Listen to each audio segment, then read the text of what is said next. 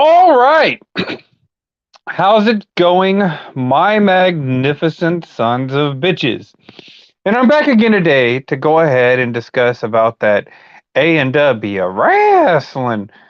To discuss a little bit more about the ratings, it seems like a trendy thing. It seems like an effort was made it wasn't made in the ring. You know what I'm saying? It wasn't made in character development. Certainly wasn't made in the promos. Um, it was made by a media scrum, a CM Punk media scrum that was supposed to change the face of professional wrestling, I guess. Ultimately by now, yeah, it's been about when did they debut? 2018 or something? It's been like 4 years for A&W Wrestling to go ahead and make some waves. And so, I was on Steven Rose's, podcast, picking the NFL, teams like people who watch actual sports that understand actual professional wrestling. A group of those guys picking a real sport, and some of these A&W wrestling fans decided to go ahead, do what they do, come in and make ridiculous comments in the comment section of Steven Rose's videos. So, I figured, what the hell? I'll do one of these A&W wrestling ratings.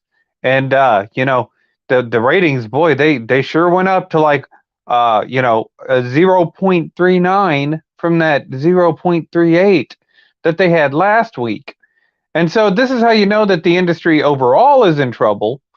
But I hear good things from my boy Big Kev about what's going on in WWE. So, AEW is even more in trouble because whenever you look at a 0.39 rating, they draw a million people. This is what I hear.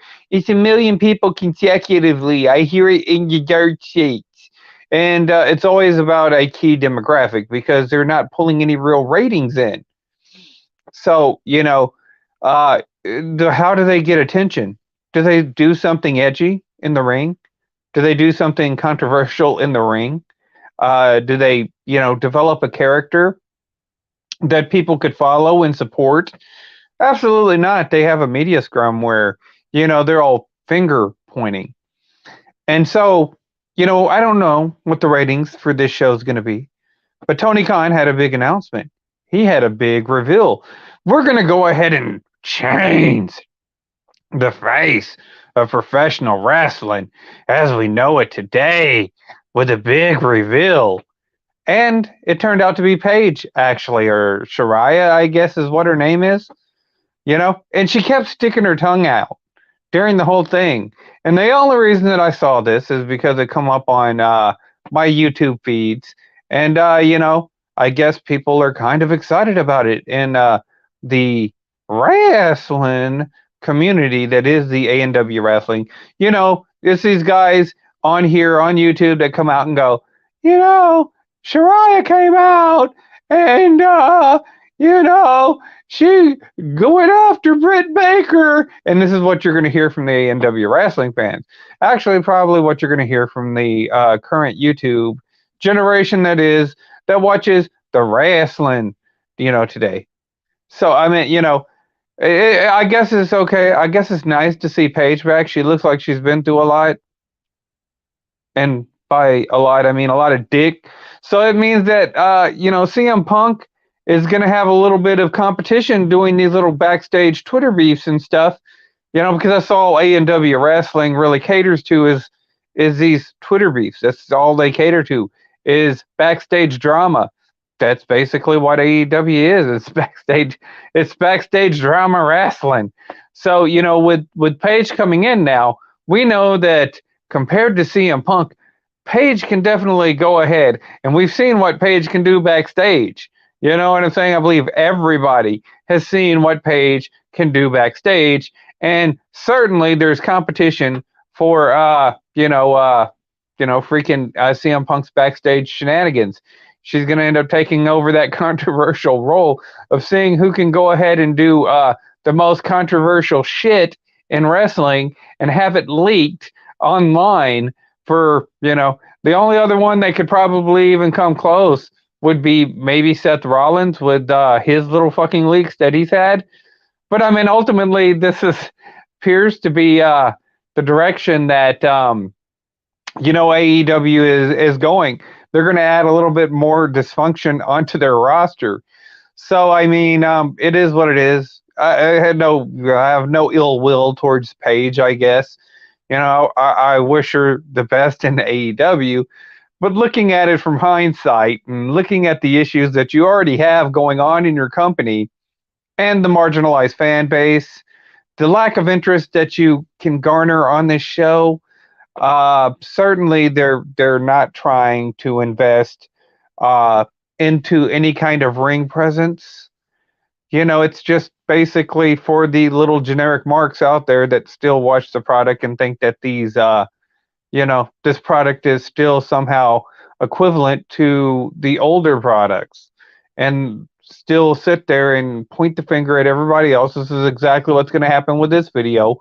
Whenever I'm finished uploading it and it comes across these little fan sites, they're going to sit there, and it's not AEW's fault. I'm a hater. Understand that. It's not a generic looking product. There's stuff to actually, you could actually look at AEW and say, hey, we could actually make this probably work. But are they going to do it, or are they just going to take the lazy approach? Are they just going to call you a hater? Are they going to sit there and say, oh, no, it's just fine. You're just hating on your project because you're jealous of somebody that you don't know in the ring? And, I think I would have probably been jealous of the people that actually had talent, like The Undertaker, like The Rock, like Stone Cold. Those guys that actually got over, like Kurt Angle, like Sting. Yeah, okay, you can say I'm jealous of Sting, maybe, because Sting has talent. But this product right now, it just looks synthetic, it looks generic, and it doesn't look like anything I would be interested in seeing. I would like to have wrestling. I'd like to have a good show. I'd like to see, more going down with. And this is from Big Kev, and I don't know. Like I said, I didn't see the article or the interview, but Big Kev was telling me that Triple H says that he sees more potential in NWA, and I have to agree. I have to concur with Triple H. He's seeing the same thing that I am. Really don't see a lot of long-term potential in AEW, particularly if Discovery and HBO Max make they have people there, they have stuff there. I mean, their gimmicks are kind of cringy because they still think that the whole leftism shit is still edgy, that they're still the edgy, and they're not, looks like moral arbiters and hypocrites and shit. But yeah, they still think that that's an edgy position to have, and it actually, at the end of the day, it's just not. So I mean, it's all fucking Twitter satire shit, and it's nobody cares for the most part, and half the shit nobody knows what you're talking about. Like, I was watching some of the promos, and these guys may have talent, but if nobody knows exactly who you're trying to talk about or make jabs at, then what's the point of using them as any kind of real material in your ring presence? Nobody's going to be able to identify with you that's not in your fucking echo chamber, which is another reason why these promos failed to hit the mark in A&W wrestling, is because these people are sitting there doing promos to facilitate their certain echo chambers, and they think that they're edgelords. You're not edgy. You're not. It's not edgy at all. I mean, it's got to be something that people universally could understand, where you could have more than just your marginalized people that'd be like, oh, okay, yeah, that was straight up edgy. I sent you the link, Scooter. If you want in, you can go ahead and come in if you want to. This week's Raw was atrocious. And I'm not saying that the product isn't in dire. I'm not saying that WWE is in some sort of position. I do hear that there could be potentially good things. Supposedly, a lot of people have a lot of confidence in Triple H. Time will tell. There's some stuff that I do like in the WWE that the WWE is doing, but like I said, it's still too early to tell. Hopefully, Triple H does have a good mind for the business, and hopefully they can go ahead and do something with this product. I'd like to see NWA come back and establish the territories. Maybe try to save the business in some form or fashion. You know, there's still talent out there. There's still products out there and still resources. And so if Triple H was a smart guy, and this is what I told to Big Kev, if Triple H was smart, like I said, you have Raw, you have the WWE, they're backed by, they're a publicly traded company. Um, I do have confidence in Hunter always. Yeah, they're a publicly traded company, and ultimately, what Triple H has to understand is that it's going to take more than WWE to save the product as a whole. You know what I'm saying? You need the competition out there. You need other products, and you need those other products to be successful. That so they can market on TV, same as the WWE, and get out their products and whatnot. That's why a territory system would be in the WWE's best interest, because they could develop your Bruiser Brodies, your Kevin Von Erichs, your Jerry the King Lawlers, your Hulk Hogan's, even your Mark Callis, your Undertakers and stuff all went through the territory system. So whenever they got to the WWE, they were all pretty. They were already pretty tested by the time they got to the WWE. And, ever since they've went away and WWE has been the sole proprietor of anything professional wrestling, then ultimately the product has just constantly went down. I don't consider AEW any kind of real competition. There really isn't a lot of wrestling minds in AEW. There's a lot of guys who came in the business and worked with wrestling minds, but there's no real direction as far as it pertains to anything wrestling. It's just basically kind of like a generic. This is exactly what you get from the left. This is what you get from like the position of the left, of the socialist, of the Hollywood crowds, the elitist pricks that sit there and look down their noses at everybody. This is what you get. You get a generic product. It's all synthetic. It's apathetic. They kind of look down on wrestling fans. They just think that you're dumb marks and that you're just, being picky with your wrestling, and it has nothing to do with that. It's missing the ring psychology. It's missing a lot of the character. It's missing a lot of the passion. And actually, this video was actually going to be a video on quote unquote hashtag MAGA communism, because the left can't even get a good, decent hashtag to trend. So they have to hijack the term MAGA to try and make their shit trend. It's an act of desperation. So ultimately, that's what this video was going to be about until I saw the big reveal that Tony Khan injected into A&W wrestling, which was Paige. And like I said, she has a history in the business. And, whether you want to say it's good or bad, it's definitely X-rated for the most part. But yeah, you're injecting this into your product that's already having these issues. It's like, oh, okay. And I mean, nothing against Paige is not the big draw. She's not a big draw. CM Punk was a meh draw. He wasn't a big draw, but, he was probably big for AEW at the time. He's probably the second biggest star, because I still say that Sting is the biggest star on AEW's roster. And this is where they're at. You're at a 0.39. This means that you will, if you haven't gotten this, up to the numbers right now, close to where WWE is, if you're not getting at least a 1, then clearly you could talk all the shit that you want to about Dixie Carter, but by this time, Dixie Carter was over a 1 rating with TNA. You know what I'm saying? With that product. They had an audience there. There was some interest into the product. So, I mean, by now, if you haven't done it by now, if Tony Khan hasn't done it by now, he's probably not going to do it. I mean, he's probably already seen his highest ratings. I would be surprised. And unless Tony Khan brings in somebody who understands the wrestling formula, that understands the wrestling business, that understands that this is kind of a cheap, generic, that these guys that you have running as fucking, what are they, EVPs and stuff, have no fucking clue what they're doing. And, the dialogue there bringing in a guy like Conan, I'm sorry, a lot of the stuff with Conan was cringy. This is the stuff that people are going to click on. They're going to sit there and see a promo with Conan, trying to sit there and bury a guy like Eddie Kingston. And I mean, these guys are not backing down. They're trying to sit there and bury one another. Eddie Kingston's a believable heel. You should be putting Eddie Kingston over. Is Eddie Kingston cringe in his politics? Absolutely. Like I said, y'all are, whenever CM Punk comes out with the stupid abortion shirt, it's abortion is health care and shit. You're not edgy. You're cringy. You look like an entitled prick. It's not on the same level. Now, like I said, if you were going to be like a social justice warrior gimmick, that was your gimmick, then do the gimmick. If you have the balls to do the gimmick, then do the gimmick. Come out there every week.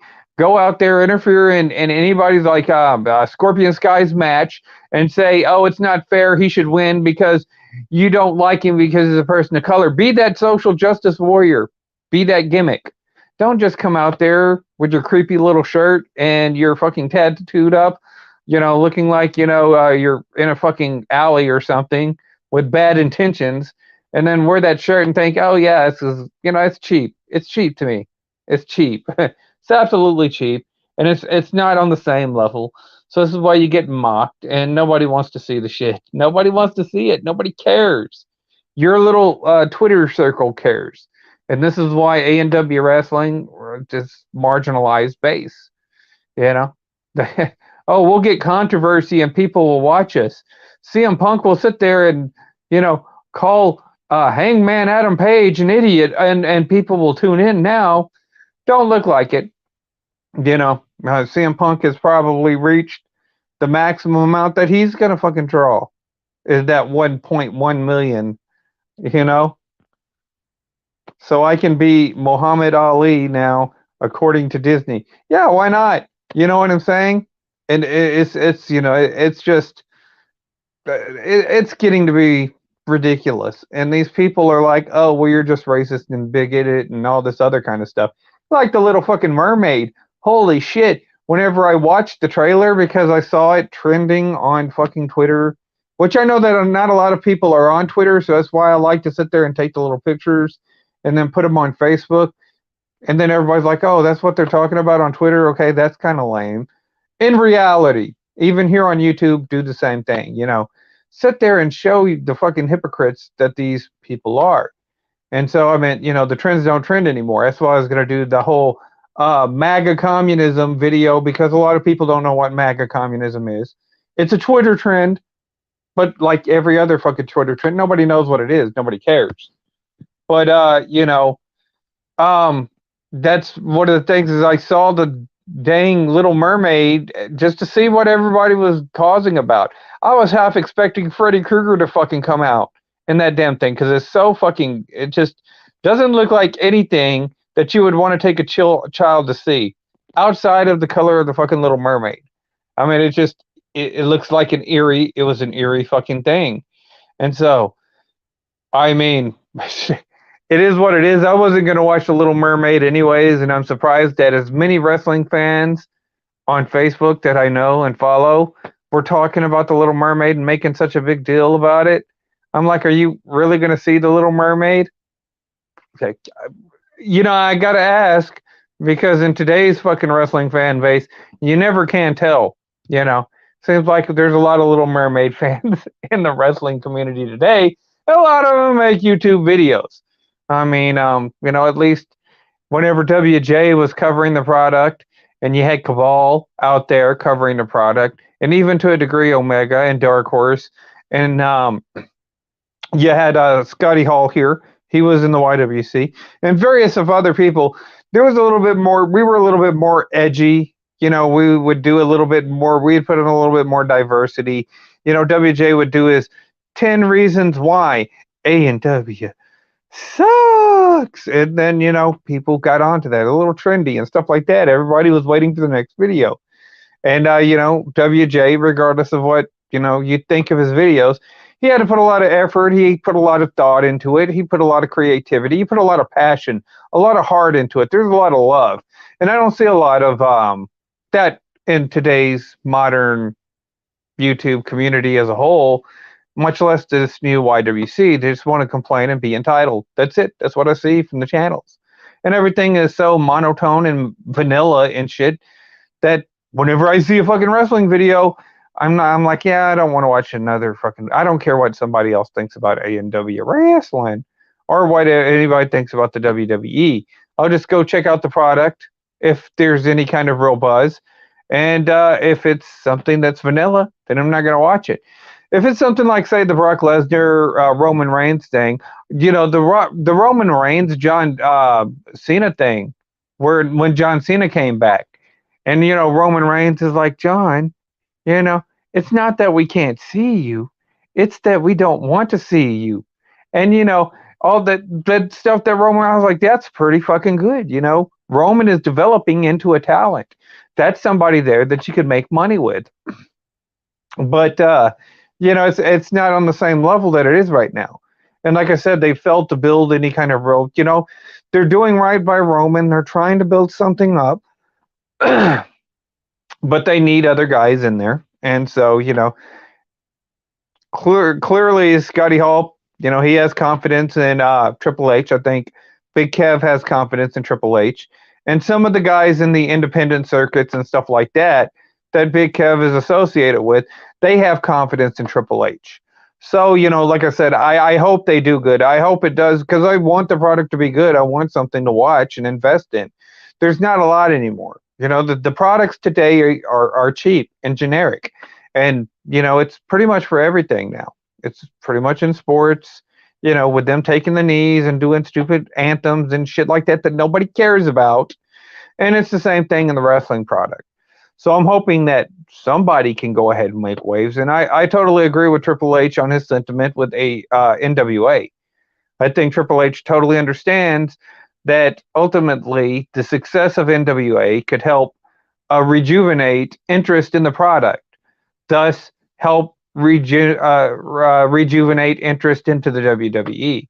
With these territories building up certain wrestlers and certain gimmicks and certain characters, maybe marketed regionally.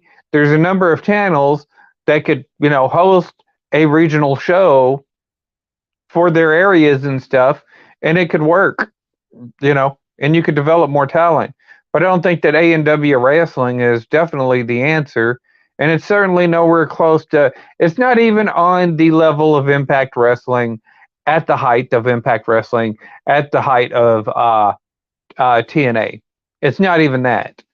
So it's certainly not WCW. And, the sheer fact that it competes with NXT tells you all that you need to know. It's just, there's no longevity there. I don't know how to do this stuff anymore. When I left, it was just Google Hangouts. We could really have a lot of work to do. I can't tolerate much like we all went through 12 years ago. My nerves. Yeah, it's the whole cast and the whole character. Everybody's like totally different. But I mean, like I said, a lot of us have been kind of ran off. It's the drama stopped. For the most part, the drama stopped being about the wrestling product, and it started being personal shit. And I didn't really too much care for that. I like doing my works and stuff, and I like working around the product. Whenever I was doing the YWC shit, I like to keep it on wrestling, but people wanted to get too personal. They started to talk about hacking, stuff like that. And then ultimately what ended up happening is everything collapsed into like the personal drama shit. And you couldn't keep anything focused on wrestling anymore. So yeah, I would still do trolling in the YWC. I'd come back. I'd do little gimmicks and shit, but it just, to me, doing the stuff and trying to keep it about wrestling was what I was trying to do. But, ultimately the product, I lost interest in the product, and I lost interest in, covering the product, because there really wasn't much to cover. Everything was kind of, like I said, it was kind of junk. Nobody doing so many rants on John Cena. We could never get away with what we did now. No, there'd be no way. There'd be no way. This is the problem.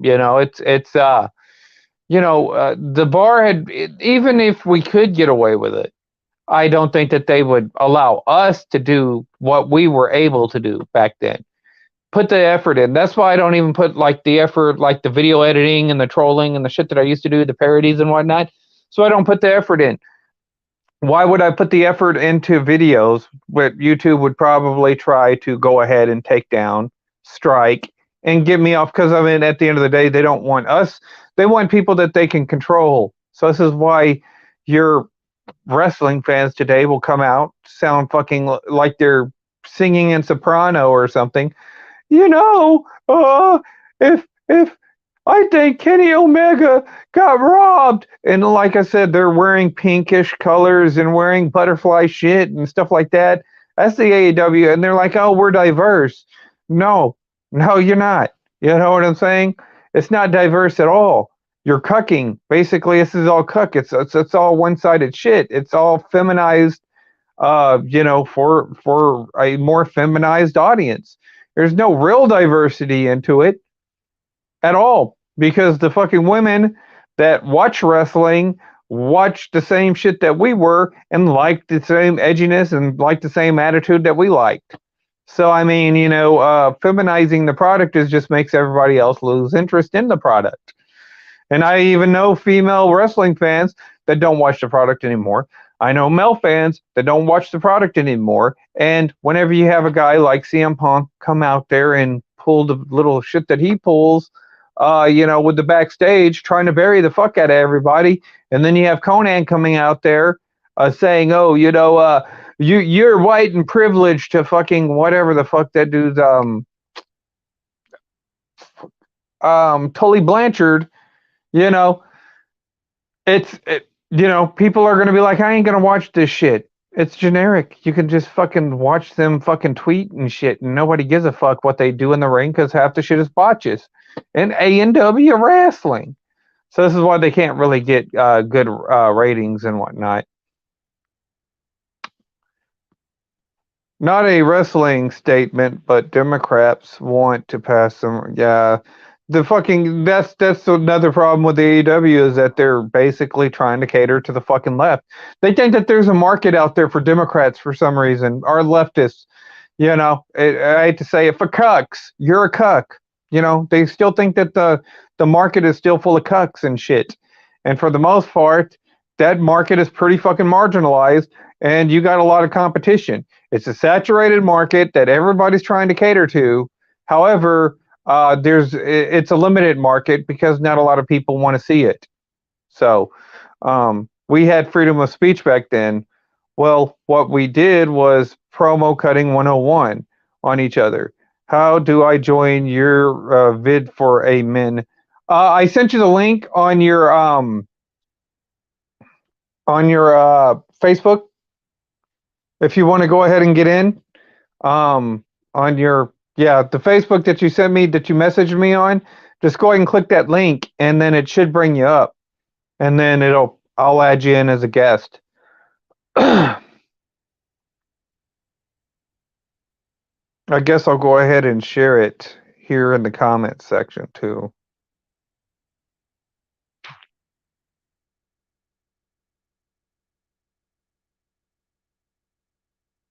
So it's in the comment section there. If you want to click that link right there, it should bring you right in. Scott.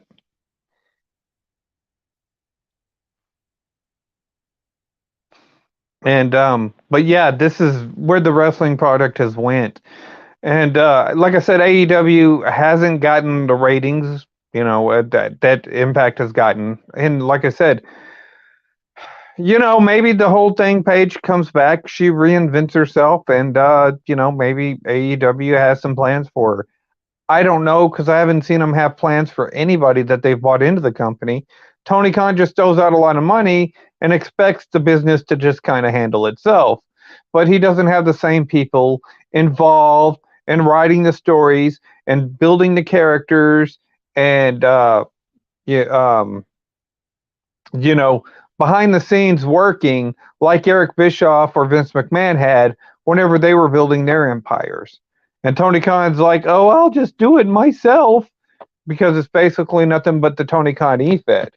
But Tony Khan, from what I've seen, he hasn't really had any success in any of the business ventures that he's tried to get involved in. And clearly, professional wrestling is the same thing. This is just him and a bunch of friends.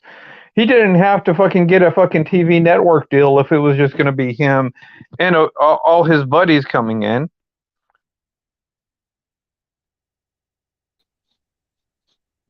All right, man. What's up? Not much. How about you, Bobby?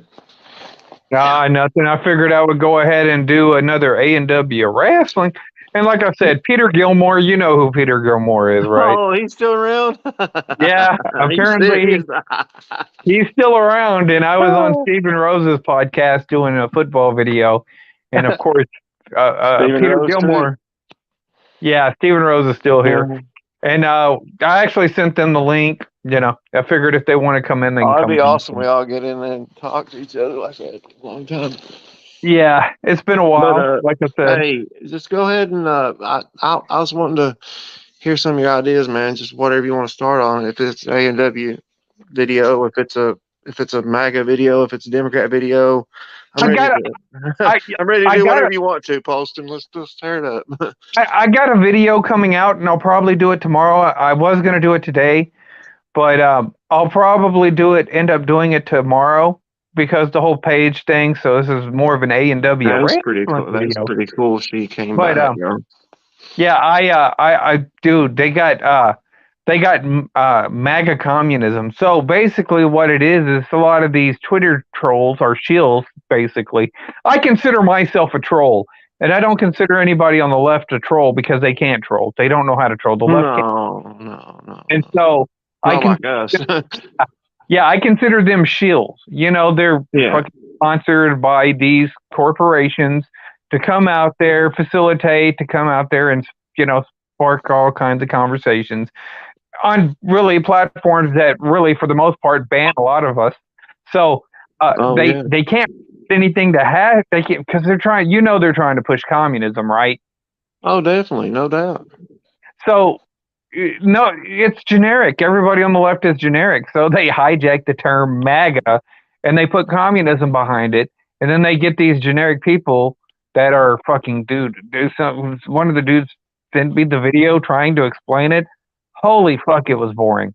And I'm like, I wasted 11 minutes of my life watching this stupid shit that you just sent me and didn't explain a damn thing. So, I mean, it's them trying to do what we did back whenever we were trolling the YWC, doing the YWC shit. It's them trying to do that back in what we were doing in 2012, 2013, 2014. And they suck at it. So can I ask you an honest question? Do they really want to dig up all of us from the 2010s and 12s and bring us back here to?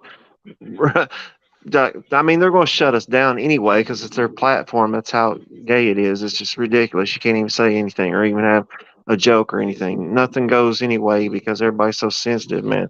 It's like you got to watch. But I mean, how are they going to cancel you what are they going to do? Take your internet away? It's ridiculous. It's insane. But see, this is also a part of the problem with the wrestling product today, is that, you know, you don't have your wrestling Jesuses and you don't have your dark horses out there anymore doing their thing, trying to bring interest into the products, you know, promoting the products like they used to. Because to be honest with you, and to be fair to them, the product has kind of sucked for quite a while. It's the same issue whenever I put on the damn John Cena mask. And I would do the John Cena. Yeah, I remember that. And, you know, Big Kev, Big Kev is still around, which I don't think you know Big Kev, but he did a lot. He likes the John Cena stuff. And so I do the Prodigal Hill shit, come out in my sleeper taking over gimmick and stuff like that. Oh, yeah, I remember that. I like that. That was back when we were feuding, me and Blake. So, I mean, you know, we would have sleeper taking over. I forgot about that, Poston. It's funny. We still have some of the videos up on other channels and stuff because I ended up calling it. Blake ended up getting upset about the whole gimmick being called. He does. He cries all the time. A sleeper taking over. I like it. And I said, okay, well, I'll change it to Shit Creek Survivor So that's basically what I changed the character's name to. I still sleeper taking over because it's how I would do it. It was a cool character. It's fun. We had a lot of fun, and we had a lot of passion. We had a lot of love for YouTube and doing this stuff.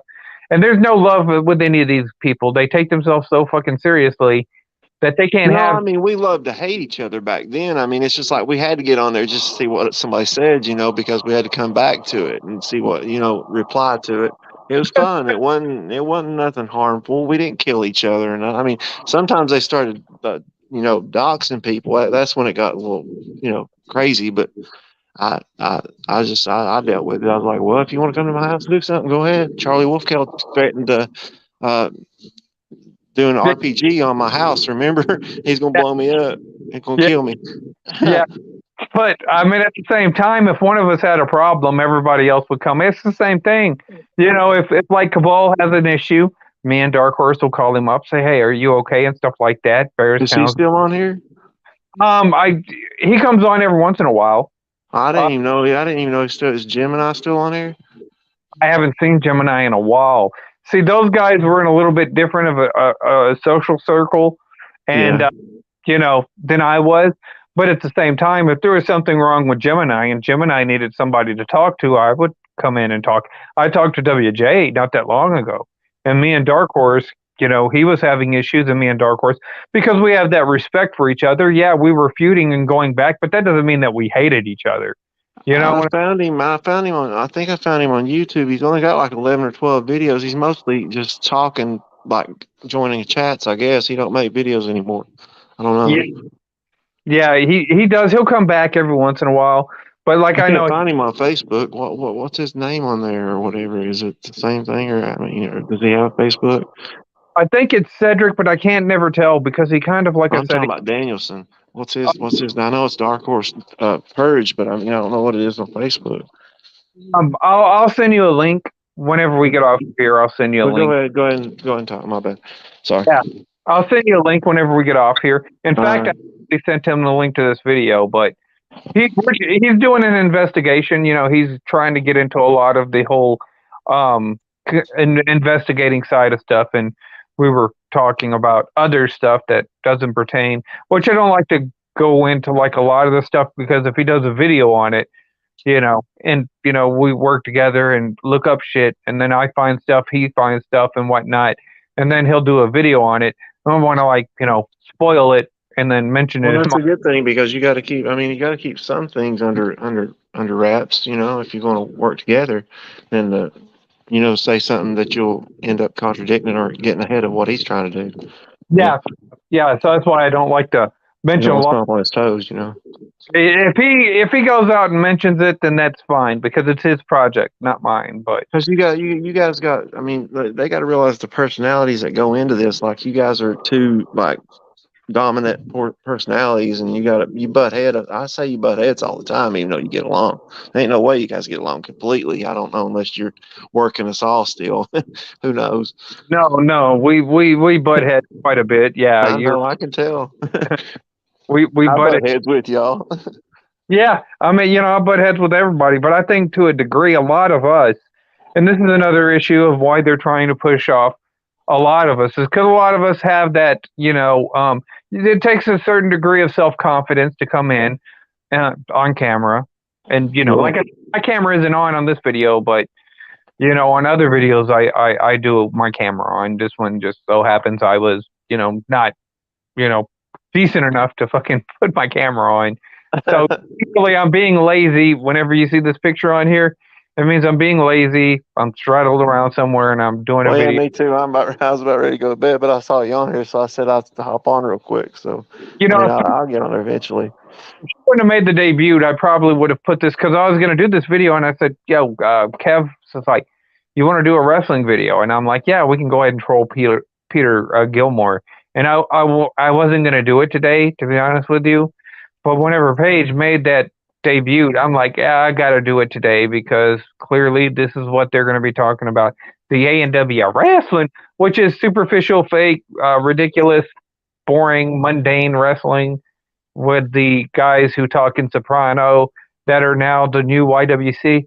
I watched Thunder Rosa do a promo and she said everybody's racist. Okay, if that's the fucking product you like, and if you like watching that kind of stuff with the whole, they're gonna buy views like, certain other people did on here, knock yourself out. Me, no. I just looked you up and Danielson and YWJ and just WJ, and I was like, are they still doing? Why are they still talking about wrestling videos? I ain't been on YouTube in a long time, man. I didn't even know they still did that. I mean, Uh, I get on here to look at music videos, but I never got on here for wrestling after we quit. I mean, you guys are still around. That's why I'm here now again. I said, well, if they're going to do it, I might as well get back into it some way. I'll be honest with you. The traditional wrestling fans need to come back because certainly the current, I guess I even call them the Cry WC now. I mean, you still have That's true. yeah, you have the Smart Busters out there still, and they talk wrestling. Oh, okay. I didn't know if they're still around. They're still around. They just started out as I was leaving. So, yeah. And then, of course, Sean's View is still around, but Oh, he's still around too. We did a video on him. and so I mean, but the only time that Sean's, already kind of killed off his own product because everybody knows, okay, I'm not going to watch Sean if I want to know what's going on. He's always got these fucking dirt sheet shit, and a lot of it's generic. So, it is what. So a lot of these guys like WJ, they left. You know, certain people they'll go away, they'll come back, and then they'll try and start. And certain people like to make it personal, which I like to keep it about the product. That was always my thing. It just drove all of us crazy in the end. It seemed like because I don't know, we had voices and they shut us down and kind of hurt you in a while. Like you were telling me the other day, like you put in all that work into a channel and then you say two or three things wrong in 2 years you got 27 to 30 to 50 videos have been deleted and you worked your butt off on it for that long and it was like good videos because you kept them up. So if they erase them, then like on my videos from I still got the videos from the Scotty Hall on YouTube. They're still up. The ones with Sarah and all that stuff. It's just I haven't made a video in a long time, but they're still up there for some reason. I don't know how it happens. I don't even have I can't even access that email anymore, but it's still on there. I guess they own the rights to it because we're making it on the website. It was the same thing with like me, and it was like Dark Horse. Whenever Dark Horse started to edit videos, right? Because hey man, I was doing the editing of videos. I was doing a lot of the parody videos and stuff like that. Adding a little bit of flair to the YWC whenever it first came in with the video editing, and but after a while, because like if I did a 15-minute clip back then, if I was to edit a 15-minute clip like the one I did with Terry Smith, you remember Terry Smith, right? Yeah, yeah. So I did a video with Terry Smith saying he's the real damn Dark Horse. I took his, he did a video on it. I took his clip and I turned it into an MP3 and I put it over a horse. And Terry thought that was the coolest. No way, that's crazy. The horse from Hot to Trot. Yeah. Terry Smith's voice over it, and he thought it was fucking awesome. He's like, man, that was a shit. And then Dark Horse is like, a lot of people like your video editing and the stuff that you're doing. That's actually whenever Machinima actually sent me a contract at that time, the same people that were backing Sean's View, because of all the parody videos that I was doing. And I told Dark Horse, I was like, dude, you know how long it took me to do that little 5-minute clip? It took me 2 hours to get that right. Well, you'll record 50 minutes worth of video and you'll have to edit it down. You only have 15 minutes of that you can keep, as far as editing wise, if you're doing it that well, I say you did put some time into that though, because I remember those videos back then. It's right around the time that I was into it and getting ready to leave, and then she took over. And I was Blake was telling me he's got a new channel. It's like Advice for You or something. I subscribed to him because he's talking about religion and stuff. Oh, dude, I ate him alive on it. He don't even know it's me. He don't like you do. he said I'm a troll, but he's starting to realize that it's me because I left a comment like 6 pages long on it, telling him how blasphemous he is toward the Lord and stuff like that. I was like, dude, if you don't know what you're talking about, don't even talk about it. And then he's like, well, everything like that. He said, well, we used to sit back and talk about it all the time. I was like, dude, I said, a podcast. I said, you wouldn't even last at our table, man. I said, well, I call him Danielson, but you call him, that's his name. I mean, Dark Horse, I don't know his name, but whatever. I know him as Danielson. If you had Danielson, Polston, Wrestling Jesus, Sarah, me, and one other, that'd be the best 5 podcasts of anything. If we just have a thing where if somebody talks at the end, just say over, so somebody else knows how to talk, and we don't talk over each other. But that would be an awesome podcast. He said, what? I said, you're a jobber, man. You're the ring crew. You set up our equipment. You don't, I don't mean to say it, but I mean, I probably shouldn't have said that, but it made me mad a little bit what he said. So he get Yeah, on your nerves if you let him. yeah, it's okay. Yeah, I get it. You're kind of doing the trolling thing. I've done it too, so I can't say anything. But I've had conversations, and Blake's actually offered me to go on his show when I actually thought about just having a conversation because I'm cool with Blake. Me and Blake don't have a problem. No, I Um, don't have a problem with him either. He just thinks that I'm the same as I was back then, and I'm not. I'm not the same person. I don't have any reason to argue now. I got that out of my system when I left. I wanted to come back to it and talk to him, but he talks about topics I can't even understand. Even you said you had trouble with like mysticism and stuff. It's all right, but the fact that you can't just take 7 hits of LSD and expect to have a good video, because he's you can in tell that he's changed a lot. that new age stuff, and I tell you, I was in between jobs. I was working at Yeah, Pop as a delivery driver for a little while, and it was yeah, just a job. It was a filler job. I knew it wasn't going to be a career, but it was something for me to get on board until I could find something that would be more stable and suitable. So I did yeah, the John's delivery driving for about 4 or 5 months and everything, and one of the girls that they had was like that, into the new age mysticism stuff, and she was into this manifest, all this other kind of gimmicky stuff that she does. And then so I was sitting there. She's like, "Oh, I said that I was trying to go ahead and I'm doing other stuff outside of this, but this is just something that I do to pay the bills." And she's like, "Oh, this is what you need to do," and yada yada yada, blah blah blah blah. And it's like, what the fuck are you talking about? You're working at Papa John's just like I am. The fuck she's are trying you to give you advice sitting right beside of you. Put pepperonis on your pizza. I mean, okay? Because I'm a Christian. I'm not going to get involved in your new age stuff. And so, oh, well, no, this is how you do this right here. And, you like the delight and stuff like that. I'm like, dude, you're working in the same place that I am, so don't act like you're making it somewhere in life. get You're them, Poston. Don't let them do you like that, buddy. They'll do it. They'll run over you, especially if they're younger than you. They don't. That's like what my kids were talking about. They come home from school. I said, the day I let you tell me what to do, or I let you try to run my life, somebody younger than me that don't even know what I know. That's like me stepping on my grandpa or dad's toes. You can't do that. You got to respect people when they talk to you. You can't act like they act like they know everything, man. If they're 10, 12 years old, they want to run the country. They're crazy. Can't do that. the atheists fucking block me on Twitter. They're not even gonna have. I can't stand that. I can argue. I mean, there's no way to win an argument, but actually, you just put points across. What is your biggest thing to tell them? Let me know. Just tell me what you tell them if they say they're atheists. That like there has to be a beginning and end. You can't just have nothing there and they're created because what I got everybody on is like my kids sit at the dinner table and I sit there praying and he said, I don't want to pray. I said, why not? He said, all my friends at school are atheists. I said, well, what's an atheist? He said, we don't believe in God. I said, why don't you believe in God? He said, because I believe in science. I said, okay, if you believe in science, then who created science? He said, the scientist, man. I said, well, then who created that? He said, their mom and dad. I said, well, who created them? They said, their grandma and grandpa. I said, but who created all that? And then who created science? I said, it all goes back to one thing.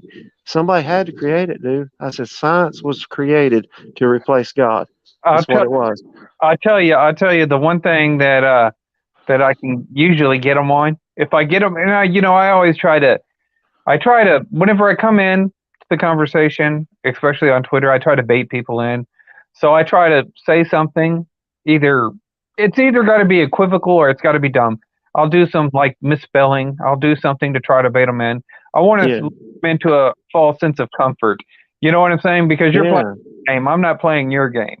And Well, then that's one thing with you is that I've noticed, man, because you got like I feel like I know the real you, but I don't know the real you because you only give 33% of yourself out because you flip the rest of the 66%. You never know where that's coming from. Like but you know when there's like 33 to half percent of what you're saying is true.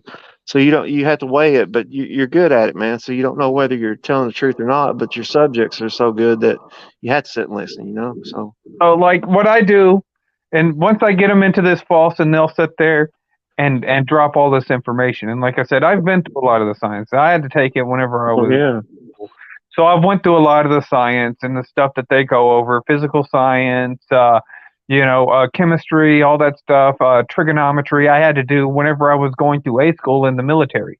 So I yeah, know science. I understand your science. I understand what you're saying, even though they'll look down their nose and pretend like they're so much better because they read an article in Pop Science and they think that they know it all. And exactly. way that it works. So the way that it's similar to what you did, but it's a little bit trickier. I'm like, what came first, the DNA or the protein? Because you can't have protein Ooh, that's good too. I didn't think about that. you can't have protein without DNA, and you can't have DNA without protein. So which one came first? Well, now because their argument was the chicken and the egg. Well, you flip that around, do the DNA and the protein, and well, they don't understand as much about science as they like to pretend. You take in consideration, and this is one thing that really scares atheists. But it's called the atom measurement experiment. It's the conundrum because ultimately what they discovered is that the atom comes together just to be observed, and then it'll split back apart. It just comes together to be observed. And what does it say Yeah, at the beginning of the book? It says that the Lord spoke, and everything kind of like popped into so vibrations, right? yeah. Wouldn't it be? Wouldn't that make well? They damn sure don't want to hear that. So this is exactly why I get blocked. Or they sit there and they say, "Oh, well, you're it's just like the Oh, Democrats." so you get them, and then they block you because it's like they used to do me on the even on the YWC. When you make a point, they'll block you. You guys always kept me open, like Danielson and you. You got to have a certain heart to be on this website, man. You can't really have one. You can't have your feelings hurt. If you're going to get your feelings hurt, you might as well stay home because there are going to be people that are going to eat you alive on this website. I don't know about now, but back then, I don't think. I mean, these kids would cry nowadays with what we went through. I And mean, I that was insane. We got now away with a lot, but we didn't get to do it. We couldn't do what we did now. Ain't no way. We wouldn't have a channel. and I'll tell you, like WJ flagged my channel down because he thought that I, Ain't sent no a way. yeah, he flagged my channel down because he thought I sent a flagging campaign after him, and I was like, Uh-uh. no, I didn't. But what had happened was WJ did a video on myself, Dark Horse, and Terry Smith at the time. And Terry decided to go ahead and flag WJ. And then he came back and he's like, hey, yeah, I flagged WJ, and Dark Horse and myself were like, hey, why would you do that? He was mentioning us. So that was, he was a bigger channel than us. We Can were I can I ask though, what was it like when he sent his minions after you, man? He never came after. He responded to Sarah and I, but he never came at us. He responded us on like his 15th channel, not his main one. So I mean, he never came after us. So we didn't really step on his toes because we never really had a problem. Well, he's the one. He's really the reason that I got into making videos because I like watching his.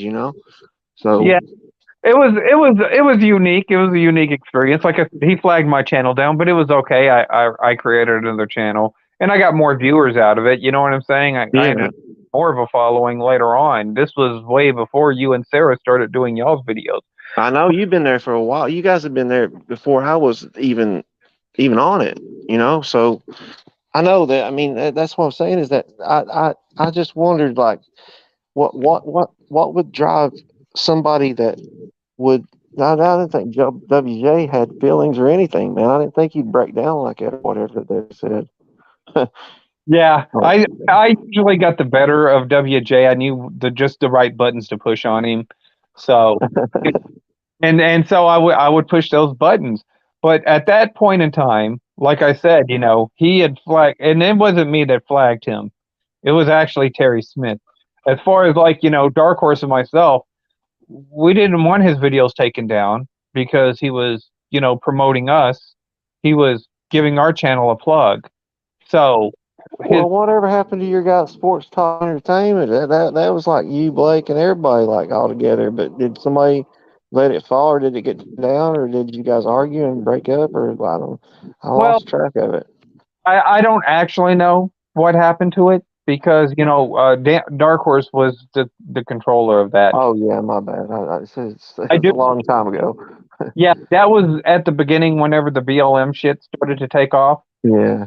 One of the issues that I know for sure was that I think Manny Oh man, he's still on here? Is he away now, or is he still on it? seen Manny on here in years. Oh yeah, he's one of the main ones that I think he's the one that took it down when he left, probably because I know he left it there and he's talking to you guys, and I don't know whether it was work, but I know the channel just ended after that when you guys argued. And so like what happened was Sam's Talk Radio, which I'm cool with. Yeah, I haven't talked to him in a while, but me and him were always pretty cool. And Terry Smith, they did a video on the BLM shit, and they were trying to call WWE racist. The only problem with that, is that first off, you're in the YWC, and yeah. second, if WWE sees it, they're definitely going to flag it. And so we got a flag, and that was the first. That was whenever that was the racist work with Dark Horse and myself being the apocalypse going against the YouTube, and I was working for both sides actually as a troll, but trying to promote the shit. But that was whenever we were doing that little work, and somebody took the channel down. I don't know who it was. Well, the one thing about it that I thought was a risk was everybody knew the password to the channel, so you never knew who would take it down. They could take it down with just doing it on their own, Yeah. So, but I mean, at least you got started back. But it's one of those things that if you had 3 to 5 people, or even 2 to 3 people, then it would attract, people listening to it. I would think. I mean, I don't know about now because it's not the same. Like you said, the product and stuff, nothing's the same as it was back then. It's more exciting. So like you had like people come in, like Leon Calavera later on, Knock Knock, and other people who came in, kind of. The Smart Busters were in this group, the second, Yeah. I'd say, coming in. But and this doing, is after Andre Corbeil and everything. This is like later on. Like this is when it pretty much when CM Punk left wrestling around that time. Yeah. Andre Corbeil's still around. Oh, really? Yeah, I don't know that. he does a lot with weed and stuff now. But he He's does in Canada though too, so he gets it probably. too. So you may like his channel. But Is a Boston fan still around? mm, You know who that is?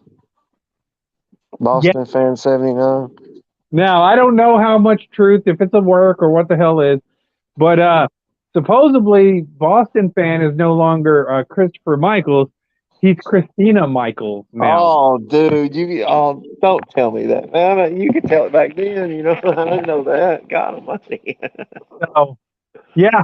But like I said, I don't know. I don't follow him a lot, so I don't know if he's still around. I haven't, like I said, a lot of the YWC guys, they delete their channel so much that this channel certainly isn't going to be sub to him because this is that guy. Backup. Brad Rules, is he still around? Brad's still around. Me and Brad are actually pretty cool. Does he still do wrestling videos? Yeah, he still does. Me and him, he's a big time. He's on our side. But most of the wrestling fans are pretty much on our side. They're right leaning, more or less. Oh yeah, definitely, no doubt. That's the only way to go because, like you said, it flip flop. Because you were telling me that the blues and reds used to be different. Because really, if the Democrats want to flip it around and say that they're the ones that started racism, they're the ones that had all the slaves. It ain't nobody's fault but theirs, I think. And now they're going to try to say that they didn't. And now they're going to try to make everybody that they're going to act. Martin Luther. That's why I said, honestly, Martin Luther would cry and he'd wake up. You're going to make him wake up in his dream because this is not what he was talking about. No, they're not liberals. All right, they're communists. And so whenever they say conservative, how the hell is that any kind of racism? To be honest with you, people are right. The real reason why they did desegregation was because of the people that were running businesses didn't want it. So the conservatives, to a degree, were responsible for the major part of pushing desegregation anyways. And so, Well, like you said, they can't win an election unless they talk bad about something. Like they're going like MAGA. They have to, like CNN wouldn't even be on the TV if it wasn't for Donald Trump right now. That's all it talks about. They shouldn't even be talking about him. He's out. How are you going to impeach somebody that's out of office? That's how bad it is. It's crazy. They're just doing whatever they want. that's why my last channel got flagged down.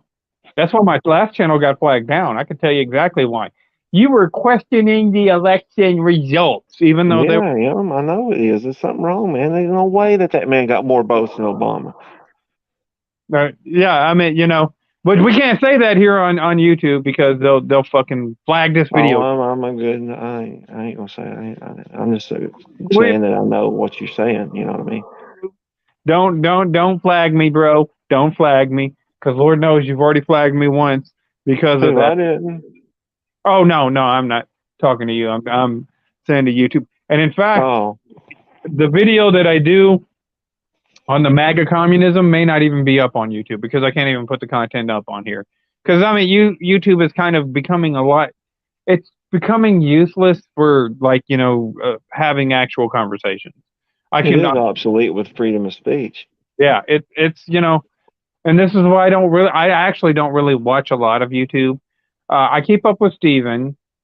I keep up with Big Kev.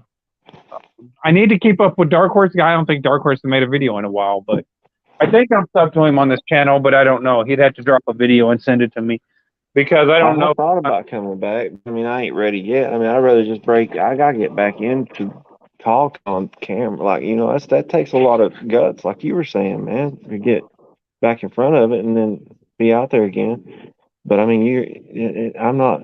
I was just coming in and having a conversation with you. I just wanted to hear what you thought about. I'd like to hear what you really. I know I have a pretty good idea of what you feel as far as politic wise, but at the same time, if you think about it, even though as bad as they are, we still need them. You know what I mean? They still need us. We still need them. It's like a coin, like he said, Blake. He said, flip it. It's the same thing. So I they're really the same thing. They just I have don't priorities. like see for myself. I consider myself an anti-federalist.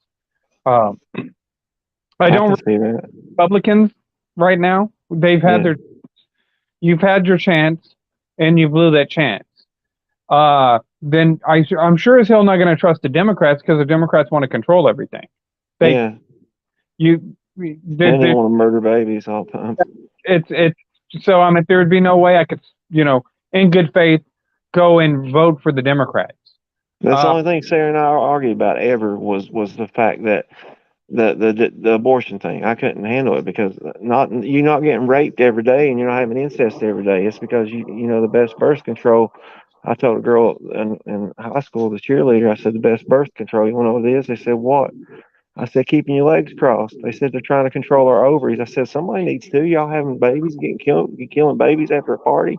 That ain't right, man. Going getting drunk and then killing a baby because you're drunk off your ass and don't know nothing. I mean, You know?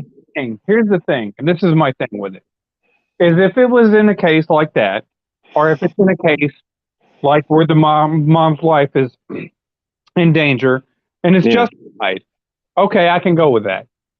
You know what I'm saying? Yeah. Because the reason there. But what you're advocating for, and this is funny because they want to go ahead and say we need to legislate money in politics. We need to legislate the gun control. We need to go ahead and legislate taxes. And we need to go ahead and regulate this. And we need to go. But whenever it comes to abortion, there should be no regulations. And what was it? Wendy Davis was running for governor of Texas. And her fucking campaign manager was, I was working security at Scruffy Murphy's. And one of her campaign managers came in. And I said, well, what do you think about this? Okay, we don't legalize, you legalize abortion, you have your abortion, whatever the hell it is. What if we start taxing the hell out of it and making the penalty be a deterrent to practice going ahead and having some sort of personal responsibility? That's true. To argue that point, if we could go ahead and drop a $10,000 tax, this will decrease the number of the abortions that we have because only 1% Actually, less than 1%. It's like 0.5% is due to incest and rape. Oh yeah, no doubt. There's no that'll go on all the time, and then it makes the guy take responsibility too for what he does. So I mean, they're both held accountable now that you can't have an abortion. You have to go everywhere else. And I told him, I know how to solve all this, man. Is that put everybody in states and parts of the country that they want to be in, and just have certain people live certain ways. So I mean, it divides everything, but we're leading to a civil war the way it's going.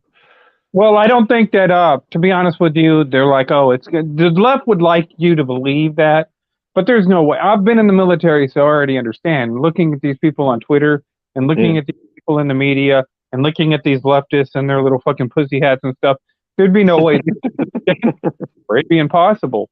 Because whatever you're in battle, if you're in war and the shit hits the fan, oh, there's no waking up, getting up, brushing your teeth, and making sure you have your soy latte, fucking whatever the fuck. You need to be at a certain location at a certain point. You can't be depended on. They can't be trusted. They're all late. Yeah. They're all entitled, and you're not going to be able to legitimately function as a cohesive unit doing the individual thing. That's Now, like even with my kids, man. My son just turned 16. My other son turned 15. It's like I think they'll be all right, but I'm worried about them. Like as far as being out here working and stuff, they don't have any desire to do anything real. I mean, they draw and stuff. They're doing good in art, but as far as working, like I had a job when I was 10 years old, man, mowing grass all the way up to now. But I mean, I'm on disability now. I can't work anymore. But the fact that I worked the whole time, it's like, and he hasn't even tried because, I guess mostly because we're taking care of him. So what I'm saying is, if you spoil him too much, you gotta have a balance between taking care of them and actually giving them what they need instead of what they want. That's the bad part. yeah, and that's so it's like Stephen Rose is like, oh well, they, because I was in the military, I know that these vets are not going to put up with the shit. So you're looking at people that are already been trained. This is what I was telling Stephen Rose. They've already been trained. They already know the procedures. They know the operation. They know the lingo. They know the terms. They know the routes that you would take. They would know your facilities. They would know how to destroy, disarm, disable any kind of piece of military equipment, if given the right capability and the right time and the right location and how to get to it. You Oh know, yeah. work together as a cohesive unit for one goal. And so you're looking at the left who can't keep anything. They can't even take a tweet. You think you're going to take a fucking bullet? I didn't think about that. That's true though.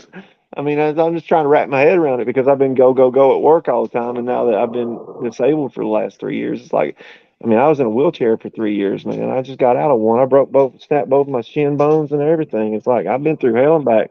And then you lose your career with MS and stuff, and it's like you sit around and think like, what am I going to do? And then you start thinking about like, okay, if I can't work anymore, then I still got a brain and I still got a mouth. So why don't I just go online and just talk it like you do? I mean, like we used to, Yeah, Why do a not? shit up. Burn it to the ground, by God. Yeah, I think that Rumble would probably right now the ultimate destination for people who want an organic following. YouTube is not so much. The organic flow going on this site is less and less. The only reason that I still do that is because where my channel is, and I usually try to keep some sort of content up. But really, doesn't YouTube make more money off people than the people make? Like they only get like a third of what they earn, don't they? Because of the ads and stuff. But I mean, they control all of it, so you never know what kind. Uh-oh. So it looks like Scott cut out. He might have hit the wrong button. So if you come back, Scott, I'll go ahead and bring you back in. If yeah, you can come back in if you want to. If you don't come back, then I'll go ahead and finish up the episode. But like, yeah, Scott's one of the old school guys that was here back when the YWC was fun. Whenever YouTube was in a lot better place. YouTube is definitely not in a good place right now as a company, and as a platform hosting site and whatnot.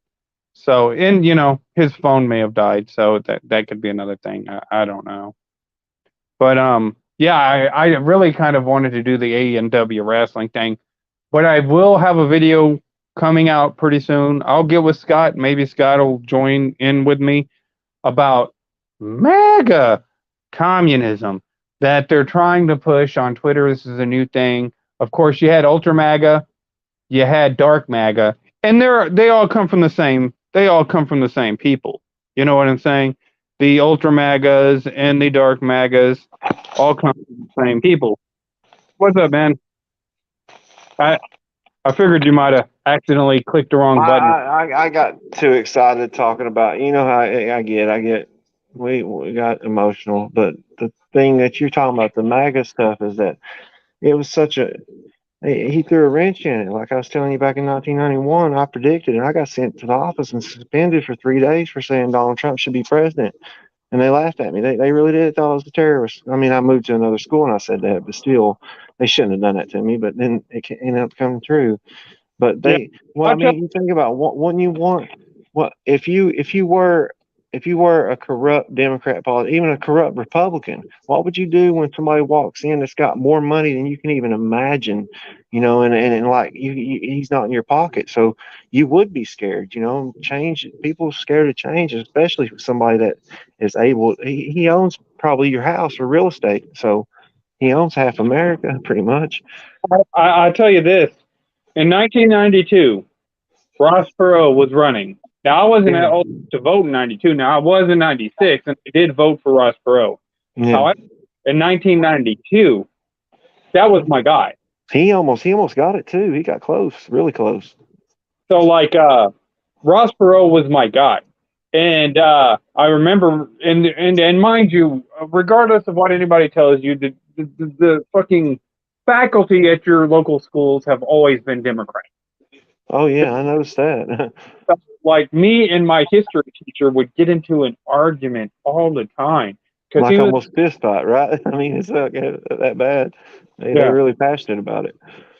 because they're like, oh well, he was on MTV. Wait a minute. First off, you told me I shouldn't be watching MTV because you Exactly. my brain. But whenever Bill Clinton's on there, oh yeah, you should watch. Yeah, Wait a watch minute. him play saxophone, dude. It's so cool. It's so awesome. No, it's not. Dude's a pervert. Yeah, yeah. I mean, I was never a big Clinton fan. Do you Um, know? One more. I just want to say, do you know that his old lady got a rapist off that raped a girl and sit there and laughed about it? If you've seen it, have you heard a video on YouTube? It's on there where yeah, she was a lawyer before she became a politician. She got actually, a child rapist off and laughed about it. actually, the video was probably on my channel that got deleted off of YouTube. I had the It may have been where I seen it because that's what I looked over at her and I said, what is this that he's talking about? And she said, I don't know. She said, I never heard of that before. And she really is like the liberal, like she goes like, plays the fence, but liberals don't do that anymore. They're all communists, like you said. There's nobody that like you. White's not black, black's not white, up's not down, down is left, and it's different. Well, I'll tell you this. That was about the time that Dark Horse and myself were kind of like on the warpath. You know, whenever Donald Trump was running, Dark Horse and myself were just putting out stuff, and a lot of it had to do with, the view count. You had to, about that time, it was a hot button. Yeah, YouTube was the place to be at that point in time. However, what ended up happening was that Obama passed that HR 5181. And ultimately, whenever he passed that Counter Propaganda Act, that's whenever they started to move these goalposts, where they started taking a little bit more of a State Department approach to running this platform. So it became less of a wait platform. a minute. You're saying that he put in guidelines because I haven't been around, Sean. I mean I left like I didn't even know about this stuff. That he passed all this stuff. Like you guys were making videos in 2016, 17. I didn't know. Oh, dude, I we were going hard at the fucking left, and mean, like even Brad was debating these people too. And so he had his thing that he was doing. Everybody was like, and of course, a lot of the guys are going to go for Donald Trump anyways, because guess what? We're in the YWC. Uh, yeah. fucking it's the wrestling community, and Donald Trump's in the WWE Hall of Yeah, he's Hall of Fame. Fame. I mean, they're gonna side with fucking Donald Trump over some generic fucking pagan witch that you're trying to put into office. There you go, pagan. You call it. You call it how you see it, don't you? Yeah, That's great. I love it. I swear I do. That's why I like listening to you, man. Because you got views like I do, and she is a pagan witch, dude. She is, it was no gonna. doubt. Nobody, even the Democrats. You know how many people that are on board that are further right than I am that were bro? Absolutely fucking insane the amount of Bernie bros that switched over to the Republican Party. So Oh now yeah, I consider myself center, maybe center right, because I have a little bit of morals. You know what I'm saying? They think yeah. anything Christian views, having a little bit of morals, that's considered right. Okay, well you can go ahead and label me center right, but I don't, I don't agree with homosexuality, but I I don't. know. I don't either. But to go off and say somebody is bad because they're conservative, because they want to take care of their money and they don't want to spend stuff, they don't want to do something, that's a racist. Somebody that wants to care for their family, care about their job, care about their health care and stuff, or racist. There's no racism. I mean, it doesn't. It happens, but it not as bad as they made it out to be. It's just they're turning us against each other, white against black, all that stuff. It's trying to. It doesn't benefit conservatives to have poor black people in your area. It No. benefits conservatives whenever a black person is able to take care of itself, to take care of him or herself, and to spend their money. And or if we're having just Contribute, basically. You know. you know what I'm saying? So no, nobody's racist. Nobody's sitting there, and I guarantee you that these little millennials and Gen Zers and stuff that sit there and try to call us boomers and stuff, y'all act more like boomers than we ever did. You know what I'm saying? But there's people that are putting them in that mindset because the old teachers have retired now, and the ones that believed half of what we believe, now there's people that are doing this where they're teaching kids that they can, let's critical whatever this. What is critical race theory anyway? It's ridiculous. It's just it's a play on words. It's generic shit because they can't get communism to be popular. And then, it's just a bad market anyway.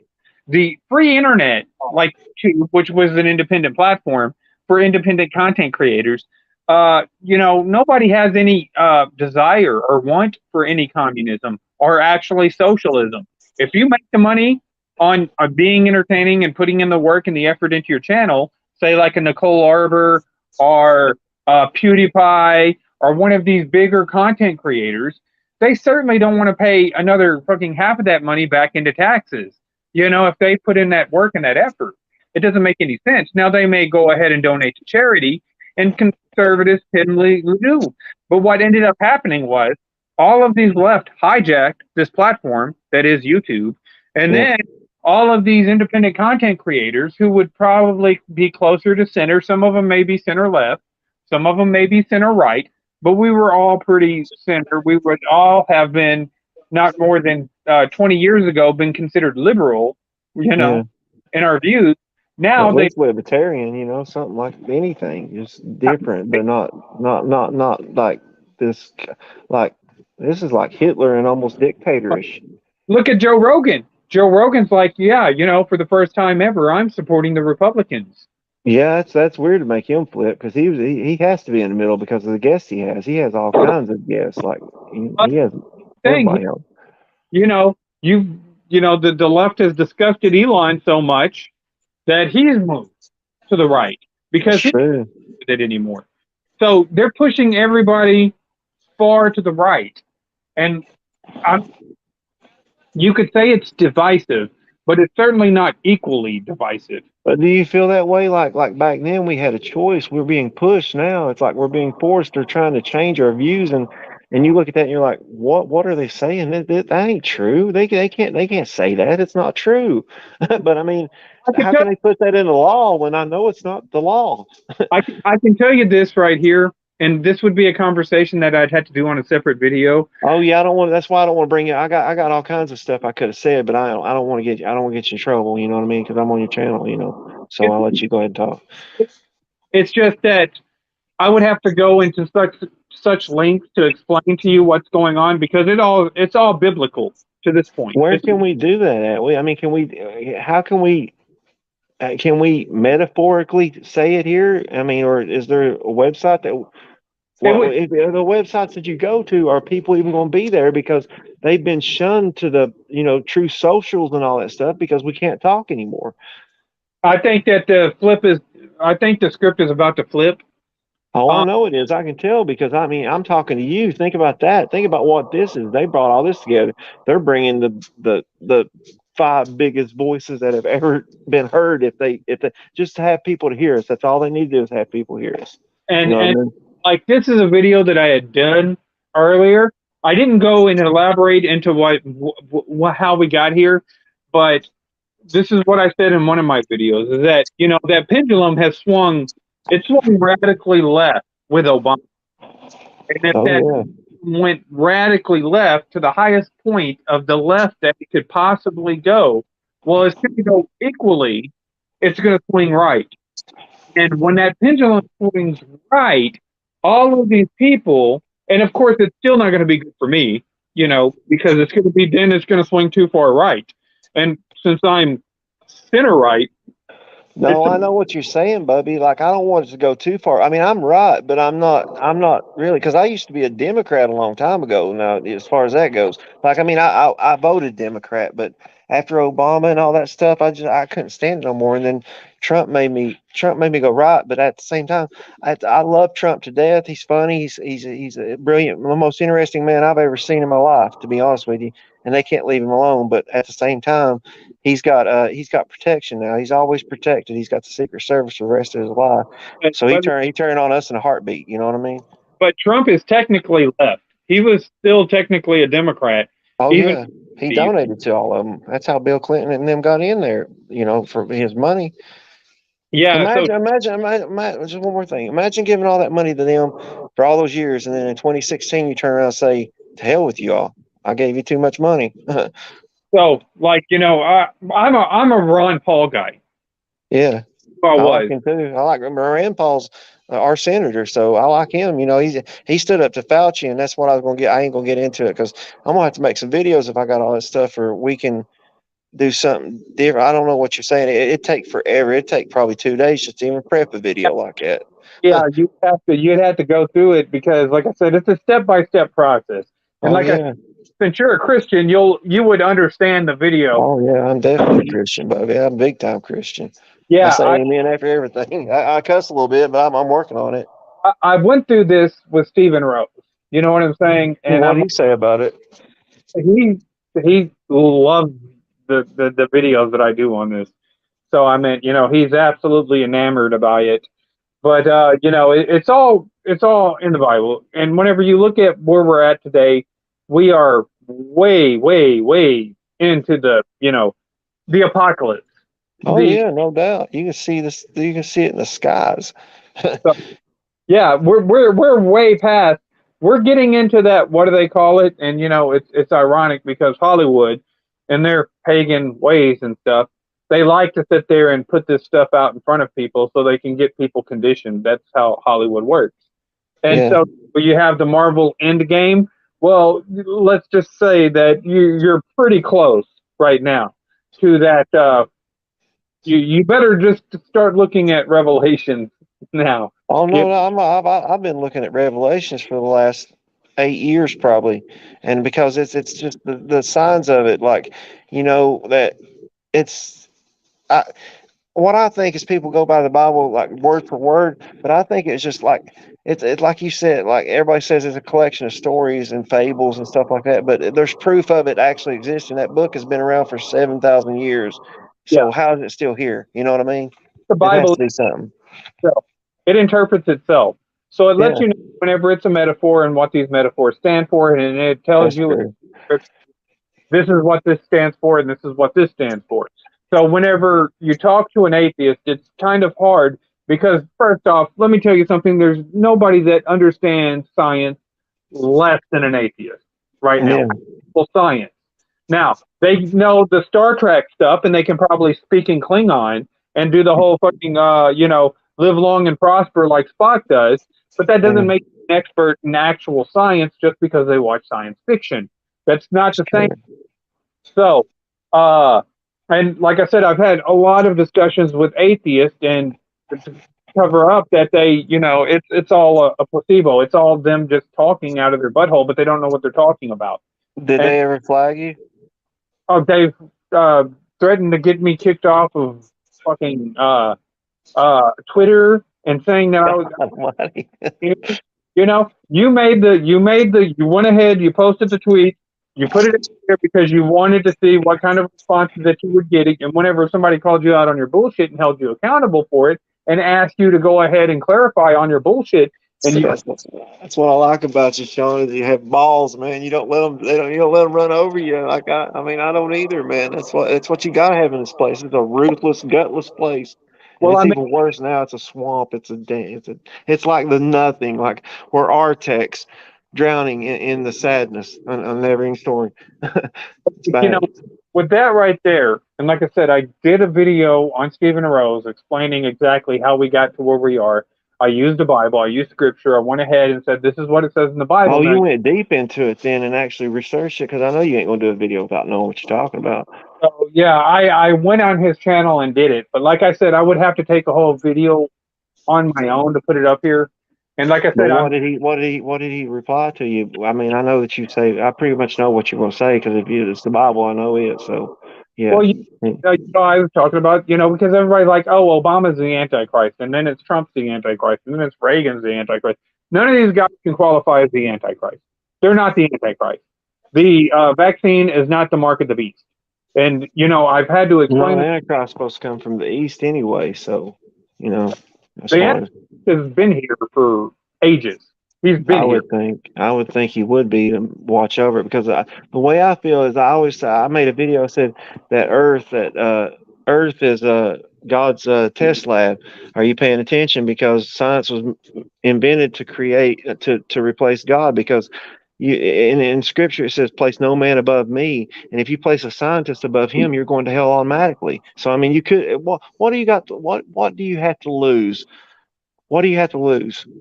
Believing in God. Well, Nothing. Because if you go through life and you believe the whole time and you're wrong, what happened? But if you go through life not believing, you're going to burn eternally in hell.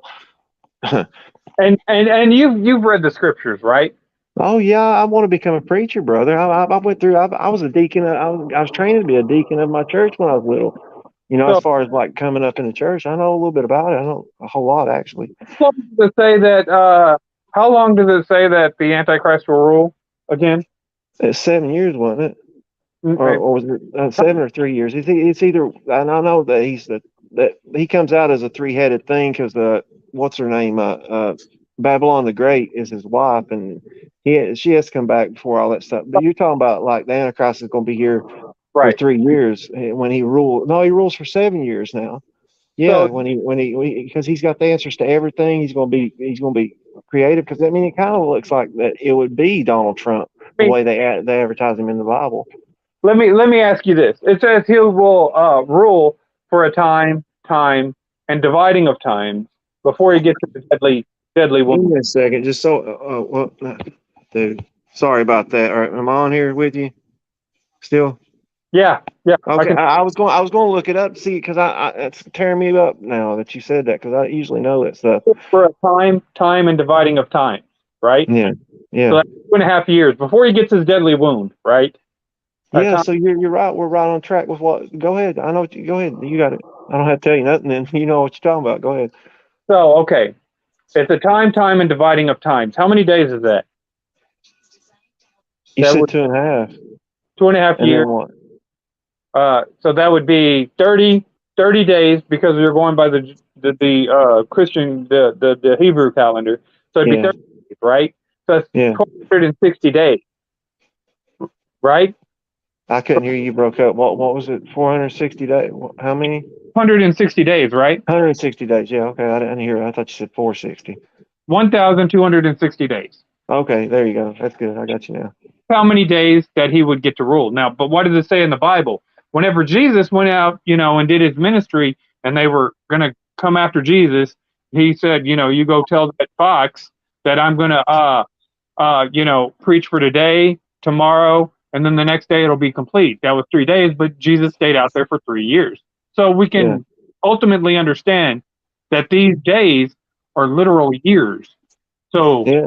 if you're talking about prophecy, it can't be 1260 literal days. It has to be 1260 years.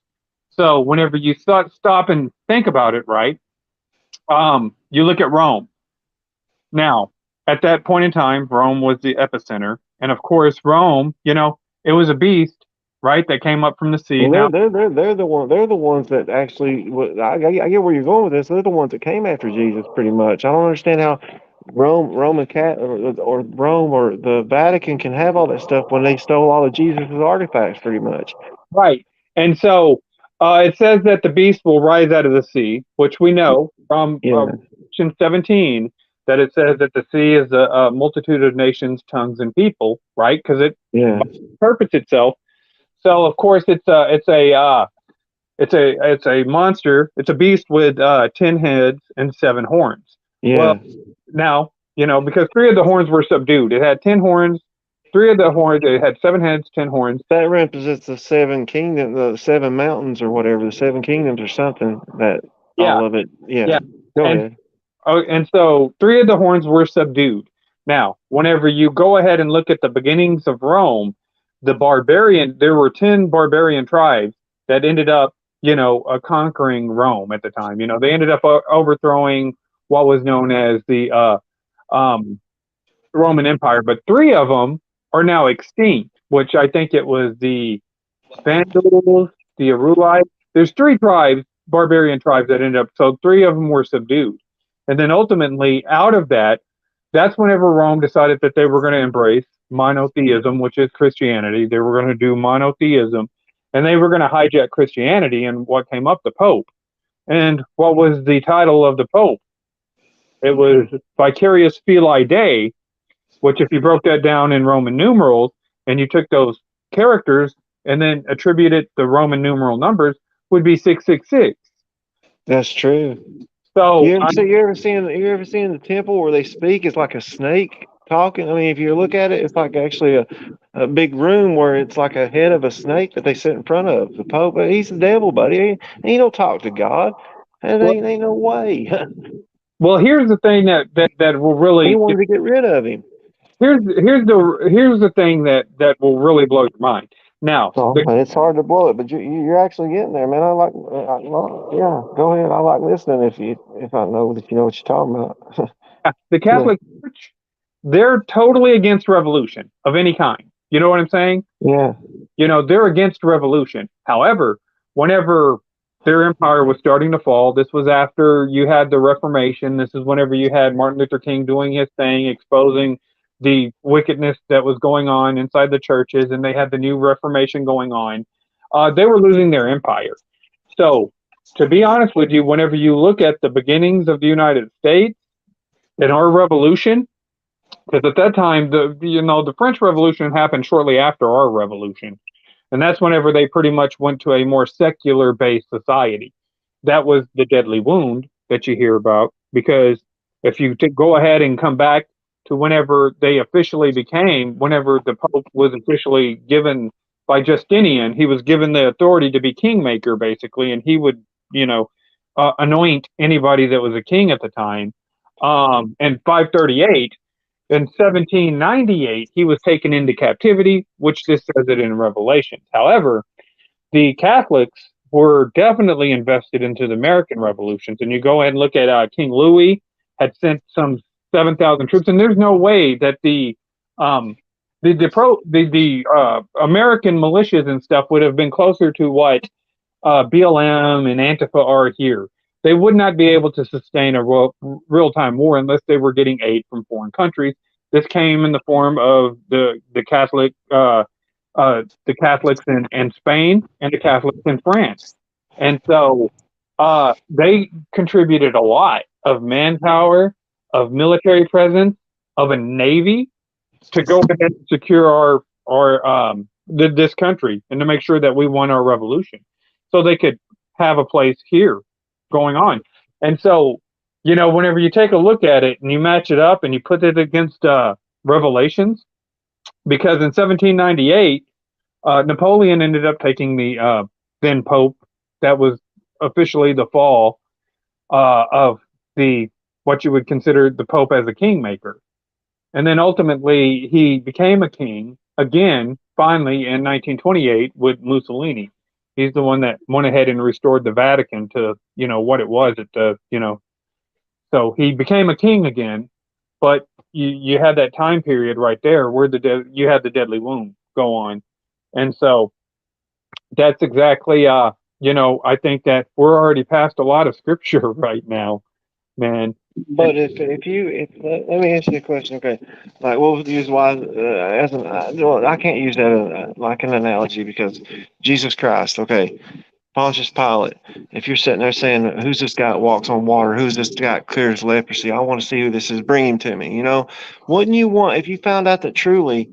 Wouldn't you want to destroy that? Because you wouldn't want anybody to see that because they wouldn't believe in your law because this guy is doing miracles over here. So who am I going to believe? I'm going to believe in this guy that come back from the dead. That you would want to burn that place to the ground like they did and scatter the Jews to the four corners of the earth. And now they're getting back together. And even Donald Trump tried to build the third temple, rebuild it anyway. So he put Jerusalem as the capital of Israel. Well, like I said, a lot of this stuff is, first off, you have revelations going on. I mean, like I said, it's been going on ever since the scriptures were out, ever since John wrote it. It had already started after the stone. John wrote pretty much the Bible, pretty much. So, I mean, it was already going on by the time that John wrote the Revelations. It had already kicked off whenever writing it. And ultimately, what ended up, what they're trying to do now is, and they did this with the Muslims too, but it's a little bit different, because like I said, whenever you go ahead and look at the traditional Islam faith, it's actually an extension of the Catholic faith.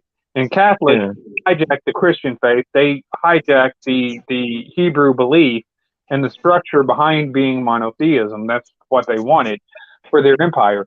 And so it's a little bit different with the Islams than it is with the Christians because, you better go ahead and match up all them prophecies because if you can't, then we know that this is not, But and then you asked, I was going to ask you a question on that. Isn't that the same as the guy that went up the hill and for 20 years and then come back down and then said he wanted that 7-year-old wife over there and they believed in him? Didn't he rip off Jesus too?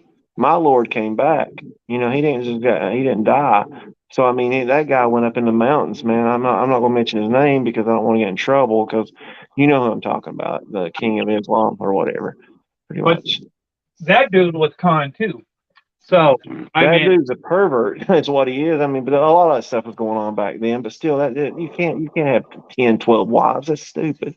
And so what we have going on right now is that you have the people, they understand. And this is the thing, is if there wasn't any power to the Bible at all, if there was no truth to the Bible at all, first off, they wouldn't work to go ahead and discredit all of it.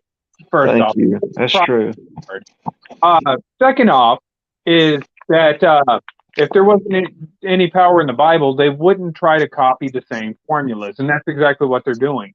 Mm-hmm. So they put out this vaccine, and that's supposed to be what I would consider the secular version of Revelations. They want you to think that that's the mark.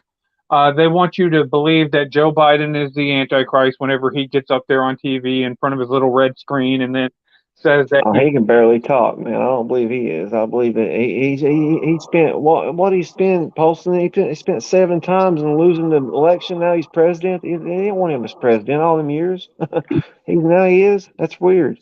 He's the only one that could carry on. I believe Obama's running the country. I swear, Obama's running the country. I swear I do. So I mean, they try to go ahead and attribute these things from Scripture to certain individuals, and then they try to manipulate and fool Christians. And then as a Christian, you're supposed to go ahead and jump on board and say, I'm not taking the mark of the beast, yada, yada, yada. Y'all are injecting chips. You don't need a chip for me not to take the be involved in your little cytokine storm, but it is what it is. I like it. Yeah, I don't need, you don't have to make up bullshit. I already know it's bad. So I mean, that's just the way that I see it. And so they're trying to manufacture this stuff so they can, point at Christians and say, "Oh, you're crazy." And ultimately, this has been planned for fucking hundreds of years by these Illuminati or secular people out here that think that they're the chosen ones. It all comes from the Atlas Shrugs. They lie to themselves. They have the same kind of what they call us superstitious, but they have the same kind of superstitions that we have. That's And true. yeah, they'll sit there and then claim it as something different, but it's totally the same fucking shit. They think that they're the elect. They think that they're in charge. And so they get a kick out of trying to go ahead and convince. I don't Oh, buy it. so in return, you're flipping it on to what you're saying now is that they're taking over doing the same thing that they did back then. You know what I mean? Like telling everybody that everything's a lie and that this isn't real. You know what I mean? That everything you believe and known. How can you erase history, Sean? How can you tell me that the Civil War didn't happen? But if you do that 4 or 5 decades from now, nobody's going to remember anything because history's not going to be there anymore because it's already been destroyed. They Yeah. want to rewrite history. They Well, can't do it, but they got to realize that they're all moral. They're all going to die, no matter how much money they got. No matter, we're guaranteed we're going to die. So why worry about it? yeah. So, I mean, like for me, I don't invest into their and I don't go ahead and overreact. You know, my mom is the world's worst. She's like, "Oh, that's the devil thing," and the mark of the beast. And then, I was talking to actually my supervisor at work, and we were talking about this. And I was telling him, I'm like, yeah, because his mom was concerned it was the mark of the beast. He didn't take it neither. Neither of us took the vaccine, and I reserve my right to not take the motherfucker. How does that sound? I But did too because where I have MS, it's like having autoimmune disease. Because why would I want to inject? It's actually the virus anyway. Why would I want to put a virus inside of me? It would kill me automatically because that's what it is getting people sick. And then you have a right to just to say that you don't want to do it. But they shouldn't be putting that on there like if you got to take this vaccine or you can't work. That's ridiculous. Go ahead. kind of like the same way as my mom was, and I said, you don't have to worry. It's not the mark of the beast. I ultimately what I think that the mark of the beast is Sunday worship. That's what I Is what? What now? the Sabbath. I think it's Sunday Oh worship. yeah, it is. It's because the Sabbath is on Saturday. It's not on Sunday. And Yeah, because the Jewish time is like one day before us, pretty much. yeah, Or it starts at like 6 o'clock that prior evening or something like that. I think I remember. yeah. So it's like the Sabbath was always on Saturday, and so that's when they celebrated it. But you know what I'm talking about? Like it started on like their day starts at like 6 p.m. Like yesterday is their day. It's weird. It's Now, not on our time right. frame. Now, with Yeah, this said, Jesus says in the Bible, uh, God made the Sabbath for man, not man for the Sabbath, and He that's says true. in the Bible. So you force people to take a day of worship. That's whenever I think you're going to see the shit hit the fan. They use this climate change, and I think that the climate change is going to be something that they say, well, everybody needs it. And, you have the Pope and Laudato Si out there saying that we need blue laws again and to force everybody to take a certain day and to acknowledge the Lord and family on a certain day, and everybody needs to be. And that's the same thing as the Tower of Babel. It always God, and it never ends well for people. So, I refrain to remove myself from certain. This is why I don't join into groups. This is why I'm kind of a loner and I hang by myself. I don't blame you. That's the only way to be because you don't have it. Because not everybody has views like you. Not. I mean, it's rough to. We're a last of a dying breed, man. You know what I mean? We're going to be shunned pretty soon. We're going like in the end times we're going to be persecuted like we are exactly like it was said, like it was written, and the people don't want to believe it because they're like, "There's no way this book is real. I ain't seen no proof of it. The proof is in the book. You can see Well, it all around you." well, see, like, okay, let's say I walk into a store, right, or something like that, and they say, okay, we're giving this candy away for free, whatever. It's going to go out of date, so you can use this candy for free. And then you reach down and you take something, but it's not in the free box because you think it's all free, and you don't know that. And you take the end date, the stuff that they just got, and then you walk out with it because you think that it's all free. They sit there and claim ignorance. You know what I'm saying? But if you know that this stuff over here is the free stuff, and then you go intentionally and take something off the shelf because you want the newer stuff, now now you know exactly what you're doing, so you're complicit. And that's the same thing with me. I know that the vaccine wasn't it wasn't what they were claiming it was going to be, and I understood that it could cause side effects. The people who don't know, they can plead ignorance. I can't plead ignorance, and that's the thing. So I can't willingly go in and do something, unfortunately, because that makes me complicit then, and that's the way that I look at it. So So I mean, but at the same time, with your mind, like I think I know it, like you would, if it made sense, you would sit back and listen to it because, like I was telling you about Sarah, out of all the people that came at her, you were the only one, and she told you in that video you were the only one that was a man that stood up to her, and you made her think different. Now, that's something I can't even do, man. So I mean, you did that blew my mind, dude, and that made me respect you. So I've never stopped watching your videos after that. So I mean, it's weird that you can. Do you do that? Like if I came at you or she came at you or even Brad or Danielson or WJ came at you with a point and said, that's not right, and you would at least listen and say, well, maybe I think that way. I mean, because but it can't be just one sided. yeah, I do, but It's just got to be a good point. You know what I mean?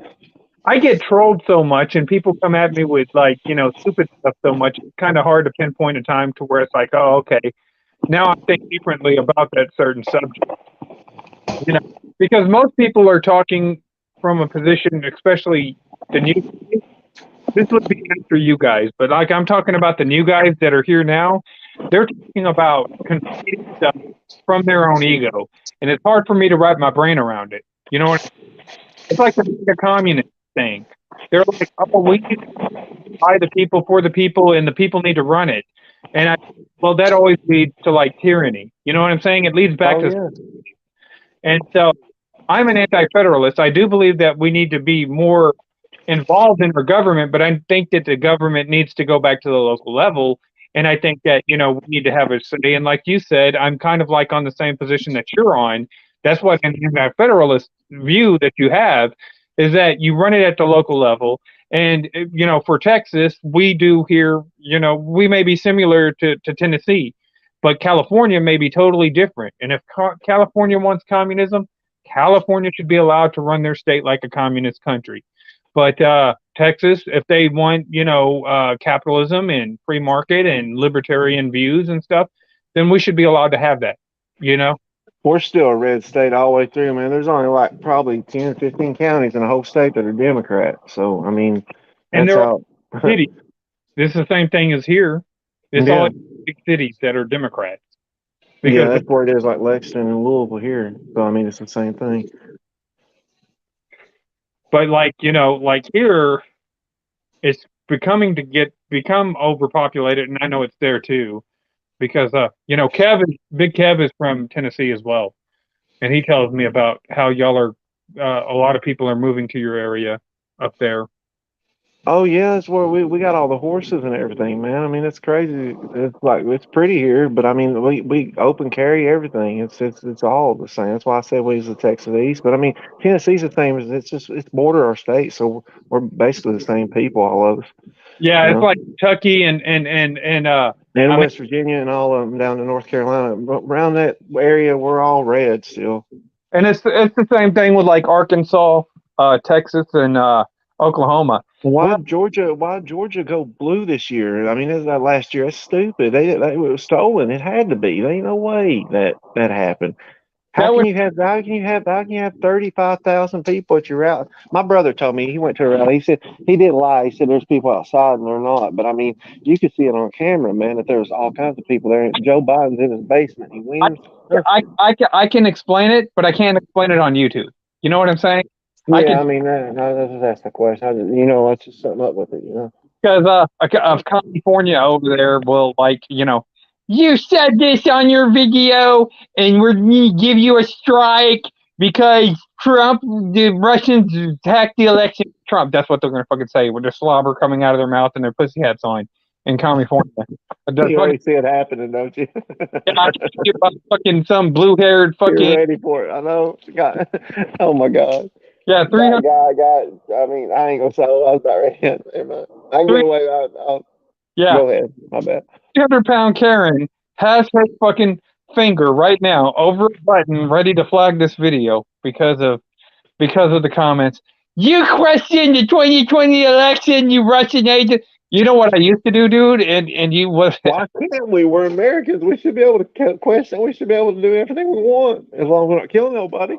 dude, and I'm telling you, I've made the trifecta. I say you've gotten in trouble, man. I can imagine the crap you've been through. You probably done been through worse than what we went through back then. I've already been terminated from YouTube. Well, For that was def- a normal, but I mean but this is probably channels that you had a lot of work done into, and I've been terminated from YouTube. I've been terminated from Twitter, and I've been terminated from Facebook. all over your views.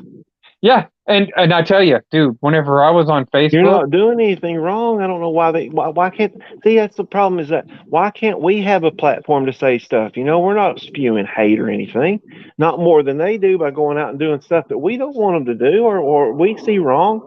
You so know, we don't have to agree with everybody. If we did, we would it'd be boring. so Travis Staley is one of my subs. He lives in Dallas, and he turned me on to WFAA, which is a liberal cesspool of a news outlet here in Dallas. And so I would comment on there, and I would troll on there. And after a while, they kept calling me a Russian bot, a Russian spy, a Russian this, and a Russian that. So I started going ahead and trolling in Russian. And Oh you, wow, you wrote it in Russian language?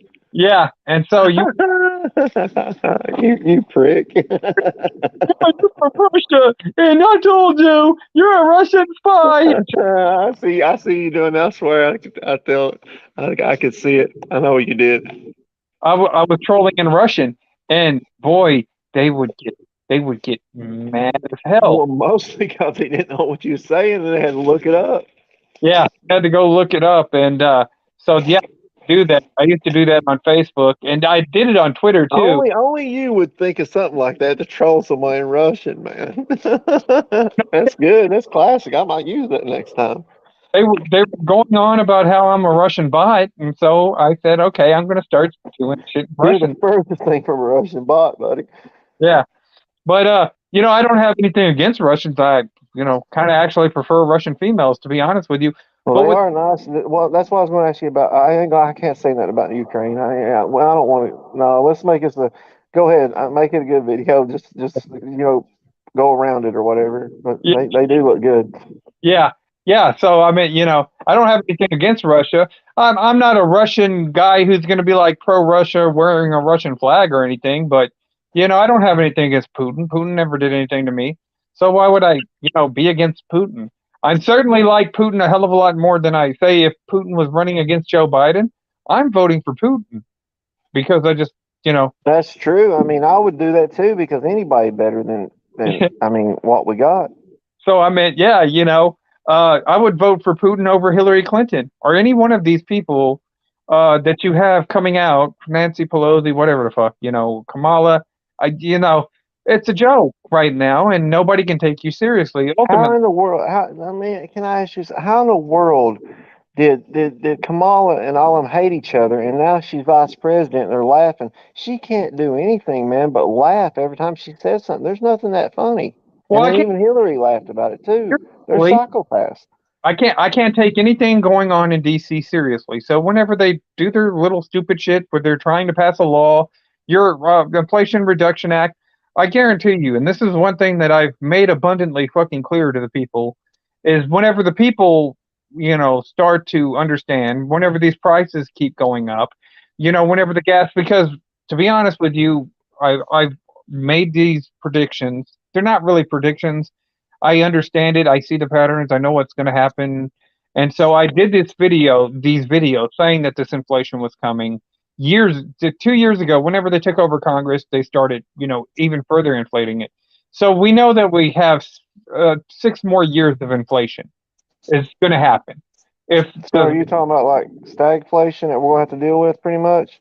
No, For the inflation. next couple of years? Oh, inflation. I thought you meant that's what SAG's what we already dealt with. Then okay, Ag my is bad. thinking of the product, you're getting less. Yeah. Inflation is where your money goes down and it buys less. Oh So there's yeah. 6 more years of inflation because the Democrats and all their great fucking stimulus printing out quantitative easing. No, they can't do that. Give away money like that. You can't print money. It's gonna make the dollar's probably only worth about 33 cents at that.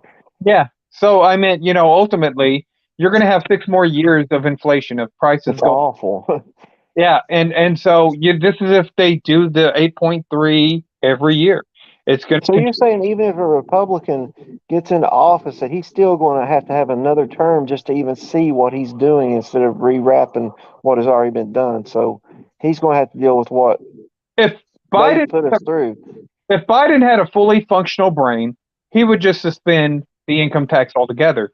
He certainly wouldn't be taking more of the fucking money out and jeopardizing your jobs and whatnot. It doesn't matter. These motherfuckers are lying to you.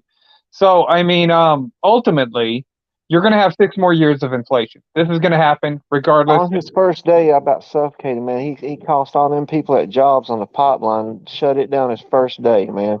Sent all them people home and fired every one of them. That's stupid, man. Why do you want? You say you're going to create jobs, and then If, you're going to print free money, man. You already have people working. if you were going to, if you could keep 22%, 22% more of your income, right? Yeah, Um, then you would be willing to spend that. You would be putting it back in the economy, and you wouldn't need the no doubt. stimulus stuff because you'd be able to afford and to take care of yourself and provide. You don't really need the income tax. The income tax. I don't know if they really want you to be able to take care of yourself. They want you to depend on them because they want us to be ruled by the government. They want us to need them, which we do in a way need them. I believe in capitalism. You know, if you earn it, you should be able to have it. However, whenever this is the issue, and this isn't just a political thing. This is just a natural fact. This is in nature, whatever you want to So call this isn't your opinion, but this is just what you it. The know to be true. people, yeah, when people start to go hungry, and they revert back to a more what you would consider primitive nature. Whenever they start getting into that self defense mode, well Oh, then when you get hungry, it's flight or fight. You know. this is exactly what happened with the fascism going on in Italy under Mussolini. This is exactly what happened with Mussolini. This is exactly what happened when the French Revolution, whenever they took out Marie Antoinette and King Louis and all them. This is Yeah. all ends up happening. This ends up being the result. Is that when these people start to, and it's not going to be a left or right thing. It's going to be an American people versus the government thing. And so like I said, whenever you don't have the voices out there, the voices of reason, which I consider myself one of the voices of reason, there's various other channels that would ultimately be a voice of reason. We needed to come up with practical solutions. Whenever we're no longer here anymore to advocate for one side or the other, to say, hey, you know, okay, we can go ahead and we need to go ahead and put these people in under arrest, and we need to go ahead and find out what we're going to do, exile them, indentured servitude. These people are going to come out, and the result is what you get with Mussolini, with him hanging upside down from the rafters. That's what you call Yeah. true democracy. That is actually the end result of democracy. Is you get Mussolini hanging from the rafters. You That's get what I always told that they were talking about socialism. I said I put the 5 things that's wrong because I can't go into it on the video because I don't want to get anybody, even myself, in trouble if I ever create another channel. But I said that socialism is the fifth thing wrong with it. I said the ism. I said if you wanna have socialism, then go live with them. I dare you. So I mean, don't they see what's going on over in Cuba and all that stuff, and them swimming across the ocean? Why do you think they're doing that? They're not staying in their country because they're owned. They can't do anything, and yeah. then they're so poor they can't even eat. But we're rich and we'll go sit on their beaches. You know what I mean? It's I know. stupid. I got into it with your favorite YouTuber, Amazing Atheist, over this. Oh, that's awful. He sucks. I don't like him, but he stands by his ground though. Remember? So this is his thing: is he was doing the whole. Amazing atheist. I can't believe you mentioned that. That's I remember him. He was TJ was going through his little freaking Medicare, Medicaid for all. And I said, well, that's ridiculous. How are you going to make that work? And he goes, we're just going to, and it's always a tax, right? And I said, Yeah, well, here's a deal for you. How about if we go ahead, we implement tort reform, we go ahead and we take away a lot of this legislation that drives up costs, like the cost for insurance and various other people that's breaching, true. connecting $60,000 a year jobs to do absolutely nothing. Why don't we Yeah, go ahead and make it a lot more efficient and make it cheaper for people to practice in the business? Because technically, healthcare should be going down with technology, not up. That's ridiculous. that is ridiculous. It's going backwards. Yeah, so once you start removing all this legislation and government control and you ease this stuff and you make it cheaper, you go ahead and open up price transparency and open up to the free market for people to go ahead and practice individually, practice out there and increase the supply. Because if you increase the supply, the price will go down. Because I think Obama had did a report and it was like $10,000 per person cost for medical care or something like that. We need to get that down to like, and so I went through the math. I went ahead and said, well, if you do this, you do that, you do this, and then ultimately you get it knocked down by 80,000, where it's almost less than $1,000. Whenever it's like $400 or $500 for every year for a person to have quality health care. Well, if you make it that cheap, now you can go ahead and take all these so-called 501c3 charity groups, all the trillions of dollars that are giving to them, they should be able to subsidize as a private alternative to Medicare, Medicaid for all, fully fund people who don't have access to health care. They would now have access to health care. You could use the charities to go ahead and alleviate that. And then for the rest of the people, they could automatically qualify for your Medicaid program, but they probably wouldn't want Medicaid program as opposed to the private option because it's See just what I agree with you right there because when I started at Greenheck, the job that I worked at when I got my disability, they were union and when they got universal health care in 2008, 2010, around that time, it made our insurance go up like $100 a month or $100 every 2 weeks. Because I mean, the private insurance was hurt because they were doing all that outside. It made them go up because they can't get insurance premiums. You know what I mean? It's just there's no competitive market when they're giving everybody free insurance. right. And So you had nothing. my parents' insurance, like my parents is I like, had a what? good job, man. I couldn't afford it because we didn't even get a raise that year because they jacked up the thing to just make us pay for it Yeah, they because of absolutely. what they did. But like I said, if they were going to sit there and tax everybody anyways for not having health care, then they could have easily went ahead and give some money out. They could have easily given out, like, say, certain, like, vouchers to go ahead and purchase private insurance, and it wouldn't have raised up the premiums like it did. But do they want to listen to reason? Absolutely not. No. It's not about you getting universal health care. It's about government controlled health care and them being in charge of 1/6 of the See, economy. that's what we were talking at. We were talking at Greenhead. We looked around and said, they were sitting there saying that he wanted to have control of it. I said, I think he just wanted to have everybody register and know everybody's social security number pretty much and know everything about them. Like that's how they get you. They put you in the system and then you're there. You know what I mean? That's why I said he's got everybody by the balls because you had to have it. Like at Greenhead, you didn't have to pay because they paid your insurance, but you had to pay for it in a way in the end. But at the same time, if you had to deny that, or you had to pay a premium, remember, you had to have it, or you didn't get to have insurance. You had to pay. You had to basically pay to say I don't want it. Actually, Seth, I actually went down, tried to help a person that was running for Beth Devine's Beth Van Dune's, seat in Congress right now. I tried to help a person running for her seat as a Republican. She's a Republican, so was the person I was trying to help. And I gave them this plan and stuff like that.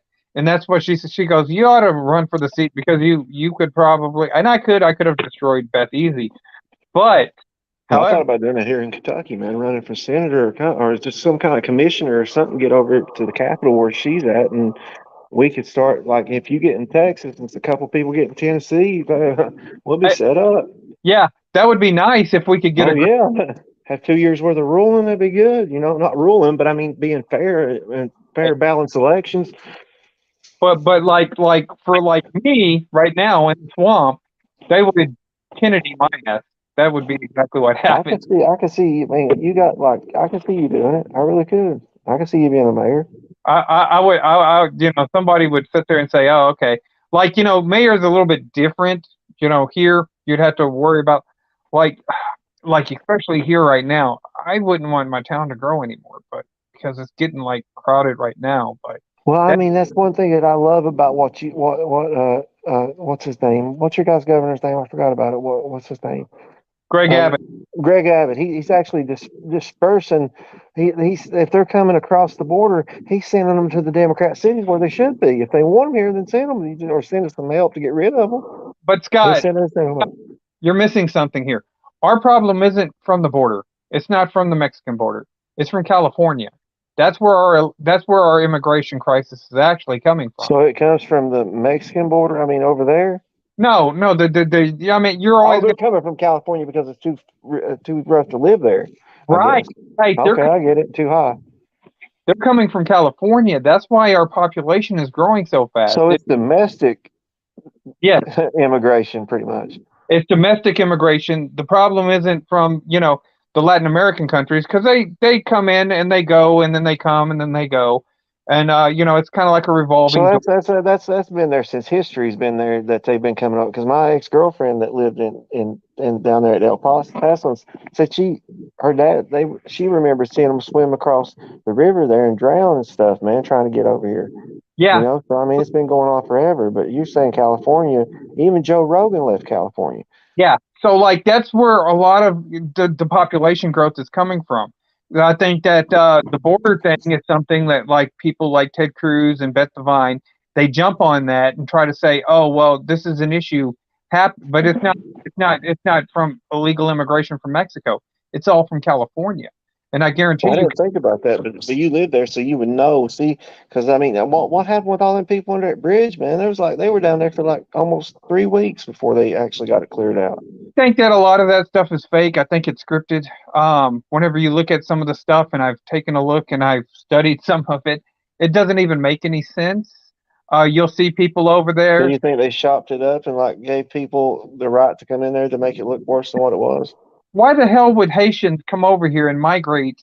That's true. I wondered about it, man. I was wondering the same thing. And why does Chinese people come up the Mexican border? Yeah, What? yeah. Really? That's all. You're really using it and stretching it and making it something that it really isn't. I don't see the issue coming in. And like I said, for the most part, these people that are coming here from Latin countries, ultimately, they tend to lean more towards us because they're, a lot of them, I'm not Catholic and you know how I feel about Catholicism, but they have a moral standard. They have a moral compass. They have a Can moral. I ask one thing though? With you living there and being homeward, like around it, did the I don't know if it got up to where you're at. Did the border wall actually work? I don't even know what to do because I don't live that close to the border. I live But in. I mean, though you don't live close to the border, but I mean, did they get it built up? Like if I don't live close to the border where Tennessee is, but I know that around that part where I've traveled there, so I didn't know if it got built because I know he stopped it, but he didn't tear it down. So I mean, he just stopped it. So whoever comes back, well, that money's already been spent to build it. So why aren't they building it? Well, I never was for the border wall, and I'll tell you why. I had a better solution towards the immigration thing. And What was it? there's a friend of mine that I talk to on Instagram sometimes. She lives in Costa Rica, and so we'll sit there and we'll talk about Latin America and basically the stuff that goes on down there because a lot of the shit that they tell you on the news and the stuff that you're going to hear from the right leaning people is absolutely horseshit.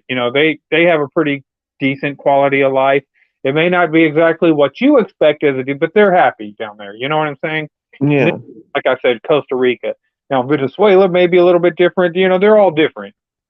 Costa Rica's pretty nice though. So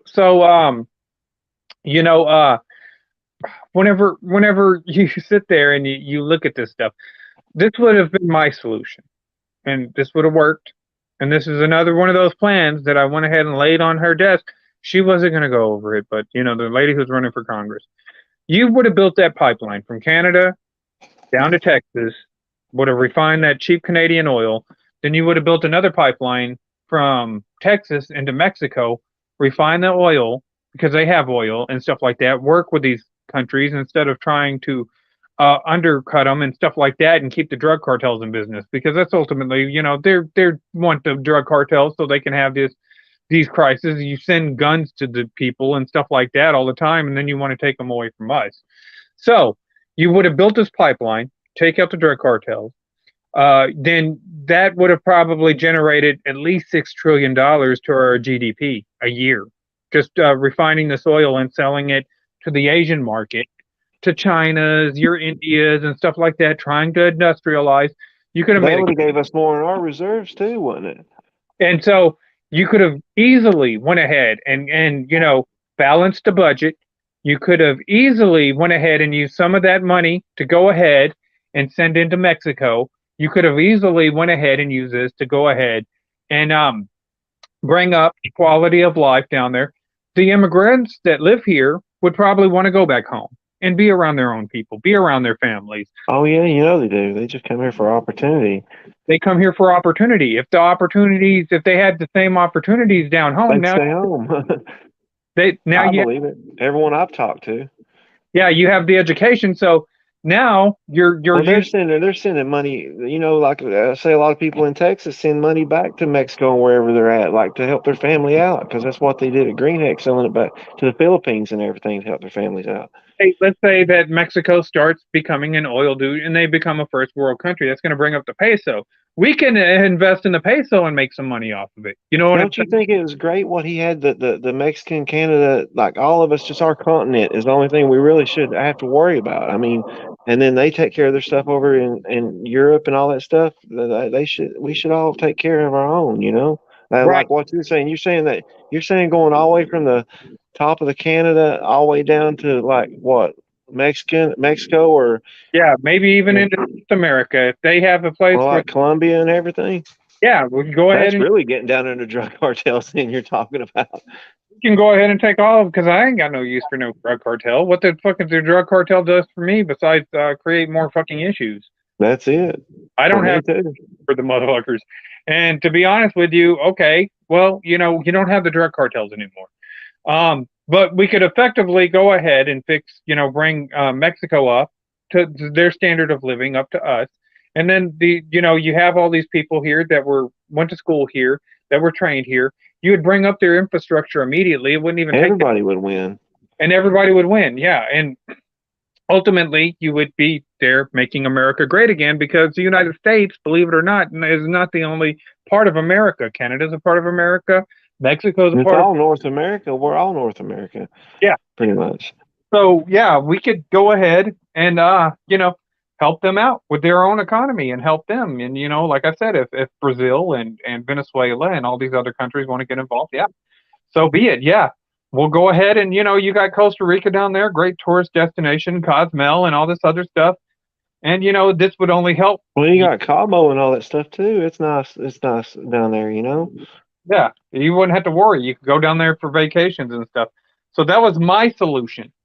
But of course, they it went back when we were younger. All the MTV spring breaks were always Cancun anyway, wasn't it? Yeah, and so that would have been my solution. But then the Republicans wouldn't have wedges to sit there and say we need the border wall.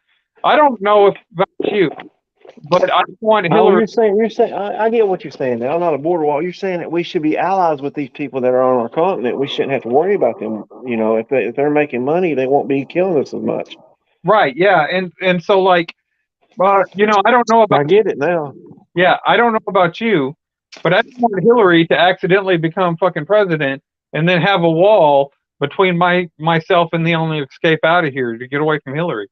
I thought that she was going to be president, man. Donald Trump got lucky there at the end, because James Comey actually come up and said that.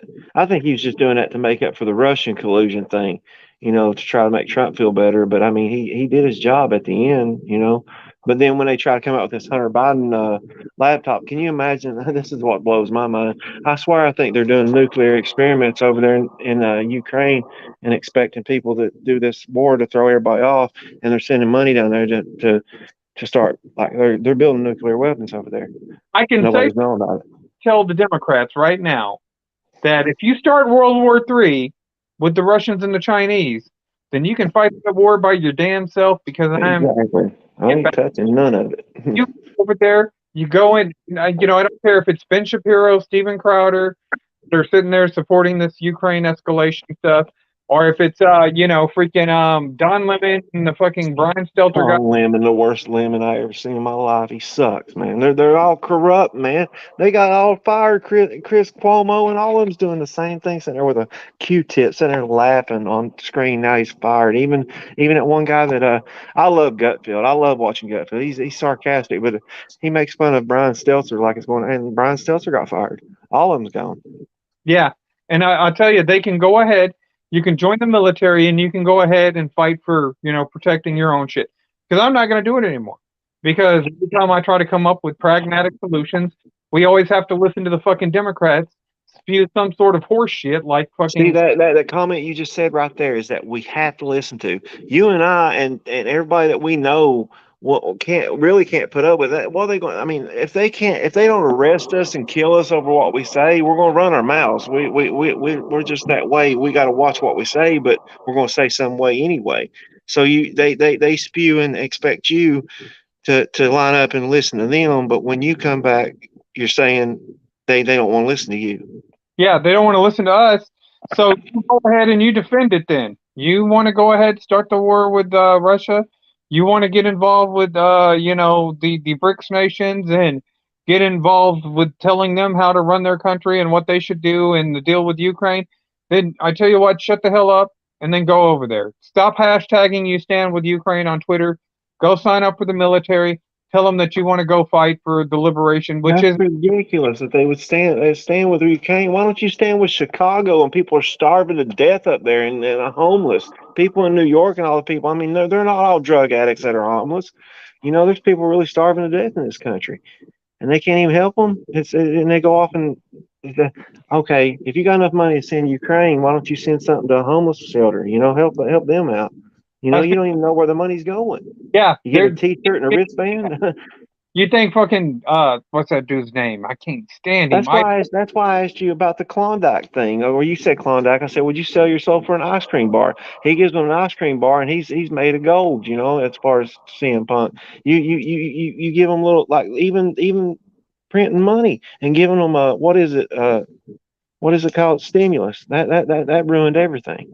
I told everybody that was the worst thing that could happen. Worst thing that could happen. I said that's why they said, "Oh, we're getting those stimulus checks." I said, "Stop, dude! You can't just keep printing this money. It's not. That's ridiculous. Where's it coming from?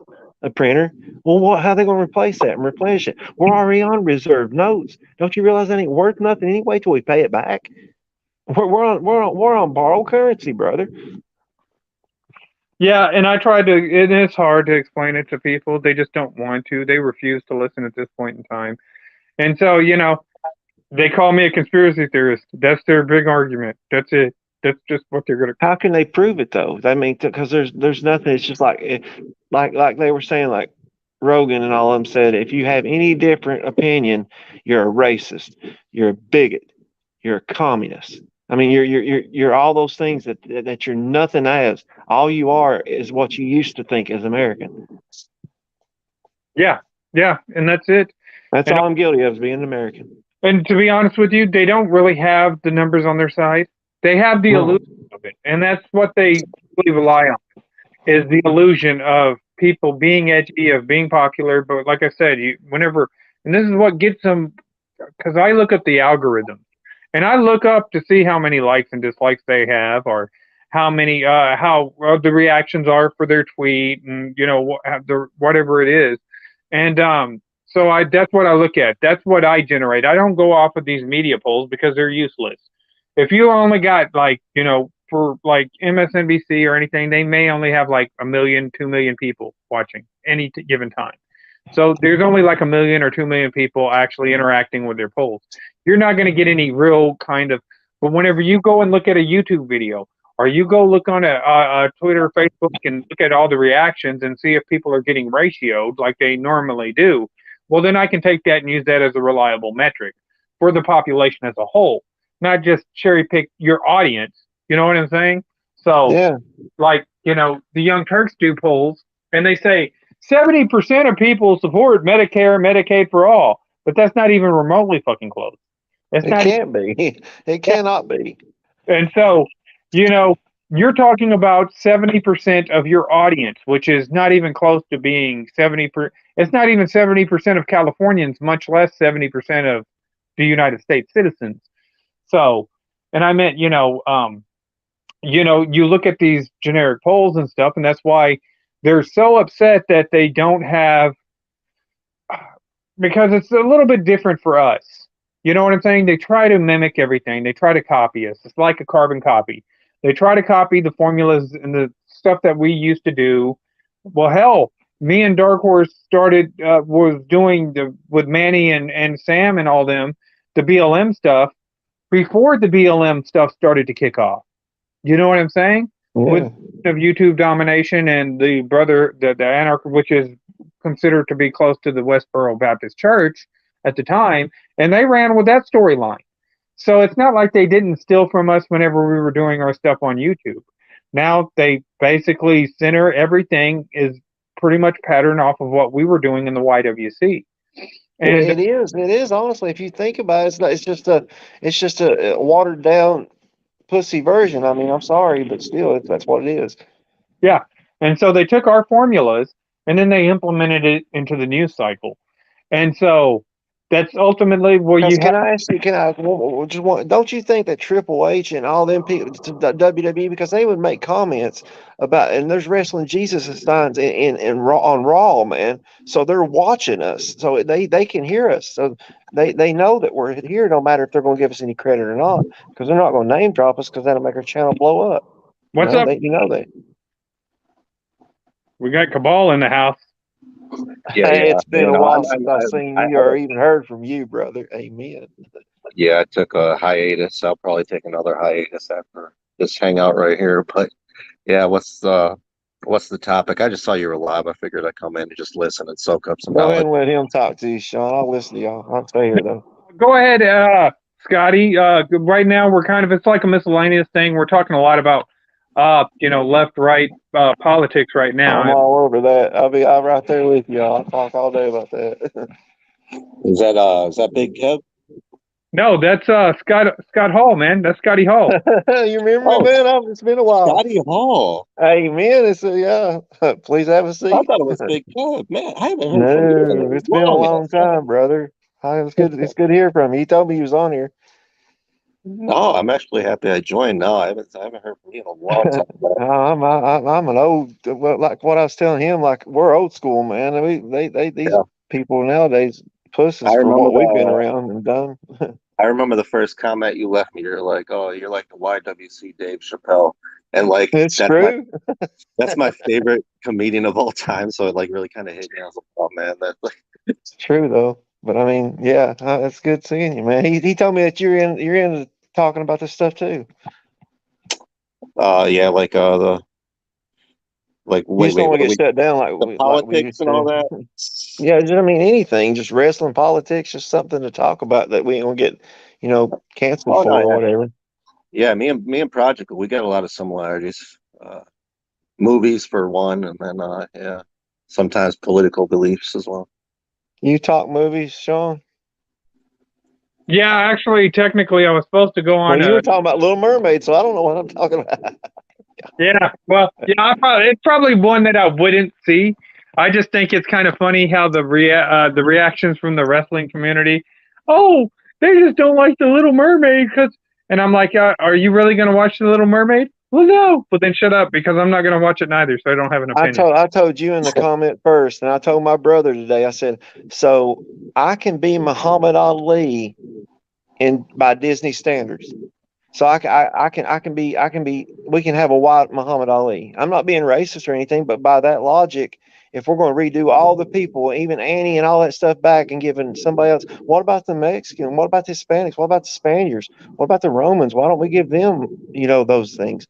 Why does it have to be? I mean, what does it matter to change something that has been here since? I mean, Little Mermaid's been here since the 90s, hasn't it? Yeah. Well, I'm going to sit there and say this, that if you got dibs on being Muhammad Ali, Then I'm calling dibs right now on Blade. Hey, there I'm you not go. calling That'd be Black good. Panther. I I'm get gonna do the Muhammad new Black Ali Panther. Okay, because so because he's from Louisville, so I'm from Kentucky, so same thing. yeah, I get that. so Cabal's gonna be Black Panther. I'm gonna be, and then Scotty Hall's gonna be Muhammad Ali. Muhammad Ali. Yeah, it's only It's only fair. And then I'll argue I'll go right up to the judge and I'll sit there and say, you cannot tell me, of all people, tell me, an American citizen, that I can't be Muhammad Ali when you can tell me that somebody else can be something that I know that isn't true, that isn't what it is the original. You can't remake something and make it flip flop. That's ridiculous. You can't do that. I mean, now the only thing they can get me on, guys, is that it's a real. You can't take a real character, a real life character, and make it something else. But you can take science fiction and make it a religion to get rid of God. That Yeah. makes no sense to me. And They're dealing with smart people in this thing right here, because it's starting right now. We got voices, and they're Well, I'm going to not hear gonna them. say I'm a smart person, but I agree with a lot what you're saying right now. Go ahead. I Like, mean, I mean, it dug me out. I've been dug out of the dirt, brother. I've been, I'm in that trap of like, because when what we did in 2014 and back to 2011, and like Holston was saying, even Wrestling Jesus and him was doing it before we got oh there. yeah. It's been a long time, Bubby, and As it's soon good to as I see you. Like we're getting the band back together, basically. Yeah. As soon as I clicked on the video, I heard Prodigal talking about the Manny gentleman, Sam Cox. Oh, he's been on the Um, topic. We've been talking about. He said that Manny and all that stuff was turning on him and shut down the sports entertainment channel and all that stuff. I remember all that stuff happening. mhm. Yeah, I was a Amazing part of it. atheist. I So I was remember like, hollering at I'll hop people. in right now and hang out. I can't say honestly that Manny shut it down. I don't know who shut it down, but I Well, know I it was. mean, you were saying that around that Oh, I'm time not is when it talking about happened. shutting it down. I'm just talking about the storyline. Yeah, yeah, but like I said, like I was telling Scotty Hall, immediately when we started doing that storyline, the news started to do the BLM and the Westboro Baptist stuff. And that's why I Mhm. said copy everything that we did in the YWC, and then they implemented it in the media for clicks and views. But I mean, we were doing it too for clicks and views. But Mhm. you know, it is what it is because they can't get any interest into their product, their media companies anymore. It does happen sometimes. Like I've noticed that. Like at first, when you used to say that, I used to think like, yeah, you were just blowing smoke sometimes. But then, like, I do notice like a lot of the stuff that happens in the YWC, it does show up on TV every once in a while. It's like, okay, well, Oh, that's they just a watched us, very, brother. very They've weird always watched us. coincidence. Yeah, it's a very strange coincidence. Like now I'm kind of like on your team when it comes to that project. Yeah, because I mean, YouTube was still relatively new. It had been around for a while, That's but probably what it was. yeah, more and more people started doing it, and it became less about cat videos and more of people trying to do the stuff like, you remember the crazy girlfriend that would do the videos about like, oh, who's mom and stuff like that. She would just do a Yeah, crazy. It was fucking hilarious. she became a meme, right? Like she's like the classic meme with the crazy eyes. Yeah, and then That girl. like PewDiePie coming up, and like I said, told him Nicole Arbor. So they started to go ahead and broaden, and YouTube started to diversify. It was no different in the YWC with Wrestling Jesus and various other people doing these, parodies, doing plots and stuff like that. And ultimately, by about 2012, 2013, that's whenever it really started to make radars because everybody's sharing this material. The internet's starting to come out more people, it went from MySpace to Facebook, but more people are sharing the same content. And, We were there at the beginning then, like all of it. MySpace, it was like a transition of 2009, 10 on up. And when it started, it was 2010, I think, or 2010, wasn't it, or 9? yeah, The website. about whenever I didn't join in until 2012, No, that's when I got, yeah, it was 2012 for me, or 20, right at the end of 2011 is when but I think it's 2012. Like, I Are can we look talking it up. about? Are we talking about When we MySpace or started on YouTube? YWC, or when we started making videos. Okay, yeah, because I remember you were right before me. I think you had a very you've been known for a long time, Scotty. For But a me and while. Yeah, I mean, Prodigal I kind was of there for a came in at the while, same but time. yeah. These people don't want nothing of what we went through or what we did because we can't do that now because they'll cry. We had to have thick skin because it was all new to us, like Sean was saying that because it was all new and then the internet started getting more popular and then that's when all the laws came in. They're going to try to that this because if it's done the right way, this is a powerful tool we have in front of us or what we're doing right now. Well, it used to be. I mean, it can be again if the right people get a hold of it. They'll They still called it because that's why all YouTube. these people get all this stuff online. They copy and paste it, and when they catch it like a photo or something, they copy and paste it, and they got it on their computer forever.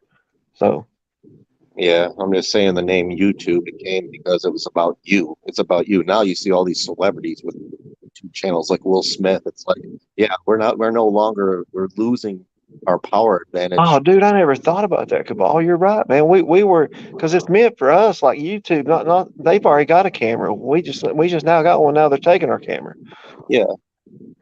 And now they're because like, we're getting too popular. Is what it is. That makes sense. mhm. That's why, Yeah. like, I understand why people like Logical and Dark Horse go to like places like BitChute and stuff like that because there's, you don't have to worry about all this stuff I YouTube had does. no idea. That's why I looked at the title of this or the website. It's StreamYard. I don't even know what this is, man. I thought you all were like on YouTube and Facebook, and I tried to find it, and I don't even know what this is. This is all new to me because I left for a long time, Do you So Well, still have a? this is on Facebook, I just Twitter. started it. I mean, I still got my old channel, but all my videos are still on there. The ones with Sarah and all of them are on there. But I can't. I don't have the email to get into it because somehow my account got deleted. So I guess they kept it or something because I can't get into it anymore. But the videos are all still there. I got this new channel though. That's what I'm on. This is what I'm doing. Like this is going to be this and another channel will probably be my two channels. Is it still called Scotty Hall or is it called something else? No, it's Slick Scooter. That's my name, man. As Oh, far that's as you. Okay. yeah. Yeah, you need to leave a link in the comment section when this video is up on YouTube, and yeah, so I can subscribe to you because yeah, I had to find your channel because, like I said, this Yeah, is I got my some. I got a couple little videos up there where I'm doing like getting back in shape because of where I was in a wheelchair for a while. That's just, but I mean, I'll leave you a link, man. And then what are you, Cabal, on there? I've got him as a friend. So what are you on here? I'm kind of like in the. It's a complicated story. I'm kind of like in the about to leave YouTube for good, but like I was too. And look at it's me, I'm right here again. it's an addiction a little bit. So when I see Oh, people that I like doing shows and stuff, sometimes I can't control myself and I hop in there. My channel used to be called, now it's called Forget Me. oh, really? Yeah. I don't make content. I just show up in streams. That's yeah. like me right now is just breaking myself back in because Sean and Polston I mean Sean and Polston, Sean and Danielson are they make a lot. I don't want to come in on the videos and I mean I'm just trying to get back in. So I do what you're doing. I get in here and talk to him about stuff. Well, now it's just started back. Hey, Cabal, I got a question for you since you're in here. I was gonna text you this, but I forgot all about it because, of course, I had a whole work week whenever I found out about this. But what do you think about them making the second Constantine? Oh, really? I didn't even know they were going to. Is it going to have They Keanu shouldn't. or is it going to be like a remake? Yeah. So supposedly, this is what I got from Midnight's Edge. They wanted to do exactly what Scott was saying, is they wanted to do a black Constantine, but ultimately that fell through. And so, Here we go again. yeah, Keanu's coming back because the new guy that they Keanu put, would kick their ass, man, if he'd done that. Keanu's coming back because the guy that they put in said, no, we're going to go ahead and go with the original Constantine, which is Keanu Reeves, and we're going to go with the LA version because we've already set that. So it's going to be a continuation of the original one. So yeah, Keanu's coming He's back. going to be a busy man, and because John Wick's coming out this year too. To Yeah. be fair, Project, well, you're more of a DC fan than I am, so you probably know a lot more about the character than I do. My favorite Marvel character is Ghost Rider. So if they were to race swap Ghost Rider's tough, man. I'd be fine with it because Ghost Rider is not just one person. I don't know about his background in the comics and stuff. My favorite Marvel is Wolverine, man, because he can heal, So He's in the top 5 for sure. My favorite X-Men is Gambit. that's what I was going to say. Gambit. After you took it from him, man. Go ahead though. You can I have like it. Gambit too. I had the first Gambit comic, man, back in 1978. It's hard to pick a favorite X-Men because there's just so many of them. Very hard. Here I have to pick a new one. I'm like, I like Cable. I like Magneto too. I like Beast. I like You like Magneto? I've always been a fan of Gambit, man. I've always been a fan of Gambit. I like the words and everything, man. Just the style and everything. Do you like him because he gets a lot of pussy, or do you like him because he's actually a cool character? He's actually like a cool character. He probably reminds me a little bit because he don't care. He does his own shit. So he's Cajun too. Yeah. So I mean, living this close to Louisiana, I guess. Yeah, you get it then. He's Cajun. He's cards makes sense. The one of them that I just started to like as an adult. When I was a younger guy, I used to really love Gambit and Iceman and Wolverine, of course. But now that I'm older, I kind of like Beast. I just identify with him. Well, now that I'm older, I actually like Magneto. Even though he destroys everything, he's a beast too. That's your favorite X-Men villain? No, Wolverine's my favorite. But I mean, as I got older, I started respecting, Magneto's the one that killed Wolverine pretty much in the comics, or took his adamantium out. He took all his metal out of it. Mm-hmm. Anybody that can do that to somebody that can heal, he's pretty powerful. But Jean Grey's the most powerful of all of them. My favorite female is probably White Queen. But, really? Yeah, a lot of people like Jean Grey, so I can. Who's your favorite, Holston?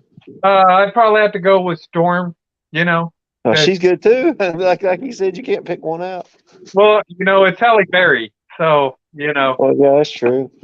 But even Scott, Cyclops is good too in his way. And then you got Juggernaut. I've always had a thing for Halle Berry ever since The Last Boy Scout. So, she was in that movie because I kind of forgot that movie. Yeah, that's the one with Bruce Willis and Damon Wayans. Yeah. She was Damon Wayans' girlfriend that was killed at the beginning. Huh. Yeah, I haven't seen that movie in over. You know that Ric Flair tried to say in the 1990s he had sex with Halle Berry and she won't admit it now?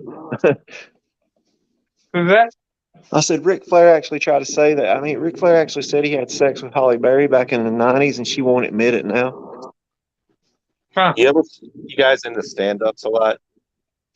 Oh, I love it. That's what I want to be. I want to be either a stand-up comedian or a troll, I guess. I don't know. I'm wondering if you've seen the Jim Gaffigan stand-up where he's talking about Halle Berry, when he sees her in a movie, he's playing a poverty-stricken, poor woman, Monsters Ball or whatever that was called. He's like, well, why doesn't she just be a model? Why doesn't she just be a model? She could be the next Halle Berry.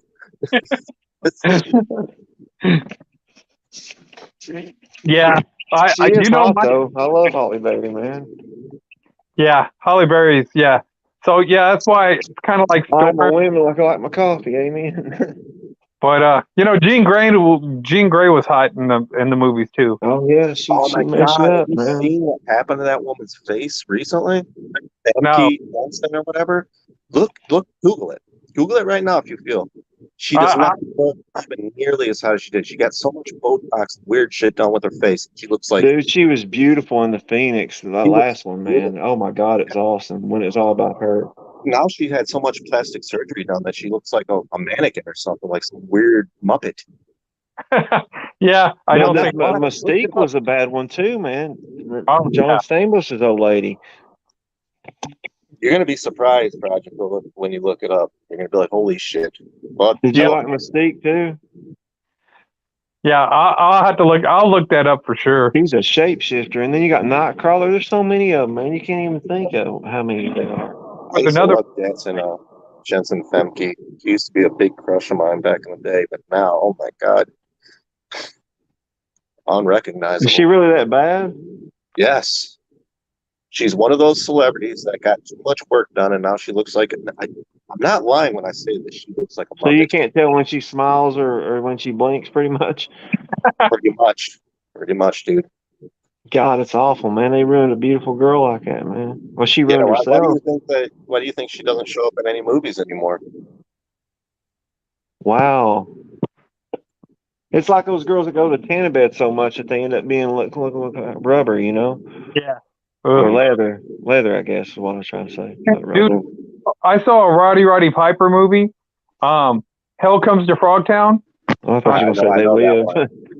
Yeah, and I watched that movie, and they had the blonde chick on there. I'm like, damn, she'd probably be fairly attractive, but you could tell that she had the artificial tan, and it was like, it's different color of orange, and I'm like, why would you do that to yourself? That's true. And Scotty ain't lying. Like when these people go to the fucking tanning beds every single day, yeah, they do get that type of rubbery skin. I was guilty of it too when I was growing up. Like my ex-wife, she went all the time, and I started, like, when I got tattoos, I was like, uh-oh, because I started noticing that they're peeling. I was like, I don't really want to damage these, because what's the point in paying this much money for this stuff, and I'm gonna go to tanning bed. And then I started using lotion. It still didn't work. But then when I started seeing people like you were talking about, man, they go in there and they be pale as a ghost, and then they lay for like 7 years straight at Suntan City, and then they look like a piece of literal leather, man. Like they look like pleather, not even leather. They look like pleather. It's Like, bad.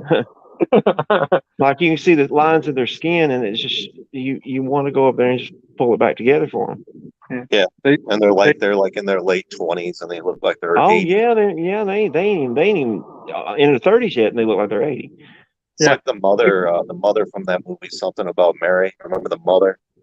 I think no, Yeah, wait, no, wait, no, no, wait, no, wait. I got my movies mixed up. I'm thinking about well, no, it was Something About Mary. Because I was thinking about that bowling movie with Woody Harrelson. Oh, Kingpin. Yeah, because she Well, was in. Bill Murray made me laugh about that, man. He had the hair that he had to keep wiping back. Yeah, she's the rent owner or the renter in that Oh one. yeah, the girl. Yeah, I know what you're talking about. The old lady that was having sex with him. Yeah, but Something About Mary. She's the one that has the dog that he just fucking throws all over the place. But like in Well, that movie, she has like the Holston, where you live close to, well, you live. You said you don't live toward the border, but I say you're in the middle of the state. Then I guess, because the border. do you have to deal with that? Like, do you see a lot of girls down there? Which I know you got some good looking girls down there. Do they do that too, to where they, or do they do that in the sun? Because you got a lot of sun down there where you're at. I think that like the college girls do, especially since I live in a college town. We have tanning beds here, but I don't see it as much down here. Like the plastic surgery and the Hollywood stuff. Yeah. I'm maybe in Dallas, you probably get a lot of it. But like I said, I live about 90 miles south, so you got a lot of. Is Dallas Democrat? Yeah, Dallas is definitely. It's almost like it's almost like San Francisco of Texas. So you have to go to the suburb, like counties and stuff, to get any Republicans, pretty much. Yeah, it is. But like I said, well, you got so many of the districts. Like if you were to go ahead and look at the map of Texas, it's pretty much all red. It's only and the border, the areas are turning red, and this is what's. Are you on my side, where Kentucky, or are you on California side of Texas? I'm right in the middle of Texas, dude. That's why I figured you'd be right there in the middle. I figured right in the middle doing it. Waco's right in the center of Texas, so it doesn't matter That's where. what I'm saying. You come from where it all started, in that big riot and stuff. It's 12 hours north, 12 hours south, 12 hours east, 12 hours west. I'm looking at 12 hours getting out of here. Well, You say my Texas. friend that was a welder moved down there, man. He's trying to talk me into moving down there, and I want to too. As soon as my boys grow up, I probably will be heading that way anyway, because I've always wanted to live in Texas, either Texas, Tennessee, or Ohio. That's where I want to go. You're not from Texas? Because I was getting the impression that you were. No, I'm from Kentucky, man. Oh, I got family. I told Poston that it's the Texas of the East. And he said more Tennessee, which I can see it because it's further south than us, so that would make them more Texas. It's just that we had. Well, do you have any horses now? You got like what is it called? Longhorns. Like you got bulls and stuff down there, don't you? Like, Instead dude, of horses, we got horses up here. We got the Kentucky Derby, so we're all horse country. not that long ago, I had a wild horse kind of run up on my property and stuff, and it was like here, and it just stayed here for like a while. I don't know what was wrong with You it. didn't go out there and mess with it, did you? Because those big old steers, man. Yeah, I used to feed it. It was a wild horse. Oh, was it nice? Not really, but Not really. it, I guess. So it stayed. That's like you to go wild to a wild animal. The YWC just throw its meat out there to gnaw on, you know. There's just some grain and stuff. So, but I mean, I don't like watching stuff go hungry or anything. But you know, so but Seth I mean, Charles, man, I don't know how you do Vegas. My brother used to live in Vegas and he hated it. He moved back here immediately. Where are you No at, disrespect. Cabal? yeah, my mom. Michigan. Michigan, okay. That's Yeah, cool. mom goes to Vegas every now and again. I just, it just never seemed appealing to me. I'm not much of a gambler though. If I Well, was, man, you're in the biggest state in the country, and you got so much stuff at your disposal, but you don't even want to have it. That's like when you're here and you got all this bourbon and stuff, you don't even want to drink it. You know? Yeah.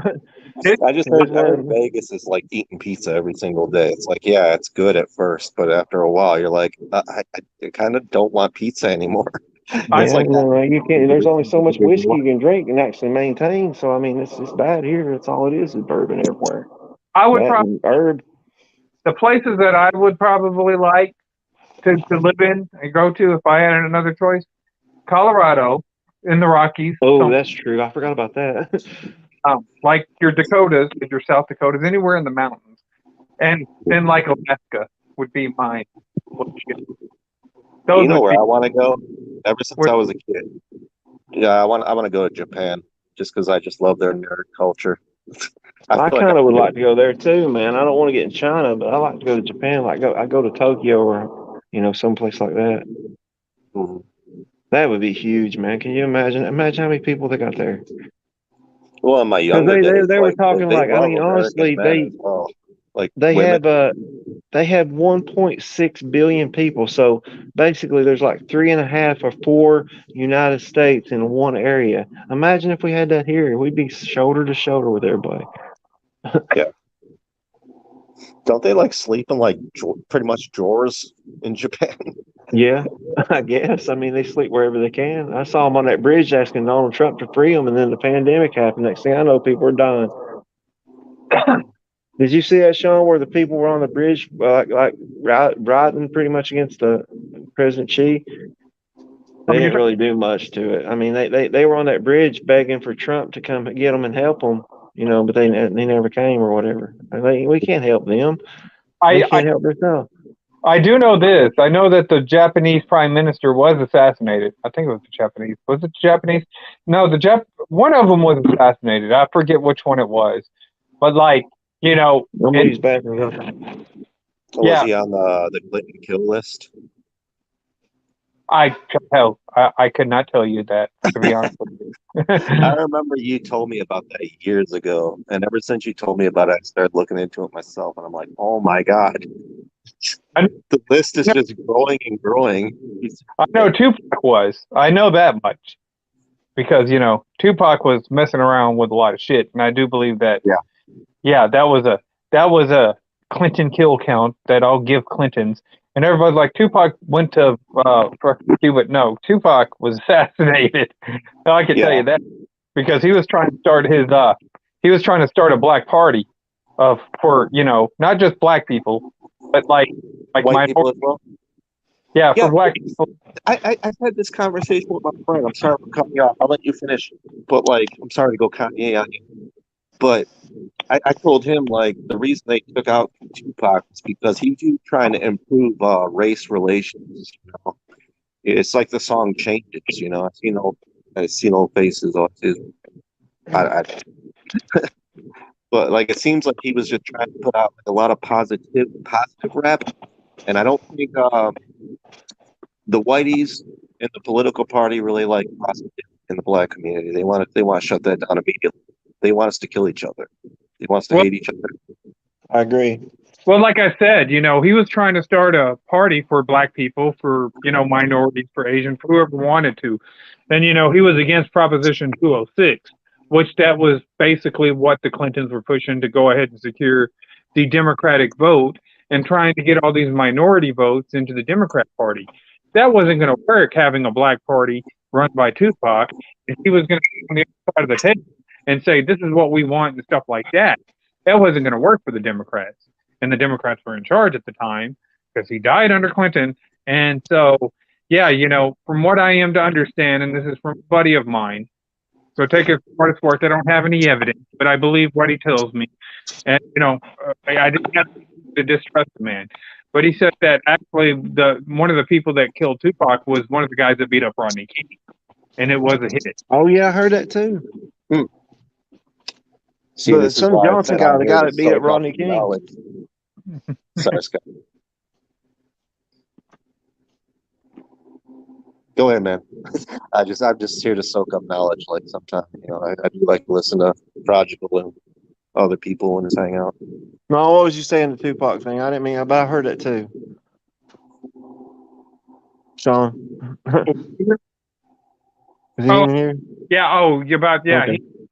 he was assassinated by one of the people that beat up Rodney King. And he goes on the Clinton kill count, because they didn't want, and of course they were going to, they wanted the black vote in the Democrat Party. This is ultimately why they ran with Obama. There was somebody added to the Clinton kill list recently. Like last week. Maybe you know who I'm thinking of. My friend texted it to me, but I don't want to click on the text and then get kicked out of the hangout accidentally. Yeah. But I can probably. That's why I didn't Google that thing that you said, because I don't want to get kicked out of this. Yeah, it happened last week. He was like, "Look, dude, it's just like you told me." I'm like, "Yeah." Yeah, and I tell you that somebody made an account that said that somebody made an account when the Queen passed away. They made an account of the Queen right after it happened. I guess right before they broke the news, and it said, "Hi, the Queen," and they made a Twitter post of saying, "I have information that'll put Hillary Clinton away for life." But I was wanting to ask you about that too while I got y'all in here. I always wondered, do you think that I don't believe he killed himself. I believe that they had somebody kill him, and I believe it was either the Clintons or the royal family that killed Epstein. Maybe a combination of both. I would think, because that man was going to, he's going to tell on everybody. He ain't going to be the only one to go down. They ain't going to. That would ruin everything. Just like if Jesus walked around, somebody that knows those stories, because that's weird that. Because I was watching on YouTube about the facts that they said that the royal family's been incest the whole time, basically, to keep them pure. That's crazy. Look into the background. Look at the blood. They're awful. Related to Vlad the Impaler, They're Genghis like Khan, cousins right? and stuff, man. They got crazy. And a lot of them related to our politicians. So maybe that's why our fucking political system is so fucking handicapped. Well, they want us back. We revolted against them. They want to still run the show because that's who owned us before. And I see all these young people hopping on. Oh, nobody should talk about the Queen. How dare you? Shut up. Grow up. I mean, I think she's an evil woman, man. They act like she's nice and a monarch and stuff like that, a ruler. Ugh. Yeah, I'm not talking about Joe. I'm just talking to these little kids that fucking act like, oh, you're no world Queen. She had fucking a hit on Princess Diana, didn't you? Let me tell you something about the Queen. If the Queen had it her way, we'd still be talking English.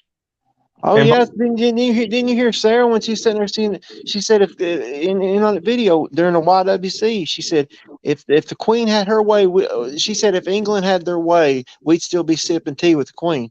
That's true. They want to rule us because they're evil, vindictive people. How would it look for me calling people a bloody pancake? That wouldn't make any sense now. No, it Have y'all wasn't. ever seen that video of that little kid that was trying to escape the building from the top floor and drop down? So you have like a little sheet rope. No. Because there's a lot of speculation about them and children as well. This How kid you was think? Yeah, this kid was like naked. He dropped the 2 floors, and it's fucking recorded. It's on YouTube. Sorry for cussing so much, but Oh, yeah, I haven't seen it, but I heard about it. okay.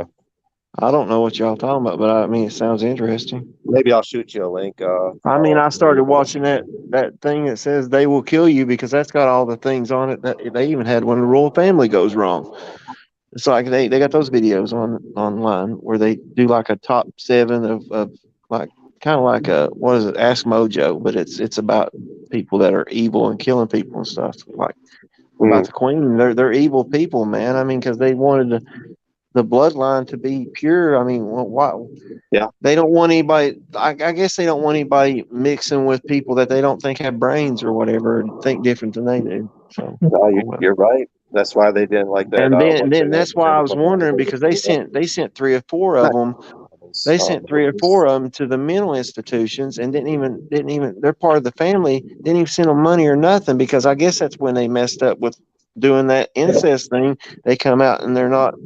They're mental. You know what I mean? They're what I don't know what it is. Like, was it? I don't want to say the R word, but that's what they end up being. Raped? Yeah. No. Retarded? There you go. You got it. Okay. Handicapped in some way. But I'm not getting him in trouble for this because they'll cancel you for everything. Now you can't even say nothing. I'll tell y'all. I said it. You didn't say it. I said it. I got you. I'll tell you a true story now. Whenever I was in the military, whenever I was still in the Guard, whenever I was in the National Guard, we were doing training operations with the British soldiers and stuff like. Sometimes I would troll them because I'm a troll, and I'd say, "Hey, Frenchie, can you go ahead and hand me? I'm not a bloody frog." He said Frenchie. So, yeah, just go ahead and grab their goat or something.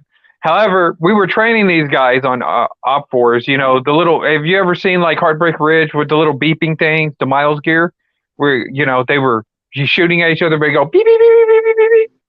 Mm-hmm. I don't know if you saw that movie, but it is. That's what we were doing basically with the British troops, and we were training them. I don't know, but this is what I was told by the guys, that were in command. Is that we were training all these British troops, and of course they're afraid to fire a gun because they're British. They're British Royal Guards and all this, whatever. And we were basically training them on basically invasion, tactics for like invading cities and stuff like that. Solder cities and stuff. And yeah, there was a chopper coming by. They said, "Oh yeah, Prince Harry was supposed to drop by and visit these people." And of course, it's 117 degrees in Texas at this time. And I have a nice air conditioning in my tent. They were trying out these new generators that air condition the tent. There's no way I'm going out to go see this guy who doesn't care about my existence in the first place to see if it's who it is, right? I'm not getting out in the 117 degree weather. However, I heard the same helicopter, not more than like 5 minutes later, picked back up and got the hell out of there. So clearly, if it was Prince Harry, which it had to have been some sort of dignitary of high caliber, because they're not going to fly somebody in the middle of Fort Hood and shut down all these operations to fly somebody in 5 minutes. Not just anybody, like you or me. It had to have been somebody of importance. Well, if they shut down your whole operation, it had to be big. Yeah. So I hear that 5 minutes later, I hear the helicopter take up. So if it was Harry, clearly he felt the same way I did about the heat. I said, if Harry wanted to talk to me, he can come in this tent right here and we could sit down and have a conversation in the air conditioning. I'm not going out there in that heat. I'd already been out in it all day. So I was done by the time I got to my tent. I was like, yeah, okay, fine. It's Harry. I don't care. But like you were saying, is that they want to start a war, then the Democrats should fight it themselves. They shouldn't ask us to do it. I ain't doing nothing they want me to do. They've done got us in this. They're gonna get us out of it. We'll get them out of office and then we'll hopefully get a little bit of But coherence. the problem that the issue that you said, even if we win the midterms and get the 4 years, you said with the 6 years that even if DeSantis or even Trump or anybody that's a Republican that gets it will deal with the 4 years, and then Bill Gates and all of them and Jeff Bezos, all of it will come up with an idea to rig it again, and that's when it's going to happen, is when it happens again. If it happens again this time, or not really midterms, but the presidency. If it happens that time, then that's going to be because those people actually stormed the Capitol. When you see that, that's when you know it's the end times. Like me and Poston were talking about before. Poston and I were talking about before you got here. I'm going to tell you that if they really stormed the Capitol, then none of those people would be left alive. There wouldn't be enough of the DC to go ahead and sustain any kind of real insurrection. And I'm being real, so that all was staged, had to have been staged. Because they let them in there, Poston. You saw that they let the guard down. They did. They let them in. Yeah, the police did, but the police quotations. So yeah, they did kind of wave them. You saw that they waved them in, they let the gate in, and let them go. And that's like that's crazy. They staged all that, man. They had to. Mm-hmm. I love this shit, man. I love this conspiratorial shit. There's no conspirasi to it, man. I mean, they you're like right. Paulson said, there would be no amount of people that could come there unless the whole state of Washington went at them, and it still wouldn't be enough because they would have the military on them, and within 10 to 15 minutes, and they'd clear the whole damn thing out. Yeah, I'm not even speaking about you or Project O. I'm just talking about the blue hitters are going to be like, they're the ones that saw it as a conspiracy.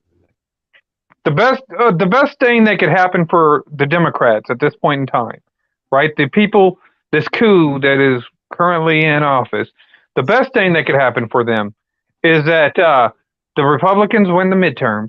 That's, like I said, this is outside of the Republican-Democrat paradigm. The Republicans win the midterms. They impeach Joe Biden. Rand Paul would be my choice, but I don't think that they're going to get Rand Paul in. I hope, because he's our senator. He's the only one that's got a voice, because Mitch McConnell's a corrupt prick that I voted for, and I should have voted his ass out. But they're either going to put in Mitch McConnell or what I think is going to be Mitt Romney. They're going to shoehorn one of those guys in. And ultimately, they're going to do this whole charade of holding these people accountable and pretend to clean up Washington and all this other stuff. That's the best case scenario. Because you're not going. Wait a minute, you're confusing me, because you're not going to pick Mitch over Rand, are you? Because I mean, you're a Texas guy, so I wouldn't. We call him Mitch the bitch here, pretty much. I wouldn't pick Mitch McConnell. I'm saying he's been there 40 years.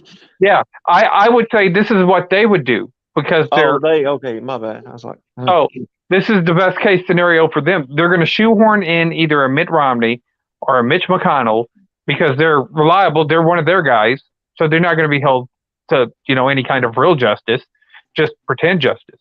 And Mitt's a Romno, man. I would have Rand Paul. That would be my choice. But Rand Paul, he's not a Rhino. Mitt Romney's a Rhino, though, man. So and that's a lot of them are, because if you notice that when Trump got elected, Ted Cruz hated him. Even Kevin, what is it? Kevin McCarthy, the Speaker of the House or whatever, the Republican Party, he hated his guts, didn't want to take that for him. Nobody wanted him as president. And then when he got president, they all sucking his ass. But technically, Trump is a Rhino too. That's true. I mean, because he was a Democrat back then. You saying a long time ago. So he's true. He's a Rhino too. However, they don't want Trump to get back into office. Ultimately, it has nothing to do with how loyal he is, because looking at his term, there's nothing that's appealing about Trump to me anymore after his first term. Well, he's a crapster. That's all it is. That's all it ever was. But if they want to keep Trump out of office, what's the best way to do that? Go ahead, allow the Republicans to impeach Joe Biden and Kamala. Nancy Pelosi would be gone. Mitch the bitch would be speaker probably, and then implement either him. But I think that they're going to try and find a way to get Mitt Romney in there, because I feel like they wanted Mitt Romney to be president at some point in time. Mitt almost won that 2012 race. So I think that they want Romney in in that position. So I think that would be ultimately the best thing to go, because the other way is exactly like I told you.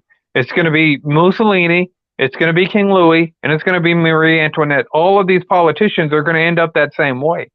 So if they keep on pushing it and keep on going and pushing America and cornering people with this stupid Inflation Reduction Act that hasn't hit us yet, but whenever it does, it's going to piss off a lot of people, much like the inflation did.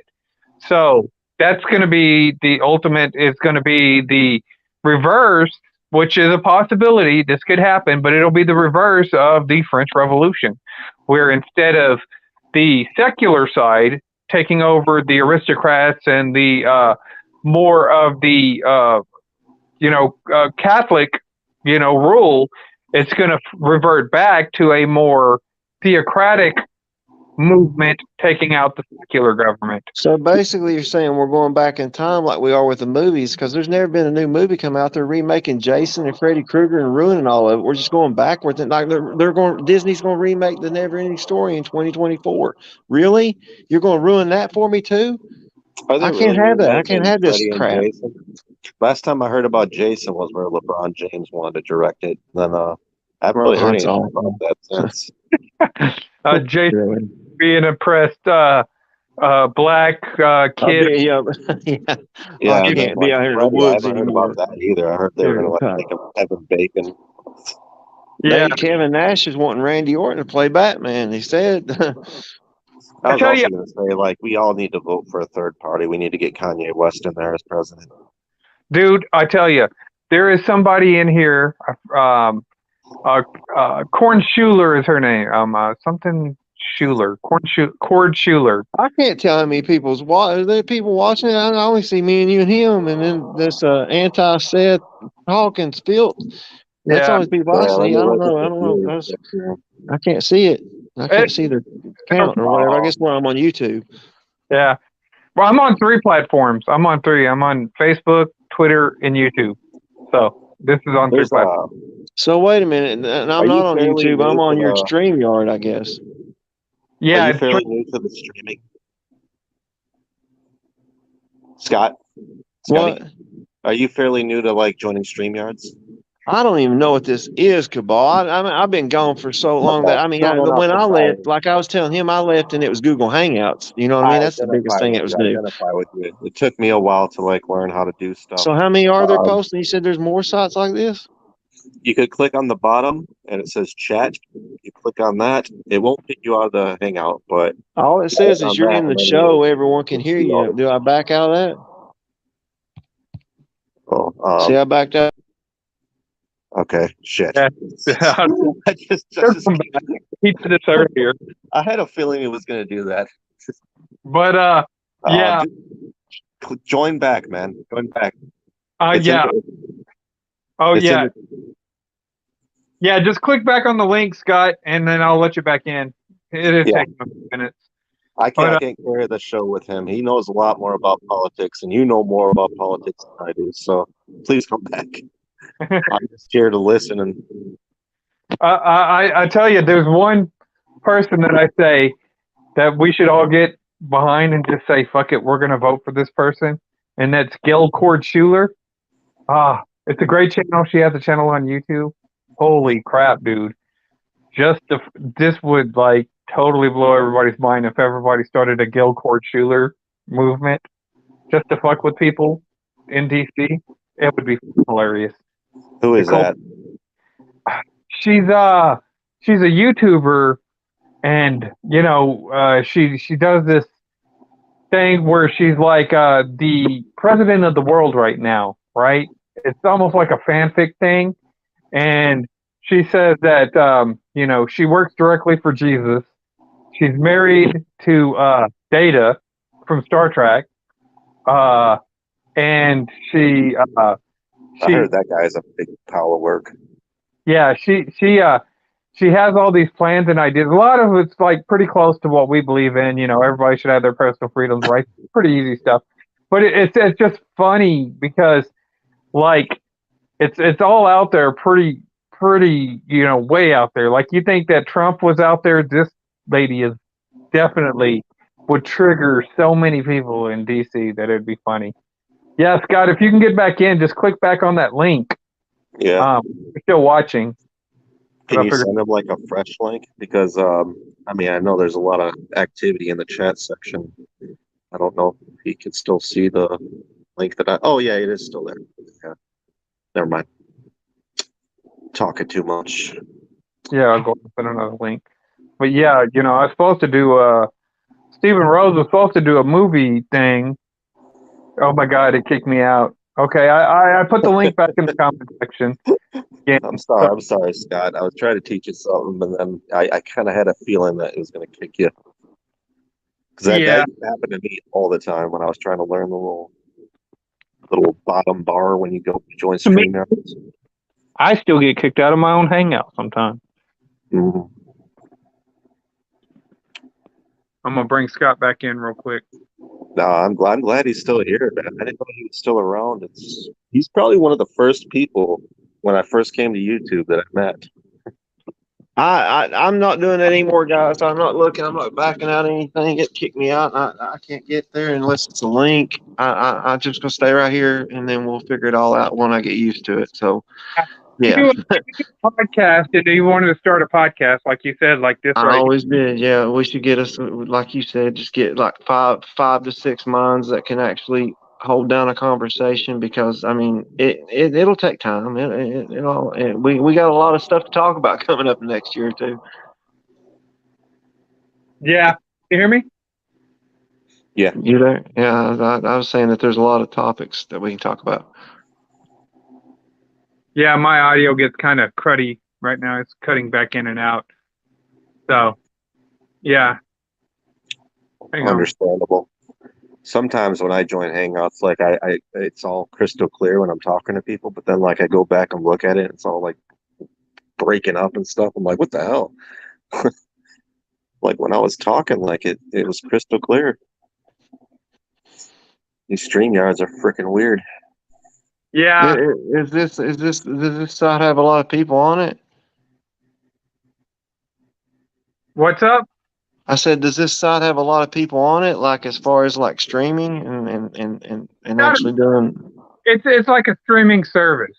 So what StreamYard does is kind of like Google Hangouts to a degree, only it's independent. So you can cast it to multiple sites. So that's why they were taking all our ideas. Basically, they just pushed us to the far corners of the earth, like the Jews, pretty much. And then now we're starting to get back together again, and we're going to start a revolution, I guess, like you were saying. So like StreamYard, I can use this site to go ahead and put these videos up on Facebook, Twitter, and YouTube at the same time. So this is going. So it's actually like you could. It's one of those things that you can record it to basically your gallery and then upload it to YouTube and all that stuff. No, it's a live right now. We're all live. Oh, you're on all 3 or 4. Oh God, you are good then. Wow. Yep. So it's pretty much like a phone call between a group of people. And people watching. You can also have an audience watching you and contributing. Yay, it's the start of it all, man. They're going to pull me back out of retirement. Like when I get back out, they pull me right back in, by God. Amen. Yeah. Check it out and see how you like it. And that way, if you do the streaming site, you can start. So you're telling me that that you are on this platform and I'm on here with you and then Cabal's on here with you and there's people watching you and you're at all 4 sites, but does this site regulate your what is it, content, or does YouTube and people, they can delete it, or do they stream it to all of them, or do they like, I don't want them like you were talking about to delete all our videos and everything, and like what we're doing here. If they got the wrong idea, they just delete it and cancel it. They don't want to hear it. Yeah. So I don't want that to happen. They could do that if they were being jerks, but I don't think anybody's going to do that to Project. This is pretty chill and pretty good. I'm talking about the system. I'm talking about the man like YouTube, the people that go through the fact checkers or whatever. What the hell's a fact check, man? Just shut up. The algorithms and all that. Right. So this is but if it's flagged on YouTube, it still may be up on Facebook. If it's flagged on Facebook, it's still going to be up on Twitter and YouTube. And if it's flagged on Twitter, it's still going to be up on YouTube and Facebook. You see what I'm saying? So yeah. I see. I ain't been doing it in a while. I ain't been on here since 2014 or 15. Yeah, it's been a while. Was this the Long first time, one he's brother. been a part of for a long time? Damn. Long time, brother. I mean, I've been on here watching videos, but I think the last time I watched one was I watched WJ maybe in 2017, and then I watched Paulson a couple times and Danielson. WJ was the He gateway told drug. me Sean's View still doing it. I didn't even know he's still around. I mean, we dropped videos on me and Sarah did it. Well, Sarah and I did a video on him. And we got like 5,000-6,000 views off of it. A lot of them are still around. Like I saw Gemini posted a video, I think yesterday or today. That's what I was asking Paulson about. Is Gemini still around? Yeah, he just does workout videos. Is he in shape now? He's doing his best to get in shape. Yeah, He still got his wrestling collection? I think he got rid of that. Really? I Yeah. bet he made a lot of money off of it. And you can tell him about, you can confirm about Boston fan, can't you, Cabal? He transitioned. That's what I figured. You could tell it was in the works back in the day, the way he was acting. Because he couldn't stand. He liked me, but he couldn't stand Sarah. But he could not stand her. I liked Boston Fan, but I never saw him as a guy that. Neither did I. I still like Boston Fan, to be fair. I still like him too. I mean, whatever he wants to do, it's his choice. But I don't know. Much of a rapport with Boston. I didn't have a problem with him, but every once in a while we go back and forth. The only problem I had with him was that he dissected Sarah's video, the YWC one, and played the whole video. Didn't play the whole thing, but just paused it right when she was about ready to say something, and then it was going to contradict what he said. But that's how we did each other. But we didn't sit there and cry about it and go on. Didn't cancel each other. We might just like the video or comment, but nowadays you can't. They'll take your whole life and channel and take you off to YouTube and find your house and crazy stuff. Like dig you out and arrest you over stuff. Yeah, that's one guy I'm unsure if he's still on YouTube or not. I haven't seen him in a long time. Boston Fan. Yeah, I haven't seen Boston Fan in a while. I know that he transitioned on Facebook, and I saw it, but how long ago was this? Because I haven't seen him since 2015. So was it around recently? Probably a couple of years ago, I would say. 3. 2019, maybe. Does that sound about right? Did he make a video before he did it? No, he just kind of did it, and he just showed up in a stream. So he said he's like this. You guys didn't see him physically on video then? No, but he did change his avatar into him, post transition, I guess. Well, that's gonna be my mask when I come back. Yeah, I've already bought that. That's what I bought it for. I got it right over here, man. I ain't sorry. I got to figure out. Bubby's supposed to put some glow in the dark paint on it because I'm gonna do some stuff, man. Who is that? I actually got one of these things that you know how everything's Bluetooth and all that stuff. Holston, Cabal, you know enough of this. I went back and got one of those old tape recorders that we used to have, like Walkmans, but you know the ones that you record when you want, like we used to have when we was growing up before they made, all these walkie-talkie things, like old tape recorders. About the one from Home Alone?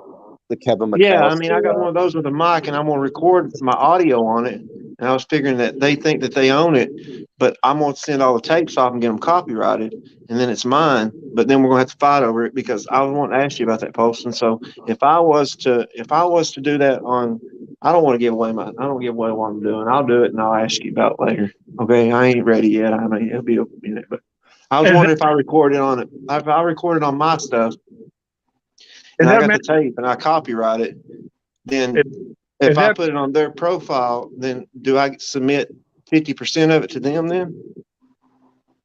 I don't know, dude, because I never monetize my stuff for YouTube, so I don't know how that works. I mean, but imagine if we could come up with a creative way to be able to monetize and actually what I thought about doing to take care of everything and not have to worry about anything. It's going to take a lot less subs and stuff, but I'm going to put age restriction on mine, like 17, 18 years old above can watch it, and it make it a whole lot better. YouTube has That'd be better. I can do anything I want. Yeah, and you put can. a disclaimer at the front of it, like they used to do with I don't know who used to do that. That one guy that dressed did. up like Raparka and talked to you guys that cussed all the time. He did it. Before you upload a video now on YouTube, it says adult stuff or stuff made for kids, and you can kind of click. So Yeah. you can actually make it age restricted before you even Yeah. upload it. Awesome. Yeah, Yeah. but don't make videos showing like titties or anything like that. They'll take that down. No, I wouldn't do nothing like Sean pulling out his cock and everything. Stupid, man. I'm not saying you'll do that. I'm just saying like if you want to like No, I'm show just like saying I'm agreeing old with you school that he scary did that. movies. You remember? Yeah. Awful. Oh, trust us, we all know. Yeah, no, Still talk it's about something I that can't to this forget. day. I can't That was forget. one of the first videos I ever did in the YWC. Was like, what the fuck was wrong with Sean? We all did. Because I was doing videos before that, but like I would have been pull his cock out in front of the camera. There's been a lot of wieners since then too, man. yeah. Remember when he did those parody things where somebody stole his Kia and he got attacked by ninjas and beat up and stuff? Ninjas. You remember that? He did. He got attacked by ninjas, man. I don't. His car That got sounds stolen and hilarious. everything. He lost his WrestleMania tickets. What the hell? Sean was or something ridiculous. He needs to go back into doing that stuff. That was kind of funny. Just It don't put, was funny when you think about it. He's entertaining. I mean, he's got the voice for it, you know. yeah. Yeah. It's just where he does the wrestling stuff that it's kind of like, and now he's trying to do the AEW stuff. But Austin came out, Cabal, and he said, because I've got that too. You said Texas. I've got that when I worked for MSN in 2000 to 2001, and Bill Gates was talking about this during the meeting of all the people, and I guess they call it TED Talks now, because I mean he was like all the way like far away, and I could barely see him. And he said he was talking about this stuff about the pandemic in 2001. And my ex-wife looked over me and said, "Did you just hear what he said?" He said, "We don't have to worry about anything. We're going to vaccinate the whole earth." And I said, my chin dropped, and Jamie hit me and said, "Did you hear that?" And I said, "Yeah." She said, "You really believe he's going to do that?" I said, "No." She said, "How's he going to vaccinate the whole world and heal them when he can't even keep viruses out of his own computers?" Mhm. Think about that. It's weird, man. touche. We put in our 2 weeks notice after that. I was making a jack working for him, buddy.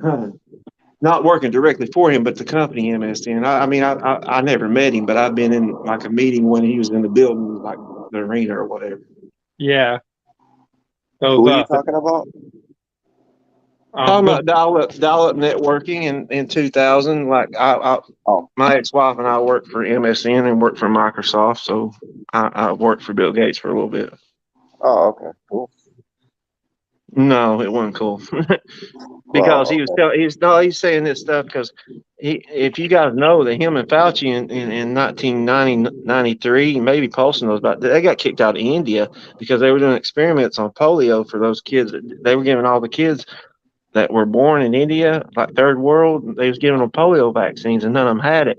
But by the time they give like 160,000 kids polio vaccines, and by the time they were 13, almost 6,000 to 7,000 of them had polio. that's Yeah, great.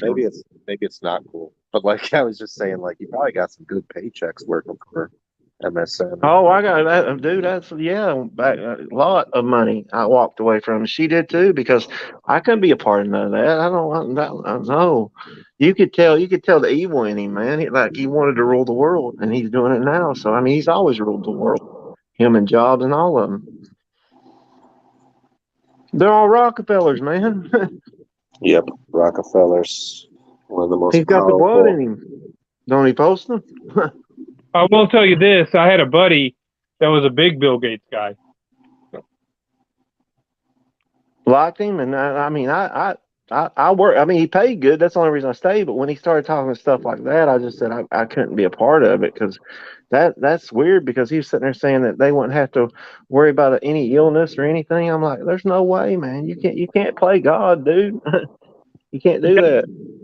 Been a really big Bill Gates fan. You know, it's always been something kind of with Bill Gates to me. he always kind of like reminded me of a sociopath, pathic version of like Mr. Rogers back then. I agree. Yeah. Really quiet and humble, man, but his words would just punch you in the face and like totally like rip your throat out because he's just that's how do you think they get that big, man? They cut everybody. He cut his own friend's throat, man, and then dumped him to the side and bought him out. Think about it. That's crazy, man. Yeah, he sometimes I think like, man, there are demons on this world. Some of them Oh, are. there is, Bobby, no doubt. And I can tell you that probably 99% of them hate me. I would at least, I mean, with your words and the way you word it, I'd say probably honestly 65 to 70% have a tough time with you. Well, if these people are demons that hate you, maybe Anti-Seth Rollins down here has a point. Maybe you are. I always heard Poston was talking about the Bible before you came in, and I always heard that when I was growing up, he said he'll prepare a table for you in a seat if you worship him and stuff like that. But I thought he meant like when we got to heaven that he would prepare a table for me. But what it says in the verse is that he said he will prepare a table for you in front of your enemies. So basically, where we're all loners, that he's preparing a table if we're doing the right things for us in front of our enemies. So actually, it's to show people that you got to make sure you make the right path and take the right choice to do things. Because if I didn't take left or right, sometimes it would have been a disaster and I wouldn't be here.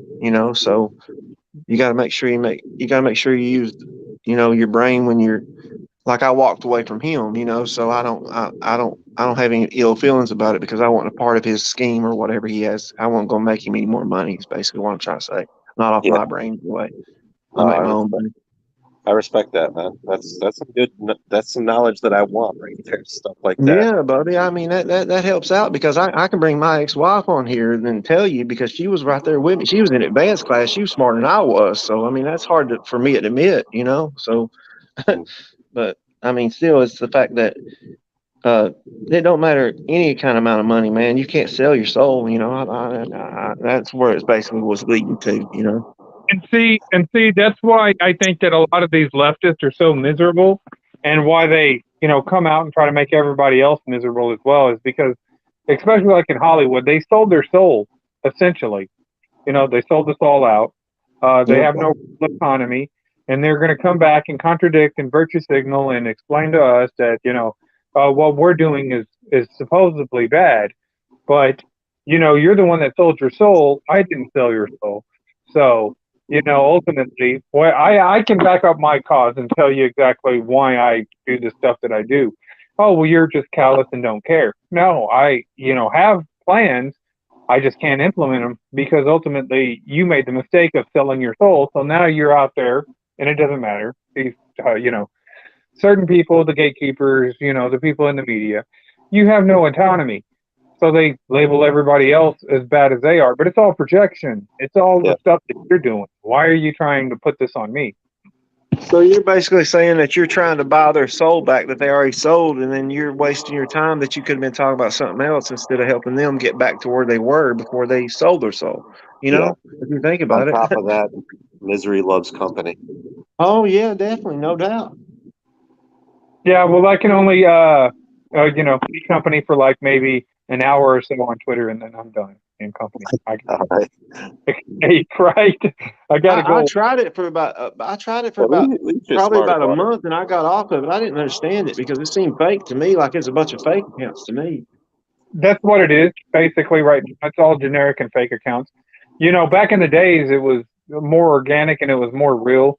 And like I said, a lot of those people that I'm still actually, have a rapport with on Twitter that I know are, actual people like you and I are here on YouTube, and I'm friends with them on other places.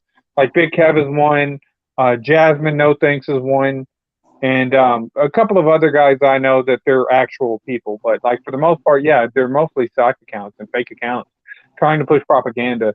And like I do it, and I troll them quite a bit. But I was like, hey, look, this new trend only has like 4,000. Well, it's not about the number of it's absolutely about the numbers. If nobody's sitting there seeing your trend, then you're not trendy. Understand? So, yeah, it is.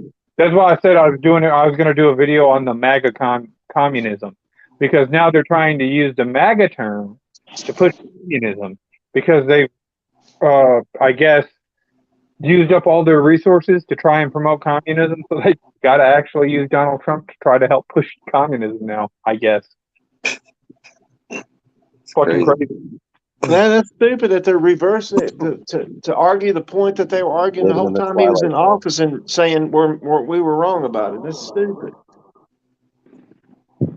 Now they're trying to lock him up, and they think, oh, well, this is the same thing. It's not the same thing.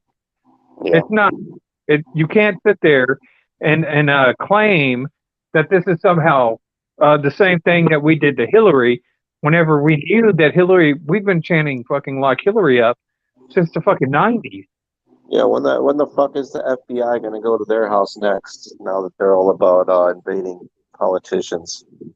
And the thing that, drives me up the wall is these people will tell you that they broke the fucking law. Donald Trump at least is like, okay, I didn't do this, and I didn't do this, and I didn't do this. He did not do it. Now the burden, you have to prove it, but they don't have to prove anything. But Hillary, like Scotty said, and he said he probably, whenever she ended up covering up for one of those rape victims and stuff, where she all that way to get a bloody pair of underwear and stuff like that. It was a kid though, Poston. It was like a 9-year-old kid, man. Oh, you're talking about that shit? Are you talking about the video? What I'm talking about then? Yeah, got him. I think Poston made a video back then on it. The one with wasn't it? Who was that? She was laughing with that rapist, man, that she got off when she was an attorney. Oh, I thought you were talking about that video she did with that dark-haired witch girl that people call her a witch, Brodovich or something like that. Brodovich and stuff like that. Yeah. But if you look before she became a politician, man, she was a lawyer and she got a rapist off, man. Yeah.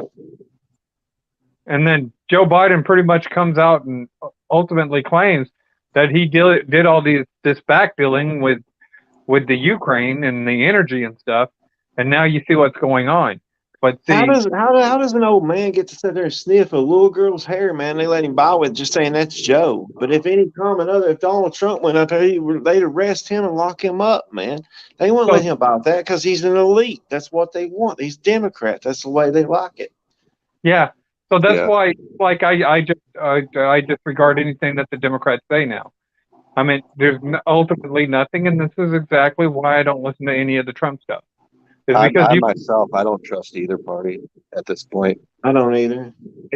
I've been called the flip flopper, and I guess you could take that as an insult sometimes, but I'm proud of it. I'm trying to see the truth from both sides and determine my own ideology about it.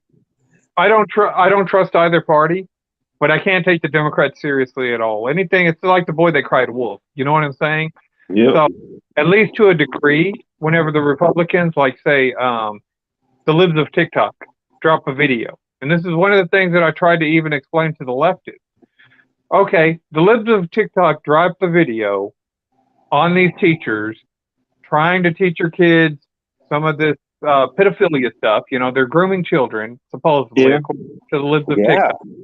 Okay, so if you're on the left and you see this, the thing is, don't come out and try to defend the person on the video's actions. Come back, see if you can see if the source is credible, and then make a position based on if it's credible. Now, see, I don't know if those libs of TikTok videos are credible, to be honest with you. Or they could have been coerced. They could have been they could have been set up, much like the January 6th shit. If they would put the effort into doing actually journalism, they could find out if it's true or not, and then you make your position. If they're doing it, then you damn sure don't want to take a position of grooming children. But if it's true, then debunk it. It's pretty popular now, isn't it? They just grooming kids every single day now. Yeah, so that's what the left is making their position on. Well, now you're going to go ahead, and since you've jumped on that position, you unequivocally say you're going to defend these teachers' rights defend these teachers' rights to, per se, groom children, well, now you've got to go ahead and stand on that. And we're not talking about even teenage, where it's statutory. This is pedophilia at this age. So, under the age of like 8 years old. Yeah. If they're 12, even 12 is pushing it, but like say they're 13, 14, 15, if they're a teenager, then yeah, you could say, okay, you could make a case that it's not pedophilia, it's statutory. But whenever you're talking about like 10-year-olds, 8-year-olds, 7-year-olds, that's pedophilia. But I have my son, my oldest son is 16. He just turned it. My youngest turned 15.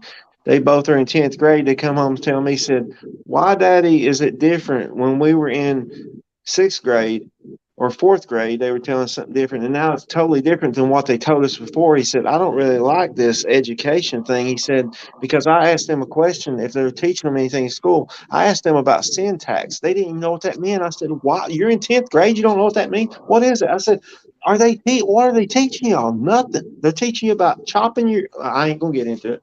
I know where you're going with that. Never mind.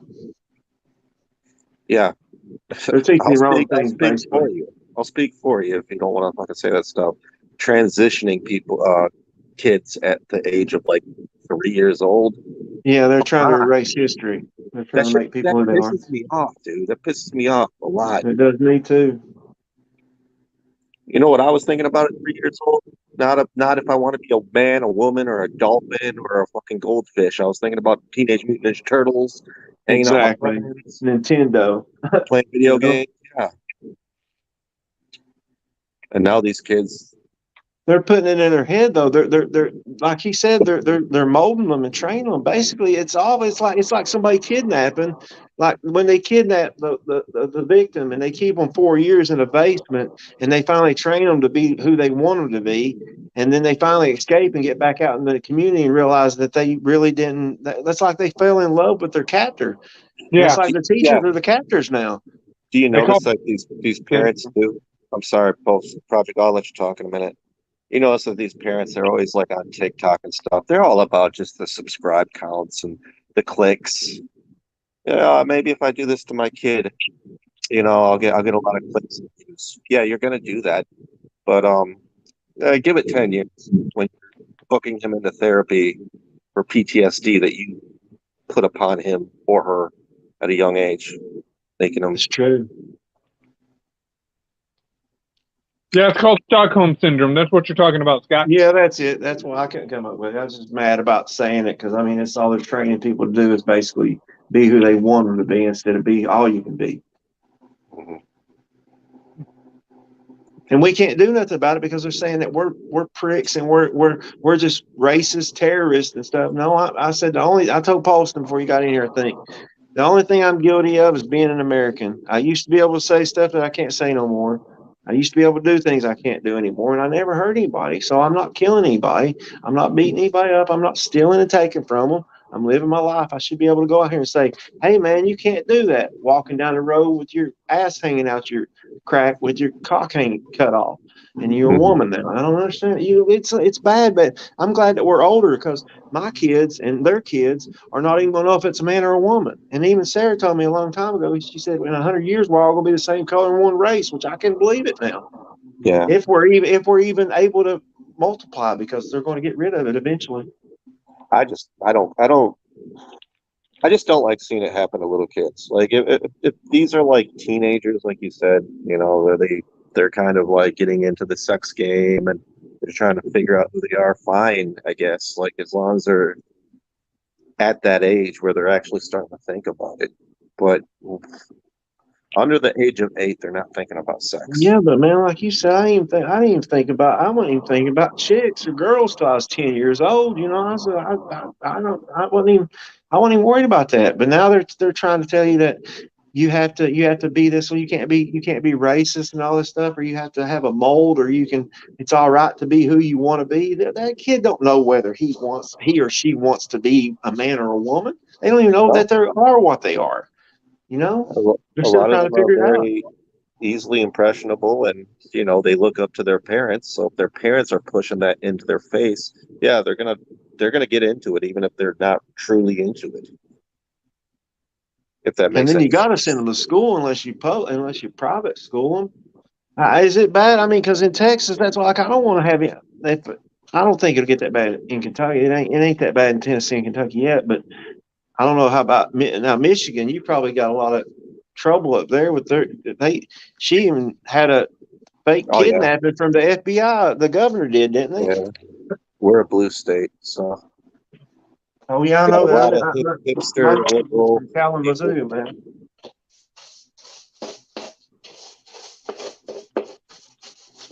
But yeah, people really got on Trump over the whole sex trafficking and stuff, acting like it doesn't exist. It does exist. I Always. live next to a freaking grocery store where there's vans parked in the parking lot sometimes. And every now and then, like on the news, it's like, oh yeah, somebody got abducted there again, missing. But Trump's such a bad person. We're calling it out. Maybe y'all should look at not y'all, but the people that want to act like this stuff does not exist. Look at the cartel. There's channels on YouTube dedicated to the cartel and all the wild shit they do. Yeah. I think Disturbed Reality is one that I really enjoy. It's called Disturbed Reality, the channel. Look at the shit that they do. and that's what me and Scott were talking about. I already took out the cartel. I mean, they don't benefit me. I don't do drugs. So, why not take them out? Do that North American pipeline right to Mexico. Use the oil to help fix the Mexicans' economy structure, and then you don't have to worry. Even you talk about the drug cartels, man. They're getting so bad and cheap now that they're doing fentanyl. They're trying to kill it. I swear, I think it's China and them pushing it on there, trying to kill the depopulation. That's what it's all about. That's what it's all Yeah, about. well, I'm sure Project will know some of the gangs that I'm thinking about. They have weird ass names, but it's like MGSK or something. Have you seen that movie Cabal Borderland? It's actually on Tubi. No, but I'll check it out. Who's in it? I don't know if it's an independent film, but it's just the border cartels and what they do really in Mexico if they catch you and stuff like that. It's a true story. Okay. So, Yeah, They'll cut your face off in Mexico, man. Leave beside the road. What's up? I said they'll cut your face off and leave you beside the road in Mexico. Oh yeah, dude, I've learned so much about the cartel over the last year. Apparently, They don't mess around, dude. The guy called Ghost Rider, and he did something to the opposite gang. But they caught him. I think he did some he raped like a kid or something on the opposite side. But they caught him, and they cut his face off, and then they just rubbed his face with like a burning liquid agent, and they just lit it on fire every single day for like 20 minutes until he eventually died. So they were like, if you want to be Ghost Rider, we're going to make you Ghost Rider.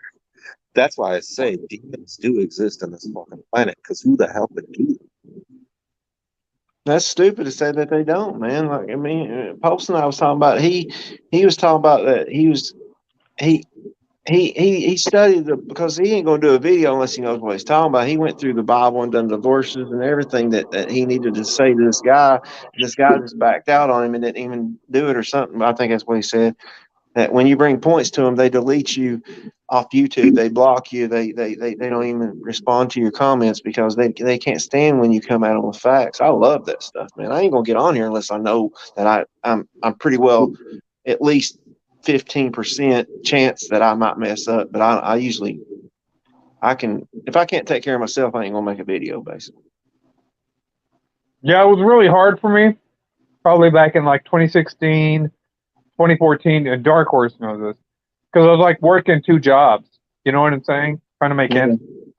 So yeah, I've went into debates that I wasn't really fully prepared for. But like on Twitter, it's easier because you're doing it in tweets. So if you can always go back and look up your talking points and stuff like that. But a lot of people here on like the internet, especially on YouTube, that's all they do is sit there and argue all day. And so yeah. Yeah, you got the great debate community and stuff like that. But like on Twitter, yeah, no doubt. the atheists are going to block me every time because I kind of understand what they're saying, but it's just not true. And they would never be. They can't. Okay, to show you how off and how on their toes they are. They can't even prove that the Earth is round. So I mean, and they die by that. Can't even debate the flat earthers. So, and I mean, you can't even keep that under contained. So if you can't do that, then it's going to be. And I can tell you right now, and this is what I was told by a friend of mine, that a lot of this science, it's all a lot of this science comes straight from the Catholics. You know what I'm saying? From the Catholic Church, from the Pope, the Roman Empire, whatever you want to call it at the time. A lot of this science was basically, and you look at it, Lucifer stuff, as far as like the observatory in Arizona and all the donations that the Catholics have donated to science. And what's going to eventually happen one day is that the Catholic Church, the Holy Roman Empire, is going to sit there and they're going to come out and they're going to say, look at all this documentation, look at all this stuff right here that the science community has been lying about. This is exactly where it came from, and this is exactly, and it was proven wrong, and they're going to pull the rug out from them. And whenever that happens, what do you think a lot of these people are going to do, particularly these people that are going to be embarrassed, that make these arguments on YouTube? You can already see their mindset. They're not really stable because they don't have any kind of a moral structure. There's no real moral structure to these people. A lot of them are nihilists and a lot of them are atheists. And they're going to end up losing their shit because they're going to be proven wrong and that they're not going to be able to handle it. So you're telling me that all those people that are on the Vatican, like the Capitol, pretty much to get to the Pope when he comes out, they're all going to revolt against that man, and he ain't going to have nowhere to hide because that's a lot of people to be attacking that one building to be sitting there, in front of them. I don't get it. I don't get what we're supposed to do after that if he's right about that, because they are going to get tired of listening to it. You still there, Cabal? Yeah, I'm here. That's why I said Poston left. I guess he's reconnecting. But how do you feel about that, man? I mean, because that's ridiculous that they tell us to do one thing and do another. Mm-hmm. But yeah, all these institutions and stuff that's been lying to them, they're going to turn on them. You know what I'm saying? Because they've been lying the whole time. And so that's what I think that I think that's what they're going to do. There's nothing I could do about it. I get it. All this stuff was foretold in the Bible. But Rome fell once; it can do it again. It's already been said, because the way I see it is because back then, they were gods, they were tall and lived to be 900 years old. That's why I think that it's so big, that they actually there's something with that. They wanted to destroy Jesus because, I mean, anybody would want to erase something like that, somebody coming back from the dead, because they wouldn't be able to prove anything, because everybody would drop to their knees. And because the way I always put it, when I was growing up and learning in church, and I until I was 18, the way I said is if everybody had a 3x3, a 3x2 window into hell, and you can look into it for 2 seconds, everybody go through and look in it for 2 seconds. I guarantee you, everybody would drop to their knees. Yeah, change if their you could actually see ideology immediately. Can you imagine the pain and agony on that? Like that one video scared me to death. Where they dug to hell. That one. I know the one you're talking about. I know where you're going. The one where you hear the screams. Yeah. Yeah, I know, man. I look up videos like that. A little crazy, ain't it? Yeah. And did you see that one where NASA? Because a girl put it up there on Facebook about 3 weeks ago and said, "Oh, look at this! This is cool. This is like what a black hole sounds like." It's like, I was like, yeah. You know what that is, don't you? And she said, "What?" I said, "That's Satan's army waiting to be unleashed on this earth. So you better wait and get away from that black hole and pray to God that it don't come here and get us." Oh, it's about 125 million light years away. How do you think God or a demon can, when God releases them, it's over? Because God's behind the sun. I feel like that's what it is. He's gonna burn this whole universe with the sun. So yeah, but that's what it legitimately sounds like. It's just thousands of screams in that video that you're talking about. It's horrible, isn't it? Yeah. They call it the hole, the drill to hell, or the hell hole or something. I don't know what it is. But they drilled. That's when they was doing it. They backed away from it when they heard that. They quit drilling. I heard that it was taken from a movie, I heard but that too, but when I put it side by side, I don't think it is. I think they're just yeah, trying to make up some way to cover it up.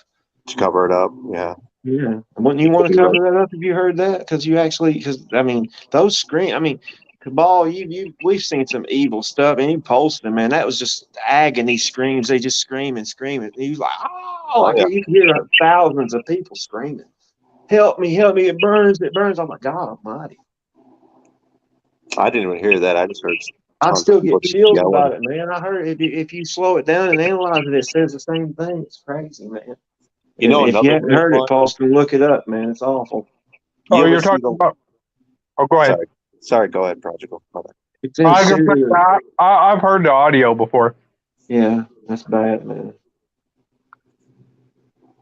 Go ahead, Cabal. Yeah, oh yeah, I was, because you kind of remind me of like some of the weird videos I've watched over the years. Have you ever seen like the last animated cartoon that Walt Disney released? I Mickey mean, Mouse walking down the they street. released so many bad ones, like it's crazy. They got No, naked I'm not women talking in it. about like theatrically released, but it was like a Mickey Mouse just walking down a block over and over Yeah, and over again, and it just keeps yeah, and getting it's better like all the and better. acid and like heroin and stuff like that. I mean, but he's changing. He's actually aging. I know what you're talking about. And is Yeah, that the one? Yeah, I know what you're talking about. I watched a yeah. lot Then of it. I think like a minute in, it starts like just it goes from like sad music, somber music, and then it goes just people fucking screaming. Yep. But as he's walking, he's aging too. Like it's showing him like deteriorating. Mickey Mouse. At the end of it, I thought I remember doing that, or I may have watched Yeah, another video. But I think I that's know what you're talking about. yeah, It's like when the first one of the cartoon. most popular creepy pastas. Yeah, That's what it was. Creepy pastas. Yeah, yeah. That's what it was. That's Suicide. Slenderman and all that. Yeah, Suicide Mouse. AVI, I think, is what it's called. See, he knows there, but yep. we know. All, yeah, that's cool. That's it. Isn't that Jack the Killer? That's that mask you're wearing, Scott? Isn't that I Jack thought the Killer? I thought it was the Babadook. It's a combination of. It's close to it. It's close to a lot of things. I mean, it spoke to me, so I picked it. Who is Yeah, who's the Jack? Who's Jack the Killer? he's a creepypasta guy. Oh, is he? Yeah, that's what it is. My boy was talking about. That's where I got it from. Actually, the idea for it was the creepypasta one because the one that smiles all the time, man, or stays awake forever. I Yeah, think it's it, ain't it?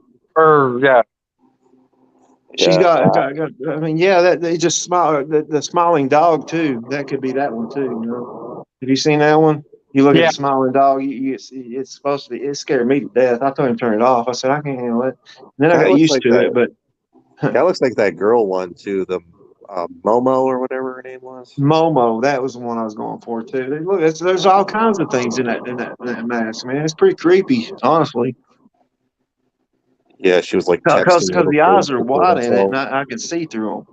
yeah. I had so much fun with Momo whenever it was becoming a thing. Momo was responsible for everything. Oh, you made videos on that? Because I can't remember them. No, I mean I didn't make videos on Momo, but I was doing a lot of the Facebook posts and stuff. I had like Momo's face on Captain Marvel. You know, Disney. Really? Yeah, dude. I did like a lot of stuff with Momo. I had Joe Biden sniffing Momo's hair at one point in time, and I just had a lot of fun with Momo.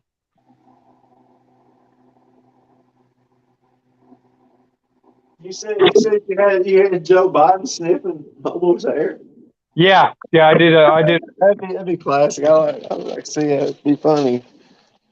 It was on my old Facebook that they deleted. Slenderman got me, man, when the boys were talking about, because I lived right beside, like, Frankfurt, where the cemetery is, the oldest one, where, like, Benjamin Franklin and all, well, Daniel Boone's buried there and his wife. And then I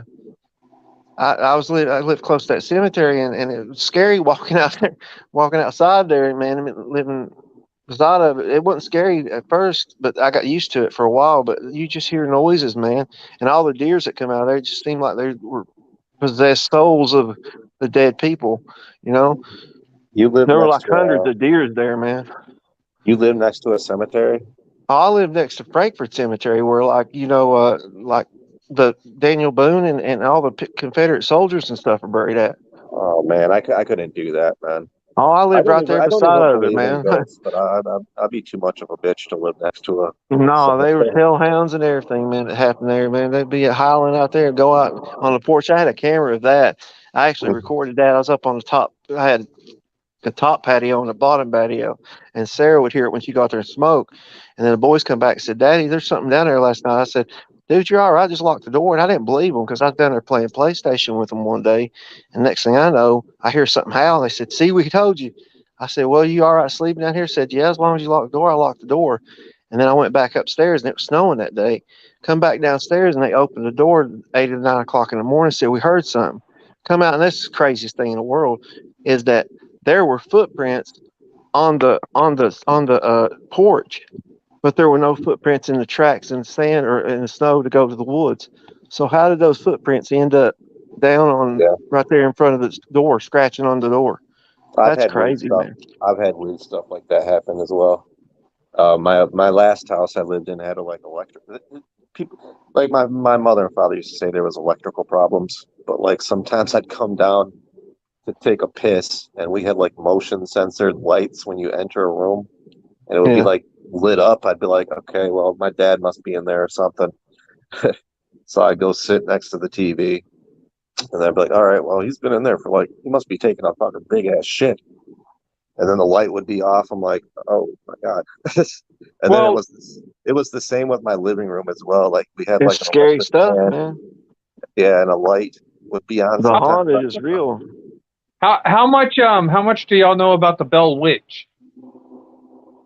I know about the Blair Witch, but I don't know about the Bell That's Witch. what I was about to say.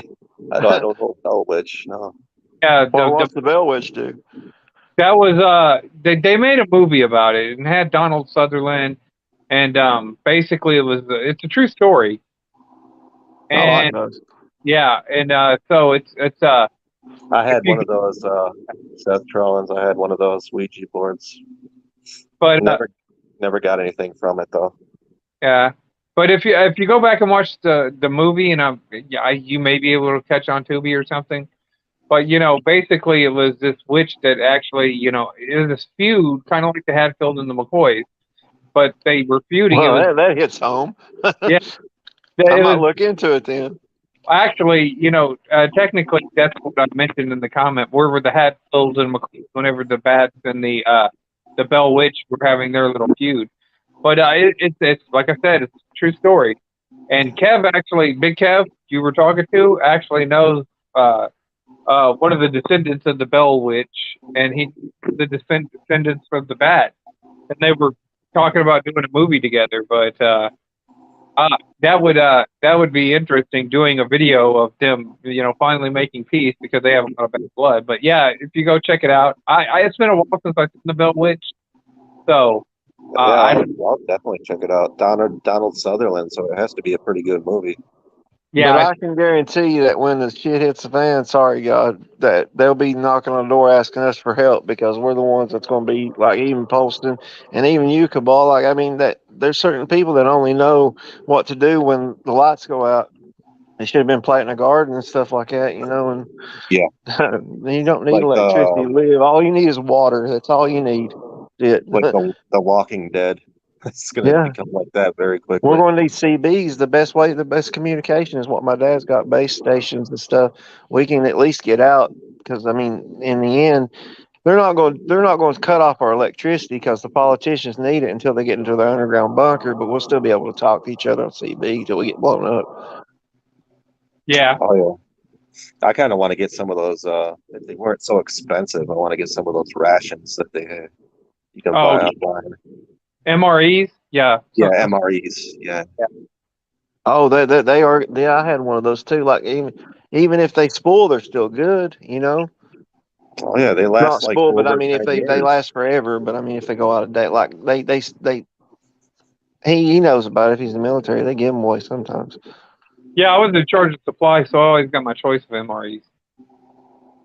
You know, That'd be good when it goes down, man. You have to have something to be able to take care of yourself at least. but yeah, I think that like I said, ultimately, that would what I was saying would be the best case scenario for the Democrats, just like keep the horn to the Republicans and keep the facade going if they're still capable.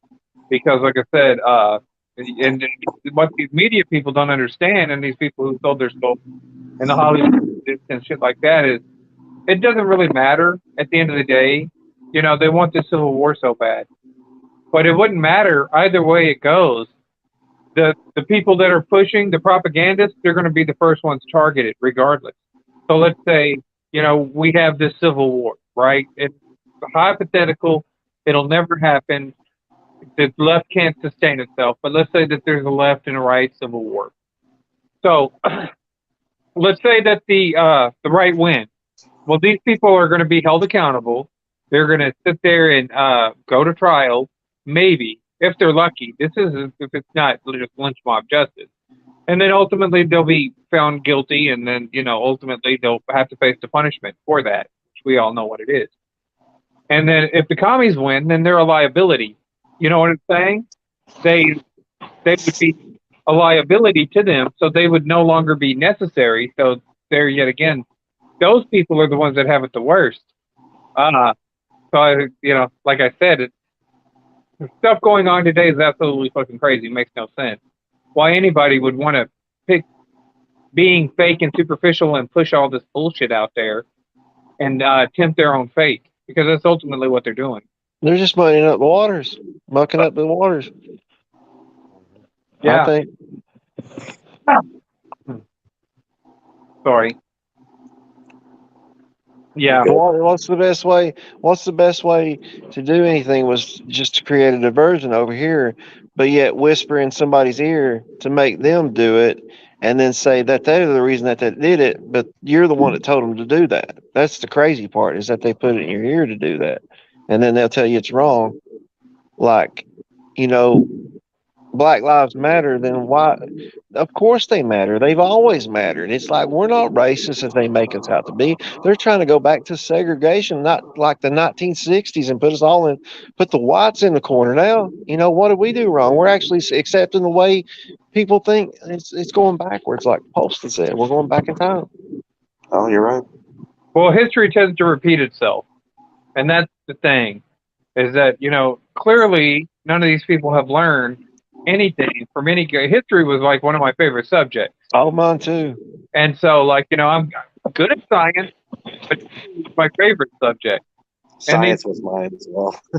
Yeah, I'm I good. like science. Science every fucking day, every time. But like, history was my shit, and these people have learned nothing from history, absolutely nothing.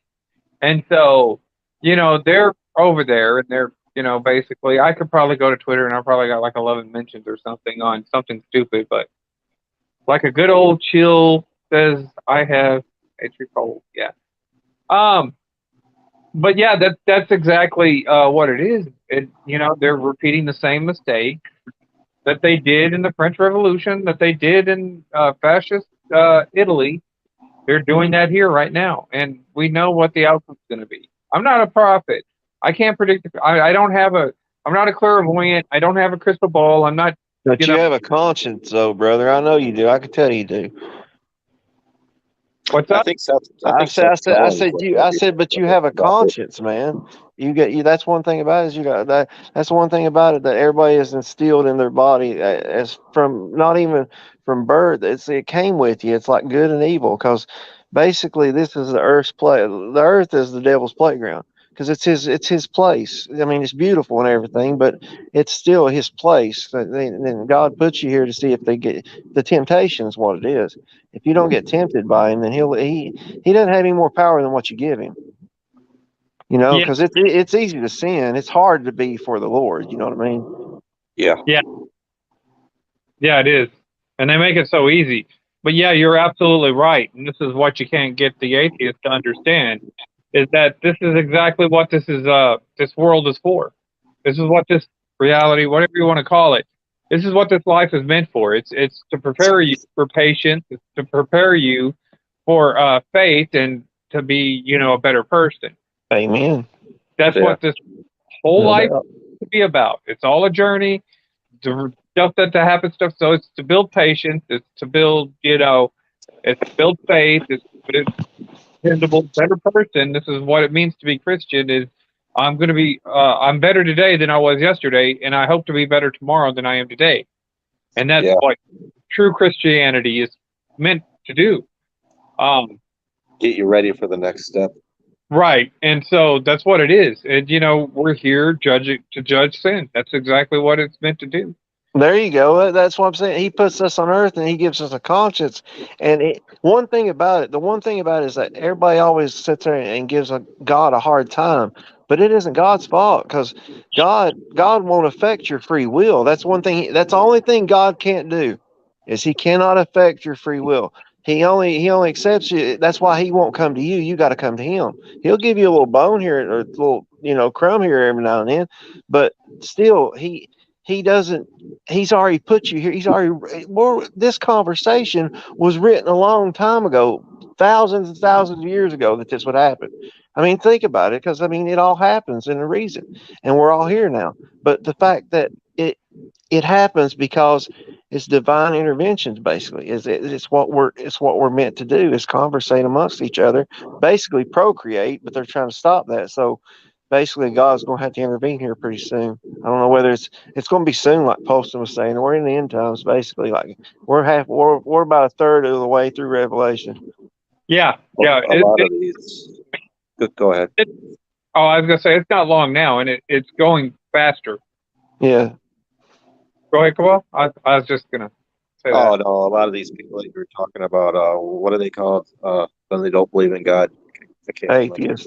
Atheists, yeah. A lot of them, I don't think, really hit rock bottom and got to experience something that was unexplainable. I've had that happen to me 2 times in my life. That's why I believe in God. But I'd be lying. Definitely. I hit rock bottom too, man, and it's just, it'll take your soul.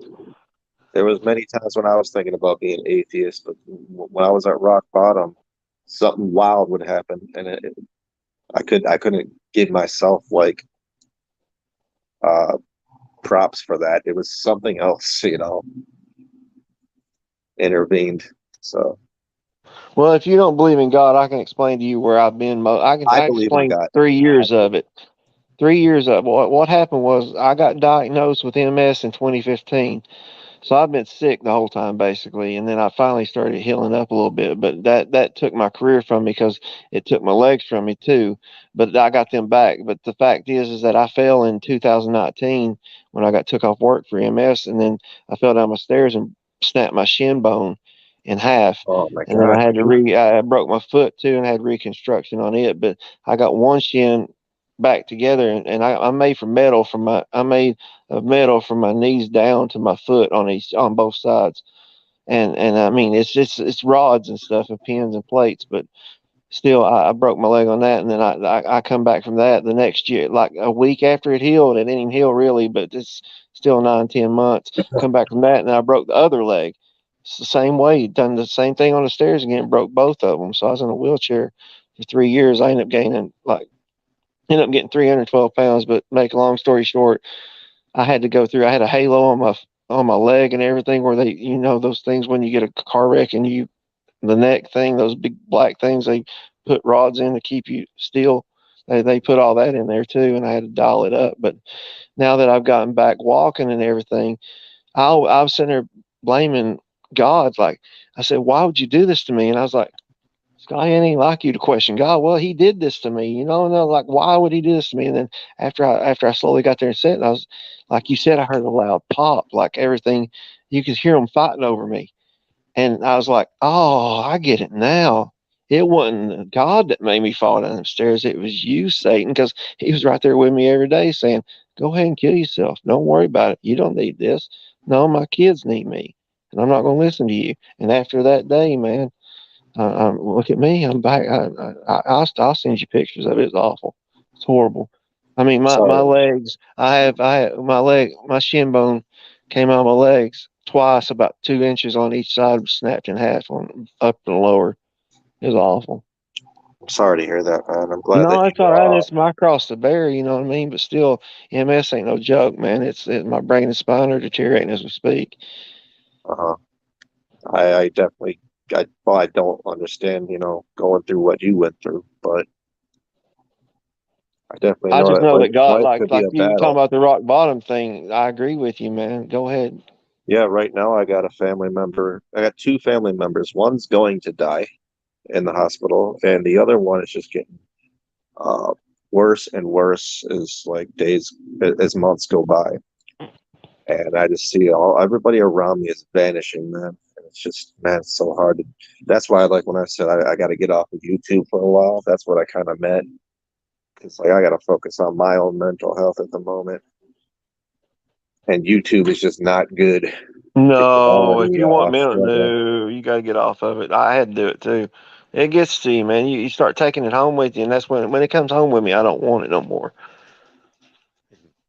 Well, I mean, unless it's my old lady or something, you know. But I mean, you know what I mean. You don't want to carry stories with you. It's bad enough having to deal with going to work and stuff like that. I can't work anymore, but I'm still mobile. I mean, I might be disabled, but I ain't dead. That's like I was telling him. I said I might have lost my legs and it's my arms and can't work, but I mean, I can still walk now. I'm finally healed up, but I still got problems. But I said, well, if I can't use my career anymore. And I mean, at that time, I just turned 40 years old. So now I'm 43. It's been 3 years. So I was telling him before you came in, I said, well, I figured, how can I do anything if I can't work anymore or anything like that? I'm not going to mess my disability up because I worked my ass off my whole life for that. So I'm doing good right now. My kids are getting money off of me too. So it's money I paid in. And I said, well, I don't want to mess this up. And I said, how can I make money? And I was like, oh, how can I make it known and my voice get out there? I'll get back on YouTube again. So here I am. I'm gonna start back, I guess. Maybe one day. I don't And know. you might want to use this site. Like I said, there's a lot of other platforms But out you got there. to educate me about this, guys, because I don't know. Because I mean, I'm confused, crazy. I don't know. All I knew was YouTube and Google Hangouts. Now they got like 5 or 6 sites because I hide from the communist people that want to take you down, Nazis, all kinds of stuff. I like BitChute still as far as like uploading my comment that would get flagged on YouTube. However, like StreamYard, it's not really a site. It's not like a social media site. It's just a site where you can stream. It's a streaming site, so you can stream to any platform. So it's easy to use. That's why I use it. There's other streaming sites. Entropy is one of them. And so, yeah, like uses Entropy. It's it's a decent site so far though. StreamYard, it's not too bad, but there's a lot of amounts that you can get, and you can just stream to multiple platforms. And that's probably if you're going to do something like monetize and have controversial subjects, that would be the best way to go. Build yourself up a character like we used to do. That would be cool because you got the mask already. Oh yeah, I am a character anyway because people know who I am, and when they find out it was me, when they find out it's me, if they do, they'll even remember that because like Cabal, I mean, I had like almost 1,000 subscribers when I left. Mhm. I mean, they was probably some of them were sock accounts. So I mean, honestly, not my sock accounts, but other people, subbing to me through their sock accounts. So I would say I Yeah. had 600 at the most, if you Yeah, take away four of Uh, them with socks. I mean, I I, know I'm not the only person that remembers you. I think you were maybe the third or fourth person I met off of YouTube. Well, I Uh, mean, even Posta and I were talking back then. I mean, because I done a video on Danielson back a long time ago when he yeah, was Danielson 187. That was a long time ago. yeah, he goes by a different name now. You remember that Posta when he went by that? Well, they yeah, took him down and he was out in the woods cussing at YouTube because they banned him back then. yeah. And you and I and Sarah and Dark Horse, we all used to feud a little bit. Oh yeah, I mean, it was like I said, it was a love-hate thing because we all made good points to each other, but we weren't anything like that, just cussing each other out and just being stupid. We all made like points, Even Danielson, he got me a couple times, So Yeah. that's good. That makes me be better the next time. We all been enemies. All of us Oh here yeah, right now. definitely. We're We enemies. yeah, but we played heel and face, and we played Well, GM and ring I crew. never fought with you, but me and Project No, you did. never knew. We got along. Sarah got along with you too. She thought she was funny. You know. Now Poston, she thanked him out of everybody because he respected her, man. I mean, he told her how it was. He didn't sugarcoat it, but he Yeah. did tell her. He actually made a point that she said, "Huh." She said, in all this arguing back and forth with everybody, I didn't think of it that way. She said, he makes sense. He's I the only think one to come at me and didn't cuss at me. You didn't cuss at her, man. You made Didn't she points, but have you a didn't cuss at her. YouTube channel? No, when I left, I retired for a year before it. So I left in 2014 and she kept going until 2015. So she kept it for a year going on, and she was like burying pretty much everybody, like trying to. I mean, she did a good job too. It freaked me out when I got off work. I said, "God, you're gonna get me killed," oh, yeah, you know. I remember that. I remember that. Yeah. I said, "You're gonna get me killed." She was in front of the Christmas tree, sitting there telling everybody like Boston fan, and like the only thing she gave everybody like a whole chapter, like a whole thing, even wrestling Jesus, even Danielson, and Boston fan. And then Probably. Blake, she said, "Blake the Reaper, I didn't forget about you." She said, "Blake the Reaper, I think you ain't nothing but a little bitch." She turned the camera off. Yeah. He got pissed, buddy. Oh God, I He's I still remember. know y'all. around Man, too. it's like a 31-minute video, dude. But see, most of the stuff just like for me, it was water off my back. I didn't take it as seriously. You know what I'm saying? Well, she So didn't mean it that way, really. She just wanted to defend herself, and me too, because everybody's talking about me when I wasn't even there anymore. like I had so many people come after me, and then like I said, and I'm good friends with Dark Horse. God bless Dark Horse. Dark Horse would call me. Somebody just made a video on you, and I had to go check it out. And I'm like, fuck, I gotta go do a response video now. But he's been through it too, ain't he? Yeah. Yeah. So it'd be like, oh well, I got to make a. So I'd do the response and keep it going because we totally understood that that's how you got interest in your channels. That's how you got views, and then you're promoting other people, and that's ultimately what we were doing was promoting each other, and that's the way that I saw it the whole time. So for me, it was never personal. Other people probably took it personal. Me, I didn't. That's why, like I said, whenever WJ was having his thing, yeah, he flagged one of my channels down. We went back, but I'm going to still sit there and, I don't want anything bad to happen to him because I'm still respecting. We were all in this together as far as I'm concerned. Oh yeah, we all came up together. So even if like Omega had a breakdown, or Omega, I forgot about him too. Good man, God, I'm going back in time. He's still breakdown, around. I would still, say, I wouldn't want anything bad to happen to Omega. You know what I'm saying? And so, yeah, we were all in this together. And ultimately, we are kind of the one to help build this platform for what it is. And we just, this is how they repay us is by kind of like, where we only got 2 viewers. I was shadow banned since 2017, mainly because of a lot of the edgy videos that I was putting out was exposing the media and fake news. And so, yeah, they were targeting me. I became public enemy number 1. So I said, screw it. The time I was actually I probably, can see that though. yeah, I was can actually, see it. if I wasn't shadow banned, I think I was shadow banned before Alex Jones got his. God Almighty, that's a long time ago. Yeah, so before Alex Jones got his, execution on all his platforms, Well, they I, coming after everybody in Texas. I was already shadow banned by that point in time. Infowars, baby. And I was still getting subscribers, and I still have every once in a while. This was on my main account. Whenever I had like 50, I got up to 1,500 subscribers. I was still having some videos go viral.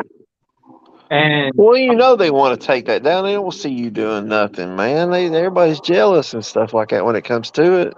You know what I The think it people that is? I think he's what? putting fluoride in the water and making the frogs gay. That's what I think Prodigal's been doing. That's what Alex Jones said. Yeah, that's what it is.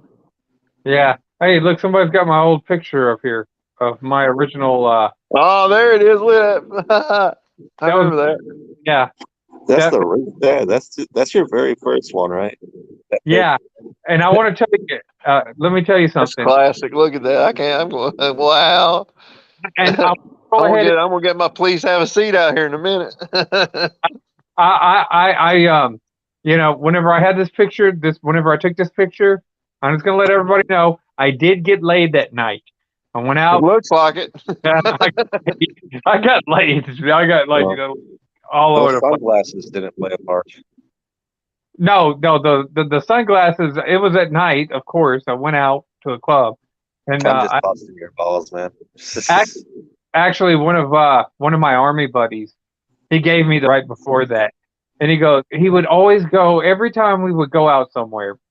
This is my Haitian buddy, which Brad would know exactly. This is who taught me, you know, a lot of the Creole stuff that I knew. He actually would go if he went anywhere, he had to buy shades, and whatever shades that he had, he just, you know, threw them somewhere. So he wear shades, and then he goes, "Here you go, buddy. Here you go, buddy. Yeah, you can have shades. I gotta buy shades every time." So he always had to buy shades. So if he saw some, oh, I got those. He gave those to me because he had bought a new pair of shades and didn't want these ones anymore. So I said, "Fuck it, I'll take them." That's where I got the shades. You look like a baseball player. Yeah, I know. That was whenever I had my that was my military. I was still in the military whenever I took that picture. They look like Oakley's, man. Yeah, I like that pair of them almost same color, not the same color, but they were like almost brownish gray type. I'm colorblind, so I can't see anyway. those were orange, and the cool thing is that I'm a Longhorns fan anyways, so they kind of like went with a lot of stuff I had. Those Yeah. lenses are actually orange. They're not whatever color they are in this picture. Not like it, but they were orange. So like I have a lot of Longhorn stuff. So they So went. you like Kevin Durant? Yeah, that's my Yeah, he's good, ain't he? that's one of my favorites, man. Yeah. The Good Durant. deal, man. He's good, man. I no doubt. I collect him. Made a lot of money off his cards. Yeah, You collect basketball cards still? Oh yeah. I mean, I got out of it. I had almost probably $700,000 worth of them, man. I didn't get that. I mean, book value. I ended up getting like probably, God, I'd say when I sold all of them over time, I got probably 125,000 out of them. That's pretty good. That's I pretty stopped good off collecting, cardboard, man. You know. Yeah. I stopped collecting as soon as LeBron came to the NBA, but I still have a ton of good ones like Kobe rookies. You got any baseball cards, No. Sean? Anybody? I got a Hank Aaron home run card. I got the Paul Molitor Alan Trammell rookie card. Oh, that's a good card. A-Rod, King Griffey Jr. rookie. I'm looking Got at that upper deck one. You got the money right there, man. King Griffey Jr. 89 upper deck's worth a lot of money. yeah, that's the 89. That's when I was into baseball. Same time you were Number one. Prodigal. Ken Griffey, Frank Thomas, Oh yeah, Jose Canseco, Rob Ventura, Barry Mike- Gary Bonds, Sheffield. Dave then you Justin. Fire, Ricky Henderson, Ron Sandberg. Ryan Sandberg, Mark Grace. Cal Oh Ripken yeah, Jr., Mark Gray, Cal Ripken. You forgot about Cal. There you go. Kirby Ryan, Puckett. Dennis Eckerly. Will Clark. Oh, Will the Thrill, man. Amen. Yeah. Wally Joyner. Who was that white guy that played for the Dodgers? Oral Hershiser was a pitcher. Yeah, I can't remember his name. I think he was like a rookie around the same time. Kirk Gibson. Came in. I remember him. Eric Karros, Mike Piazza. Mike Piazza, that's what I knew I got it. I knew I was going to get you there pretty soon. And then Sandy Alomar Jr. and Roberto Alomar. Roberto Alomar, Chipper Jones, all of them. Bill Strawberry. Daryl Strawberry, yeah. Strawberry, that's a Barry good Larkin. one. Mark McGuire, Sammy Sosa. Now we're Well, just hopping in a time machine. All of us are. We're just, well, we're back in '86 now, so we'll keep on going. no, I like all these Cal players. Ripken and Ricky Henderson was 82 and 77. I used to really like Dave Justice, though. Oh, Cecil he's Fielder good too. was a hometown hero, too. Solid. Chris Sabo and Eric Davis. Jeff Bagwell. Jeff Bagwell, the Houston Astro, one of my favorite players, 1992, got his card in the Pepsi box when I first started collecting. Amen. That's when I got the first Nolan Ryan card I ever got was out of the Diet Pepsi box in 1990. They put the cards inside the box, and you got them. You open the box, you got the card out. I don't know if y'all remember that, but they did that for a while. That's what got me into them. What are you talking about? Where did you get Like the card? when you buy a 12 pack of pop or soda or whatever you guys call it, I call it Oh. pop, but you buy a 12 pack of Pepsi or something, and you open it right there in the middle. Like when you open the side, they got a part right there where you can open it, and then you open it. It's like underneath the Pepsi, like underneath the wrap, so you just grab the card because it's stuck to it. They're Yeah. worth money though. I mean, the Nolan Ryan's worth like it's worth like probably about $2 when I first got it, but now it's like every bit of $100. Yeah, I thought you were thinking of. I thought you were talking about the Cracker Jacks because I know like a lot of. No, they baseball got guys those wear that, too. But I mean, I know Cracker Jack cards, those are worth a lot of money, dude. I'm sure I'm not the only one that got a card out of a Pepsi box. I mean, that's like No, it's true. I got a lot. remember in the early days, like the early '90s. I think there were like cards in like some kind of pop box, but they were like football players, and it was like around the Halloween times. They were like dressed up like Halloween monsters. Yeah, that was Yeah. Coca-Cola. I got a bunch of those cards, Dude, like Missile Falk and Yeah. John Runyon. I forgot what he was, but like, yeah, they all had costumes on. Yeah, Monster Mash. Yeah, and those were out of. I say they're worth something now. Yeah, they probably are. yeah, probably. You got a lot of football. I kind of want to look them up and buy them just to have them. I do have that Kevin Durant rookie though, and I have one that's still in the package. I never opened the package. I just bought it because it had Kevin Durant in it, and I never opened the package. It's still in the package. That Upper Deck rookie is worth a lot of money. I sold it probably 3 years ago, and it brought me $45 right there because it was worth like 60. So I can imagine what it's worth now. I don't know whether Brooklyn hurt him going there because he's wanting out, but they go down, man. It's like all it is a stock. It's guaranteed money, man. Basically, they hold their value. You know, if you got a good card like a Cal Ripken rookie like my dad had, I had that forever, man. I held on to it for a long time. Well, like, Had a crease in it, but I still got rid of it. what do you remember? Oh, go ahead, Cabal. I just wish with the modern day NBA, because I got out of there. I don't really watch it anymore, but I just wish there was more loyalty to their home team. Now Well, I do too. it bounces back and forth. It's just You don't have anybody like Reggie Miller, like Tim Duncan or Kobe or Larry Bird and all of them that stay with one team. Do y'all remember Paul Molitor? Yeah, they play for the Twins, man. Yeah, and do y'all remember like Alan Trammell? Yeah. Yeah. Okay, so like their rookie card's on the same card. It's 78 rookie, and I got that. Trammell was Tiger, right? Yeah, Trammell played for the Tigers. Our Tigers, yeah, Tigers, Detroit, your team, yeah, up there. Yeah, and they And were Cecil Fielder. they were both World Series MVPs and both in the Hall of Fame, and I got their rookie card. So it's all on one card. It's Paul What Molitor, did you say? You said Robin Yount or Paul? Not Robin Yount. Paul Molitor and what? Alan Trammell. Oh, I thought you said Rob, but it's still the but I same had thing. It was good. There had to be Yeah. like a Rafael rookie card Palmeiro. from like the 80s, right? Well, I was looking up something on it, and they said, "Oh, that's the only card with two Hall of Famers." And I'm like, clearly these people don't understand that Magic Johnson and Larry Bird are on the same rookie card too. Oh yeah, that's worth a lot of money. That's like the three. They're kind of like where you can space them out, but if you break the card up, it ain't worth as much as it is You know, A weird card that I have is the one with Michael Jordan where he showed up for one game wearing like I think it was number 12 because his jersey was stolen in the locker room. So they kind of gave him like a random jersey to wear for one no, game. I think they took a card. They took a picture on a card in '92 or something. That what you're talking about, and it has that number on it. It's where like the player is like like a no-name player like Greg Yeah. Kite or something, and it's actually got that, and it made that card go up to $200 just for that jersey that he's wearing Yep. because he's in the picture. That's crazy how man it's worth that much money and so much draw. I wish I could do that. Walk outside and be a mountain of money, you know. Yeah, join the club, man.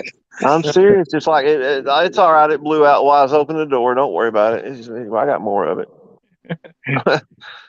Yeah. It's crazy, man. They ain't nobody. I think that there's nobody should be worth $1 billion, million, $1 trillion, man. Like those guys. No. Like it's crazy. What you're worth, like Elon Musk. I mean, I I don't understand it. I don't. But I mean, how does somebody make? He makes $55 million an hour, dude. An hour. So is that That's like crazy. your highest rookie cards project or is Trammell and another one? I don't know how much it's worth, but Oh. like I would you know, the Hank Aaron card where he hit his record breaking home run. I think that one's worth probably more. That's cool. I always Because- focused on basketball more so than everything else. So I have two of them. I think they're both clears. One's Patrick Ewing, and the other one's Isaiah Thomas. I have a David Those Robinson. are good cards. Yeah. But I had Reggie Miller rookies and Patrick Ewings and I had a Jordan rookie, but I had to end up selling it. But I mean, what are you gonna do? I mean, you can't keep it forever. Like I gave them to my son. I gave Trinity. Well, I didn't give them to him. He bought them off of me. I gave Trinity. God, I gave him probably 700 Kobe Bryants. Jordan's like the holy grail of like basketball cards. So. He is, but that's one thing he holds his value. But Kobe, that my son came down there and bought every one of them. When he traded, what he did was, I said, he said, what do you want for those Kobe Bryants? I said, you don't even want to know what I want for them. They said, yeah, I do, I truly do, because he had a bunch of autographs, man, like Donovan Mitchell's and Kevin Durant's and like jersey cards and stuff. I said, I'll take, because I didn't want him to trade them. I said, I'll take every one of your jerseys and every one of your autographs for all my Kobe's. What? I loved autographs. What?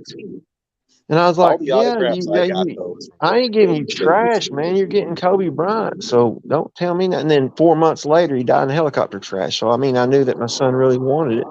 Yeah, that was awesome. I didn't think he'd die that young, you know. And then they skyrocketed.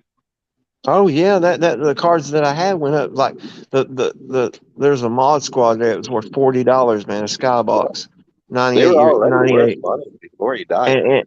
and it jumped up from $40 when he died. Like maybe 3 months later, it went up to $400. That's crazy, man.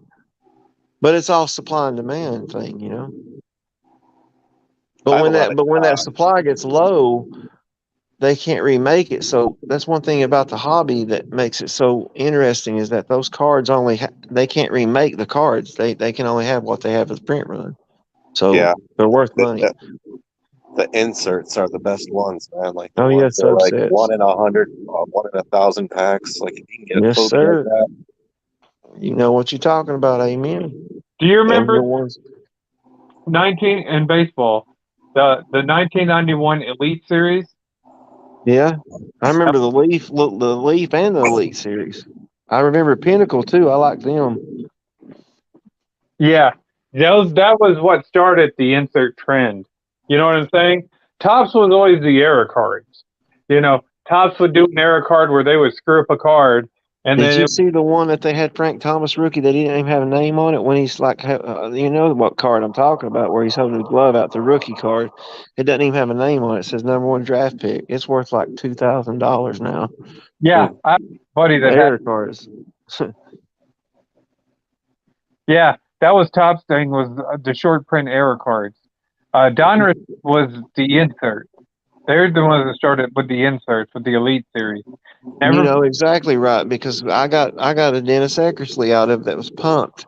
Like the 92, that's when they started all. Well, 91 Leafs when they really started, and the Elites and Score started the insurance too. Pinnacle, Accuracy all wasn't that bad. stuff. Upper Deck was great. I like Clear Ultra. That's my favorite card. Yeah, Ultra. Yeah. I don't know Beautiful if this was cards. in baseball, but how about SP and SPX? They were Upper Decks. Oh, were they? Yeah, they're short prints. Because that's what they like. The SPX and the basketball, they would have like holograms and stuff. And they used to love Oh getting. yeah, that's why I had LeBron James. I had an autographed hologram rookie of him, man. It's worth $1,000. Yeah, and the packs would cost like $5, and you'd only get one card. Exactly. That's the best way to do it though, because see what we're talking about in the 80s, the print runs they oversaturated the market, and now they've got it to where down to where they only make like, let's say they make 100 print run of Kobe Bryant now, but back then they would have made like 5,000 million Kobe Bryants, and it wouldn't be worth as much. It's like the Yeah. dollar amount that we're talking about, Paulson, it goes down, man, when the more you make of it.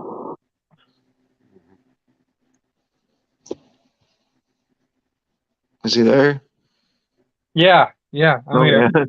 I said that's the more you make it, the more you make of the money, the more value it goes down. The more cards you got out there, the more it's going to go down. The less cards, like Cabal was talking about, like nowadays you only get like 3 or 4 cards in a pack, and you have to pay $30 for the pack. But you got a chance of getting a card that's worth $1,000 in it. Yeah, but then if you pay that much and you get like a jobber, you're just like, God damn it. Exactly. Yep. You get screwed. It's like playing the lottery. That's all it ever was. I know that the holy grail in the NFL now is Tom Brady. Like, you get a Tom Brady rookie, which I got one. But if you get a Tom Brady rookie, holy crap, dude!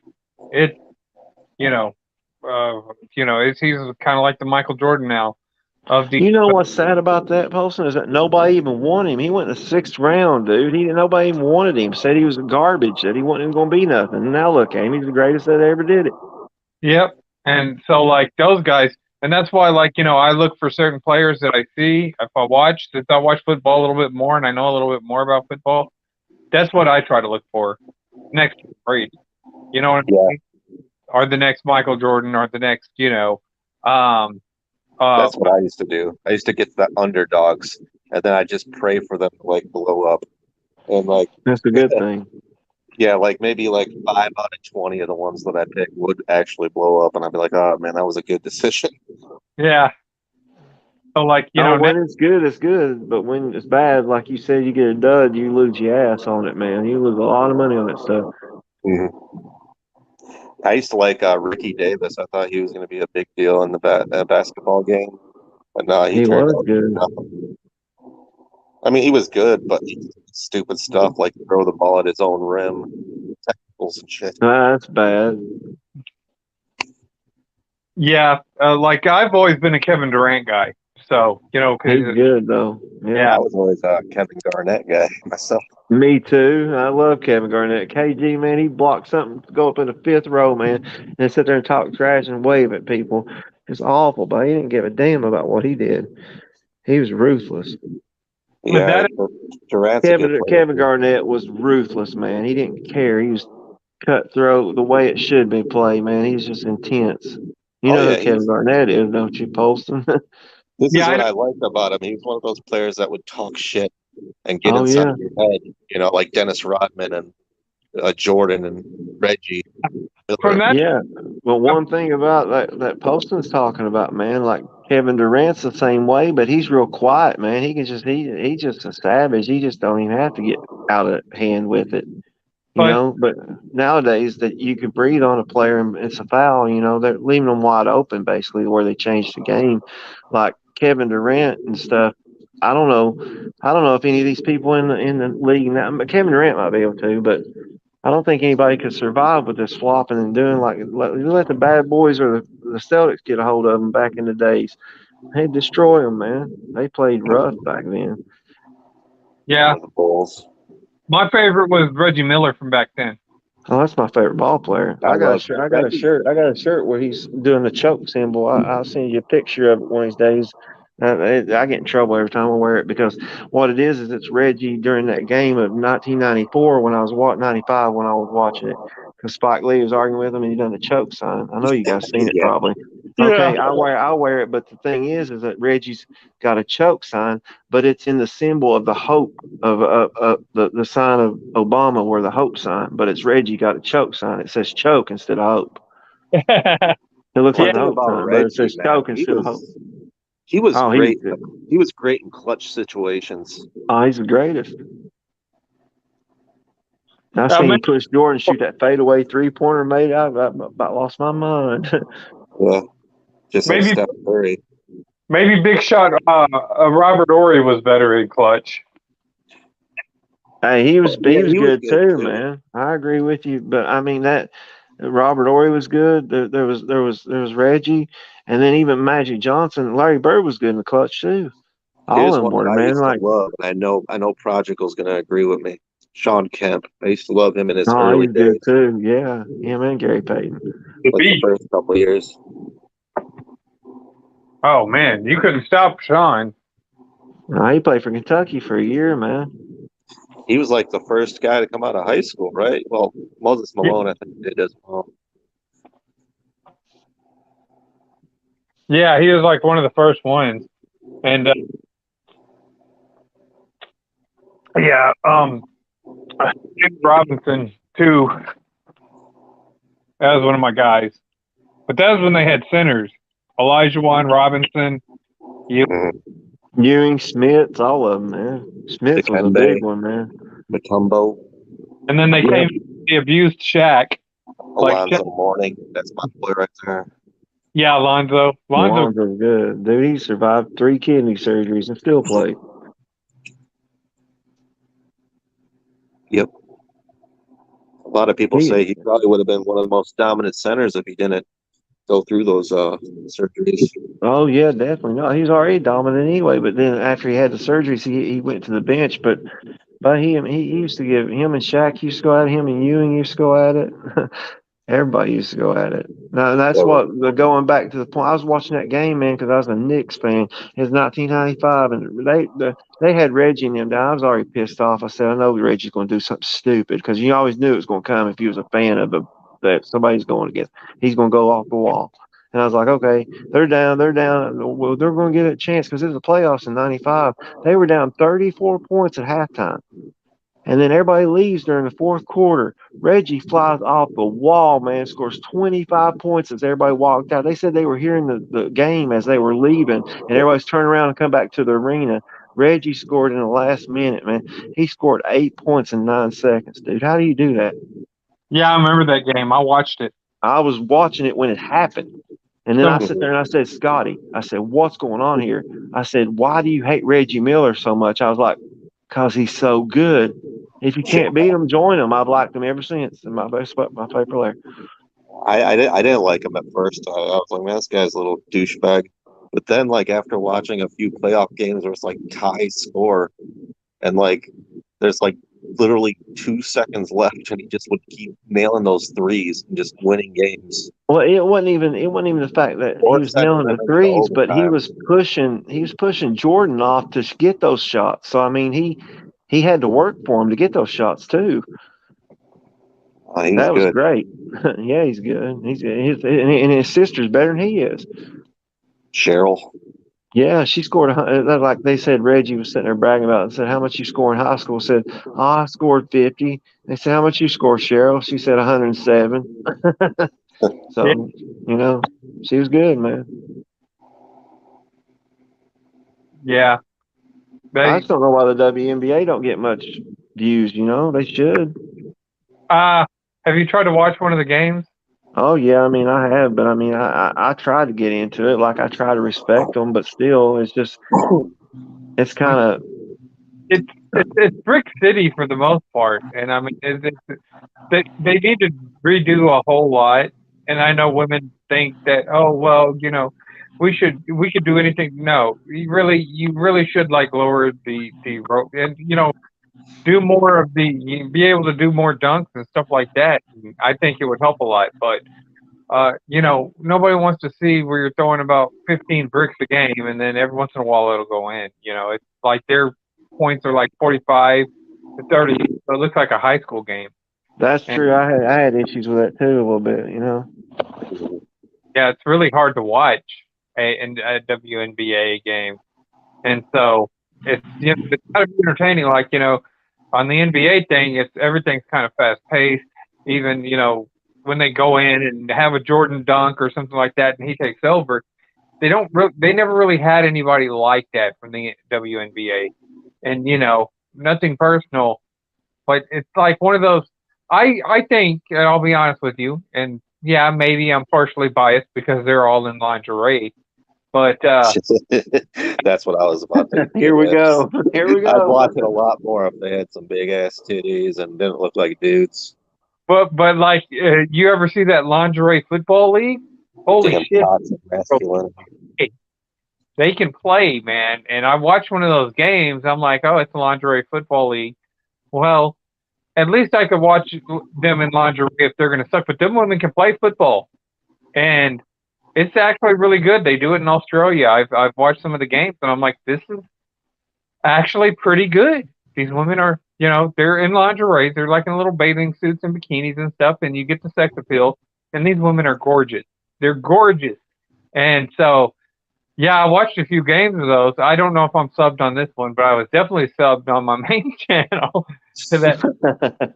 I heard that one girl's pretty good. The one that just got arrested and is being held captive in another country. Brittany, the one that's smoking weed over in Russia? Yeah. And trust me, okay, this looks like a big publicity stunt to me. I know she hates America and all that. I agree with you, Paulson. It looks like a big publicity stunt to me, but I can certainly believe that Brittany was smoking weed because she used to come into the bar that I used to work at because she's from Baylor. That's where she went to school at. Oh, so you've seen her and actually been around her? Yeah, I've actually been around her, and that's awesome, dude.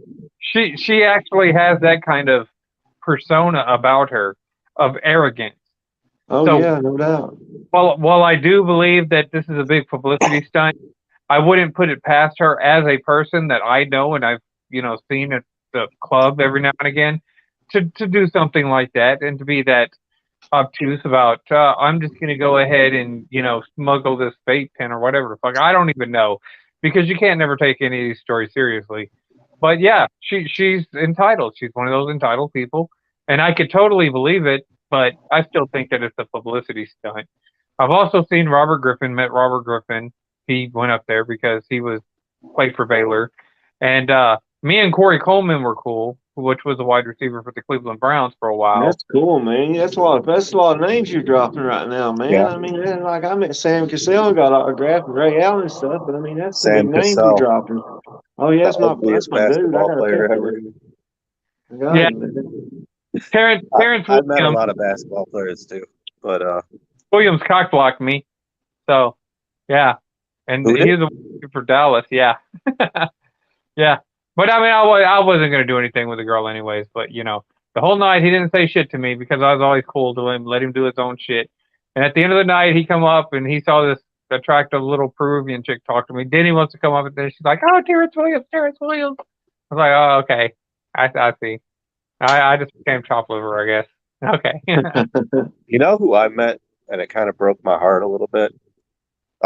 Not that it was a bad interaction or anything. It was such a great interaction meeting this guy, but Cliff Robinson. Oh, dude, for the Portland Trailblazers and Suns, yeah. He played for all the teams, man. But I didn't even know he died until like last year. I didn't know he died either, did he? Yeah. Wow. Yeah, he was such a nice guy, man. That's what I was going to ask you. Was he a nice guy? Yeah. Like, I've met, like, probably 30 basketball players, but it's only because, like, I'd show up to the games early and I'd be down by the, where they walk in and walk out. But some of them were kind of dickheads, but there was some of them that were actually really cool, too. When Sam, when I met him, man, I asked him, I was nervous as crap, man, because me and my ex-wife were sitting there at the Ramada watching, and they come out of the club, like out of the before the game where they were staying at night. Sam Cassell had a wad of $100 bills, guys. I kid you not. It was every bit of 4 or 5 inches thick. I mean, wad of money. And he's sitting there dealing out. He said, all these hoes around here in Kentucky, man, made me. He's sitting there dealing out the money to get that. And I said, oh, my God, here's Urban Johnson. Here's Ray Allen. Here's Glenn Robinson. Here's Sam Cassell in front of me. I said, what do I do? Go talk to him. And she said she went over. She went straight to Ray Allen, man. Went up to him, had a card, hit him on the butt, touched him, said, can I sign this? And he thought that she signed it for me, but she really wanted it for her. And he saw me, and he come around, and I met Sam, and I got him when I came in the front of the door. But I followed Ray Allen. I said, will you sign this for me? I got Tim Thomas and Urban Johnson. And I followed him all the way to the door, and I said, will you sign this for me? He said, no, I already signed for you. I said, no, you signed for my girlfriend. He said, no, I signed for you because I know you don't collect cards. I said, dude, I don't have anything to do with you. I just wanted to sign for you. And then he's like, no, I'm not. I walked all the way to the bus with him, and he ended up having to get security. I said, dude, really? At least she got it signed, you know? He's a prick about it, man. I mean, I didn't like it. Ray Allen was a cock, dude. Yeah, some of them are douchebags for real. But I mean, he's the greatest 3-point shooter in the world, except for when Steph Curry took over. Yeah. Are you guys subscribed to a channel called Stunted Growth? I'm Paulson's the first guy I subscribed to when I got back on here. Oh, it's like a channel that covers like athletes, basketball majority. But you remember Mookie Blaylock? Yeah, he played for the Hawks. This is another crazy one. You hear what happened to him? No. No. I was good friends with his. He had a drinking problem, and he got behind the wheel one day, and he killed 2 people, and now he's like pretty much rotting in prison. God. No, I didn't hear about that. Like I said, I was cool with one of his. I was friends with one of his cousins here. Lived here. He was kin to Mookie. Oh, okay. I used to work with Steve McNair's, one of Steve McNair's cousins too. Aaron McNair. Amen. I remember him. Yeah. It's crazy that you grow older and all these people you used to watch on TV ended up either dying or doing something super freaking wild like that right there. Yeah. No, I would have never guessed that about Mookie. But I mean, I can to say honestly, like to be on his side or anything, but like a couple of times, like when I was drinking, that's the first thing I wanted to do was jump in the car and just get away. You know, it's like, but I was drunk. I didn't know any different. Just take the keys from me. And I quit drinking. No, I don't drink anymore. Neither do I. I want to say he killed a woman and maybe her daughter or something. At the scene or later? I mean, it doesn't matter when he killed her, but no, I mean, he was drunk behind the wheel and he pretty much probably T-boned him or something like that. Oh God. Yeah, because that's weird. So they get all that money and they still go crazy, you know? Yeah. But then, that stunted growth video, it's actually pretty good. It's probably 15 minutes long. But they say why he didn't really work out with a lot of the teams that he would play for, because he'd show up to practice late, intoxicated. So that every team he's basically what I remember. Mookie, he was the B.J. Armstrong of the Hawks to me. Mm-hmm. Like he was around Dominique and played with him and stuff, you know. Dominique, that's another good one. Yeah. Wilkins. Spud Webb's good too. Spud Webb, oh hell yeah. And Muggsy Bogues. Muggsy Bogues, that whole damn team was good. Kevin Willis, they had Otis Thorpe. God, they had all kinds of. Otis Thorpe was Houston too. Huh? I met Otis as well. He's another guy that played for pretty much every team in the NBA before. Yeah, he played for Houston the longest in the Hawks. And then Kevin Wilson, and then they had Mutombo didn't play for him back then, but he came later. He was all right, but he was kind of one of those dickhead players as well. He was like, hey, yeah, okay, here's your fucking autograph. Get the fuck away from me. What, you met Mutombo? No, Otis Thorpe. Oh, okay. I thought you said you met Mutombo. I was like, God. I don't believe that's Cookie Monster. Cookie. I've never been an athlete that was kind of disrespectful. I don't think that I can remember. To me, ever, you know. But I have met athletes before, like the Baylor guys. Whenever I was working, and this was whenever I was on YouTube feuding with y'all, the Baylor guys, like the Baylor football guys and the Baylor basketball guys, they all really got along with me pretty well. Because I was working security at the club, and they were, I'd let them do their thing, but I'd give them a little bit. I'd be like, wouldn't let them get into any kind of trouble. I'd talk to them a little bit about certain stuff, especially since I'm a sports guy.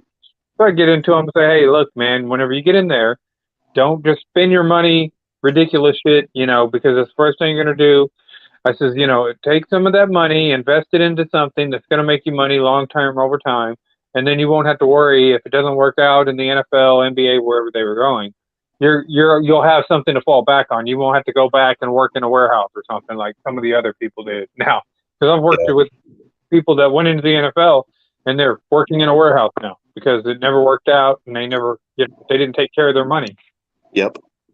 There's a lot of stories like that. Like Vin Baker, remember him? Yeah. Oh, Vin Baker, he ended up broke. Yeah, now he's working. He's a general manager at Starbucks, I think, right? Yep.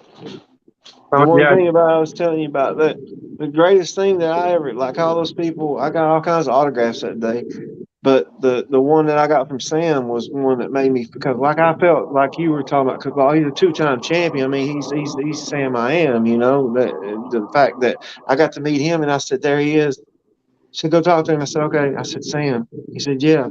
I said, you care if I get an autograph? Because that's back when I had the cards because we had cameras back then in '99. We didn't have cell phones, so I mean, we had to take a camera. I had to take a picture of the card to make people believe that he autographed it.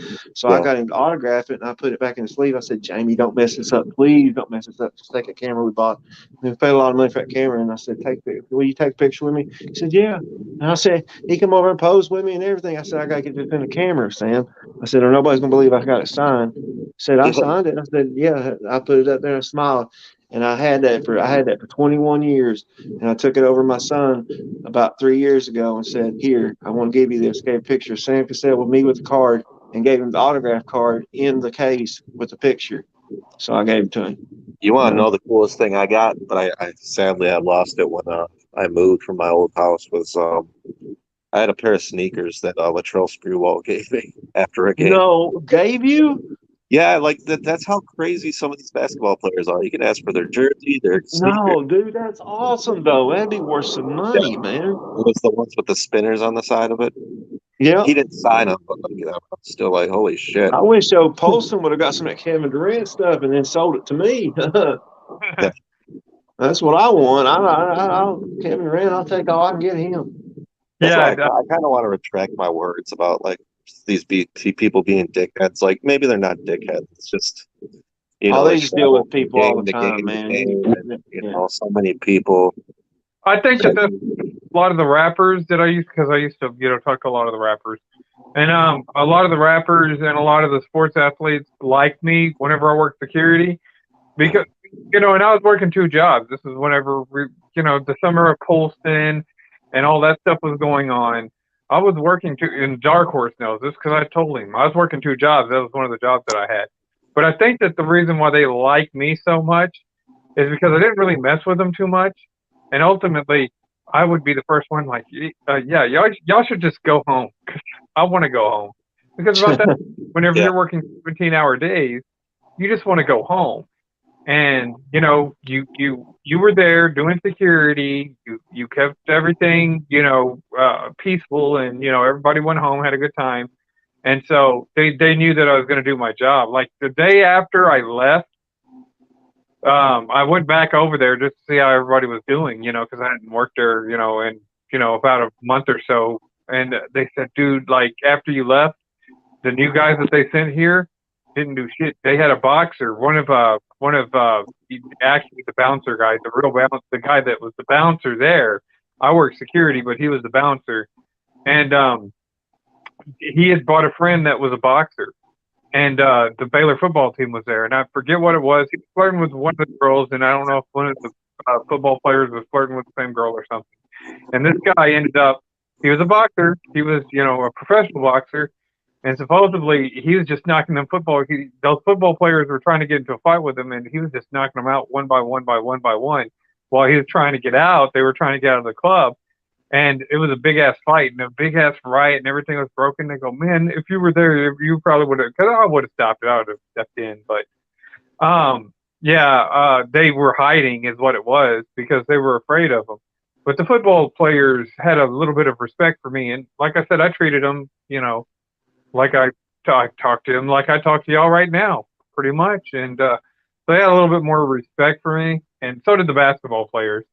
So we were always good. Like I said, Corey Coleman, he was pretty cool. He'd always find me, and I'd be like, yeah, man, I don't want to kick you out, but I have to. Just come back later, dude. Come back another time, man. I'm not gonna hold this over your head or anything, but yeah, it's the bar still made the rules, but yeah, they knew that I was gonna be cool. I wasn't a mark. You know what I'm saying? I say you being in the Dallas Fort Worth, Texas area, man, you probably did meet a lot of people there, man, just from the Mavericks, let alone, stuff like that. Yeah, I live in Waco, man. I don't live in, so I live by Baylor. But I did tell you, I was offered a job by a guy who was starting a security company. And because he had seen me up there, he had known me, and he was one of the guys that would come through a lot. And he goes, man, these guys really like you and they really respect you and stuff like that. And, you're able to maintain a good atmosphere here, but you're not overbearing and stuff. He goes, I'll tell you what, man, I'm starting a security company in Austin for all the people that do the concerts, because a lot of people that do concerts like Snoop Dogg and Willie Nelson, they all go to Austin. And he goes, these guys, they don't want like the sheriff or the police officers to do their security. They like to have private security because they smoke weed, And he goes, Amen. Yeah, he goes, that they, you would probably be good at this job because you don't harass them. You're not always around, and you're making sure nothing happens here, and you keep your distance away, and you're not marking out. And yeah, you talk to them reasonably, and so yeah, he goes, I'd like to offer you a job making $27 an hour, but I just don't like it, I make about that right now, but I'm just not a big fan of like big cities, so I'd have to move close to Austin, and I was like, man, I don't know if I want to do that, but yeah, I could have very easily, and then I would have met a whole hell of a lot of celebrities, because I think pretty much all of them smoke weed. I used to smoke weed, but I kind of chilled with it. I got friends that do nothing but smoke weed, though. Yeah, I had another friend that was worked in Colorado when they legalized weed, and he helped do the transport. I was offered a job for that too. So generally, what's up? Yeah, generally, yeah, that's what happens whenever you're kind of laid back and chill, I guess. Oh yeah, and I apparently Triple Seth Rollins has met Michael Irvin in the church. I forgot. Go ahead and pull up the comment. See. In a church. That's kind of funny because he does like weird accounts or like Prophet Trollins Church. Michael Irvin. Yep. Seth Rollins in his Vegas. Are you still here, Scotty? Yeah, I left the room. I'm sorry. What did you say? You sure you were still here? Yeah, I was going to get me a water. What'd you say? Oh, you was asking if I was open. I'm here. Yeah. We were talking about Seth Rollins meeting Michael Irvin in church. Oh, really? Yeah. Who is Are you Michael closer? Irvin? Are Is you that a closer? football player? Are you? You're not. You're close to Dallas, aren't you? You said, or where are you close to? I don't know. I remember you saying Dallas or something. Fort Worth, or somebody's talking to you. Yeah. Waco's about 90 miles south of Dallas. I'm from. Okay, that's what it was. Yeah, I'm from Fort Worth, but which is right next to Dallas. But It's not very far though. 100 miles. Ain't very, I mean, as far as city wise, that you're pretty close to it, man. Yeah, it's about 90 miles south, give or take a few. But like I About said, an hour and a half. yeah, I just not a big city guy. I'm not. No, I gotta go there one day because I want to try an In-N-Out burger. We don't have those here. I'd like to have one too. Well, we don't have White Castle, and I know y'all got White Castle. So Yeah, but that's like White Castle ain't We don't have magnificent. Carl's Jr. We have Hardee's. yeah, no, I do like Hardee's. And whenever I was in Virginia, I did go to Hardee's quite a bit. And then we got Rallies. They got Checkers. Oh, I love rallies. They're good. What about Five Guys? We've got Five Guys. I ain't had that either. Really? Mm-mm. They're pretty good. Shaq owns about 50 of them, I think. I think he's got like probably a third of the stock of Papa John's, if not all of it almost now. Yeah, and that's what I used to work for, was Papa John's as a delivery driver for a little while. It was a Did 20. you know that Shaq's got stock in it?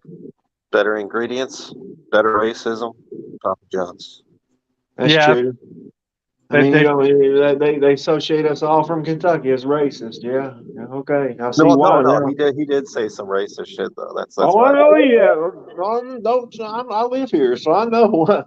Okay. Yeah. okay. No I just doubt. didn't I want know you to about it. think- I mean, I didn't want you I to live think probably I'm an like hour taking a from jab Louisville. at you. He said a lot of stuff bad. And then Donald Sterling did too, you know, so oh well. Racism aside, I love their pizza. They don't make it, it's not as good as it used to be. Yeah. fresh though. Like the ingredients for like Papa John's, I had to chop shit up and do all that stuff by hand. That's the good thing about Papa John's, is everything's fresh. Oh, they do prep the dough, and they cut the pepperonis and everything, I think. Yeah, it's a fresh pizza, dude. Their but- cheese is awesome. Here in I like Waco, man, I like their Detroit crust. That's good. You ever have that before, you guys? Or not? The I've had it, Detroit yeah. crust? yeah, I've had it. I used to work there. Yeah, I just Sarah didn't know took me if to a like place other one time, states. man. I don't know if you guys have ever eaten there, but it's one of the best pizza places I've ever. It's called Old Chicago. Have you ever eaten there? We had one here, but I've never eaten there yet. But I mean, it's dude, that like he was talking about. They come out there with a big pizza, man. They sit on your table, dude. And you go to town on it. It take 3 people to eat a 20-inch pizza, as much they put on it. Are they the Chicago style too? Yeah, they're either Chicago style or they got the Brooklyn style. But that's crazy. They're selling Brooklyn style in a Chicago style restaurant. But oh well, I'll take it. I like it all. I like lasagna anyway. I just like really spicy pizza. I get jalapenos on there, Cajun crust, The hotter, the better. the old school pepperonis. I think they're called old world pepperonis, where they You burn. talking about the really round ones? Yeah, they curl up. It's like, yeah, they cover like what 3 regular pepperonis do. If we're talking about the same, I guess I'm talking about deli style cut. I think I'm talking about something else. Probably. The ones I'm talking about, they're like normal size, but like they cook them in a way. I think they're thicker, but like they crisp around the edges and like they kind of curl up.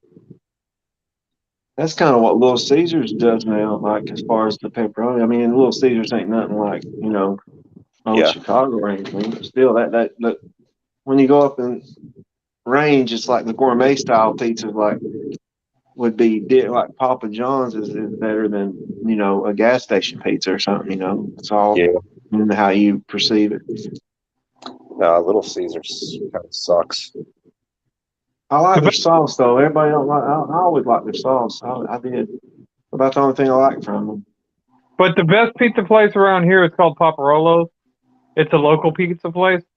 Holy crap, dude! Their pizza is like awesome. So that's why, like, I don't go to a lot.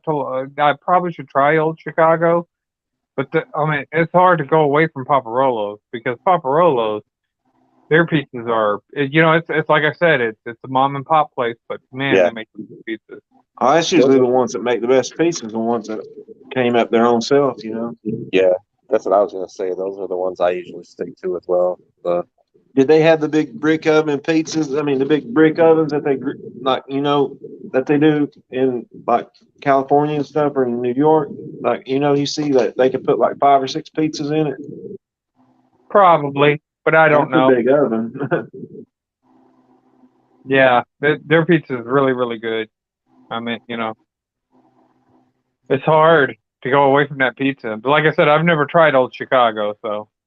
It's good. It's expensive, but I mean that's a hurt deal, But I mean, still, it's good though. Like TGI Fridays, I like that. I never ate there too either until I met her, and then I mean I couldn't ever afford it.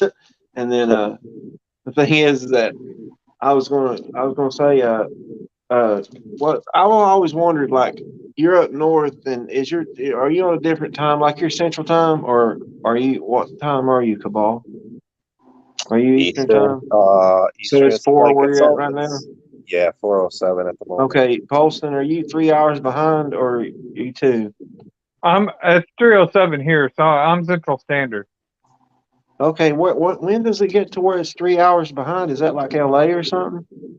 Let's see. In El Paso, which is still Texas, in El Paso, it should be 2:08 right now in El Paso. And then there's another time zone after that one, because that's Mountain Time. And then it's Pacific. I think it's Pacific time is California would be another hour. So it'd be 2 hours behind me. So it'd be 1:08 in California. So that's why I said, that's why I've always heard that California was 3 hours behind. So it's really 1 o'clock in California. Is that Nevada is in the same, or is that Mountain Time? Nevada may be on the California time. Yeah, I think Nevada's on California time. Because how far is Nevada from it? Well, you connect to it, don't you? Or do you connect to Arizona? Which one? I can't remember. Mexico. Yeah, it goes Texas, New Mexico, Arizona, and then Nevada's above Arizona. Okay. And then over the next is California from Nevada. Right, yeah. Okay. Well, boys, it's been fun. I appreciate it. I'll get up with you again and everything, and I gotta go to bed. Yeah, me too. I've been yawning. It was good. I got lost in the nostalgia, man. I like it. Well, we'll try. I'll try and do that MAGA commie video.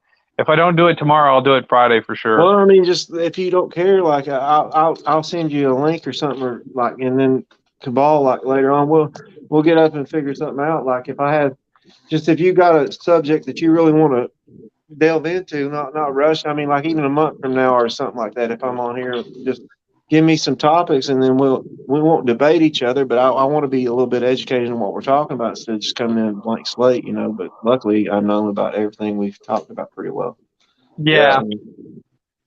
This was this is probably one of the better hangouts I've been a part of lately. Yeah. Just all the random. Man, it's only because of Polston bringing it to us all, man. I mean, it's only him that's still here. So if it weren't for him, I wouldn't be here, And you, I mean, we wouldn't be a part of it if it wasn't. It's his channel, So thank you, brother. I appreciate you inviting me on again. I was not expecting you, man. I was like, holy crap, I remember him. I'm a ghost every now and then. I'll come out of hiding every now and then. I'll sneak up on you. Yeah, I appreciate it, man. I'm glad to see you again too, man. I've already talked that about Polston, but I asked him about you too, because Cabal is my favorite Mortal Kombat character, other than Kano and Sub-Zero. That's my three right there. Cabal, Kano, Sub-Zero, and then it's Raiden. Okay. We need to make our own gang. Well, that's what I was asking him. I told him right there, because Blake, I love him to death. I mostly mess with him a lot because he and I Sarah go way back. But the fact that he runs his mouth sometimes. I also like Kano as well, but I like Tremor too. Yeah, I can't wait for the movie to come out in October. The thing that I was telling him, Polston, I said, Blake was sitting there saying, I've been aggravating Polston. I mean, he didn't talk to me. He's talking to the camera. I haven't spoke to Blake other than the fact of like commenting on his Christian videos or whatever that he don't know what the hell he's talking about. And then I was like, he said, well, I've asked Polston 1,000 times, let me go on his podcast because he's doing so good. And then I look at Polston's channel, he's got like 600 subscribers. I said, you know why Polston's doing so good? I said, that's what got it. I trolled him with it a little bit. I said, you know why Polston's doing so good? He said, why? I said, I shouldn't even be talking to you. I said, because he sticks to one subject, man, and he don't give a damn what people think about it. And if they don't like it, they just click off his video. He ain't doing it. He's doing it sometimes for clicks, but he really is truthfully passionate about this stuff. Like he really wants to get his voice out there. You just Yeah. want to get a click, you know? And I said, you know, I told him, I said, you know what the best thing is? I said, you wouldn't even hold a candle to certain people. I said, there should be a podcast.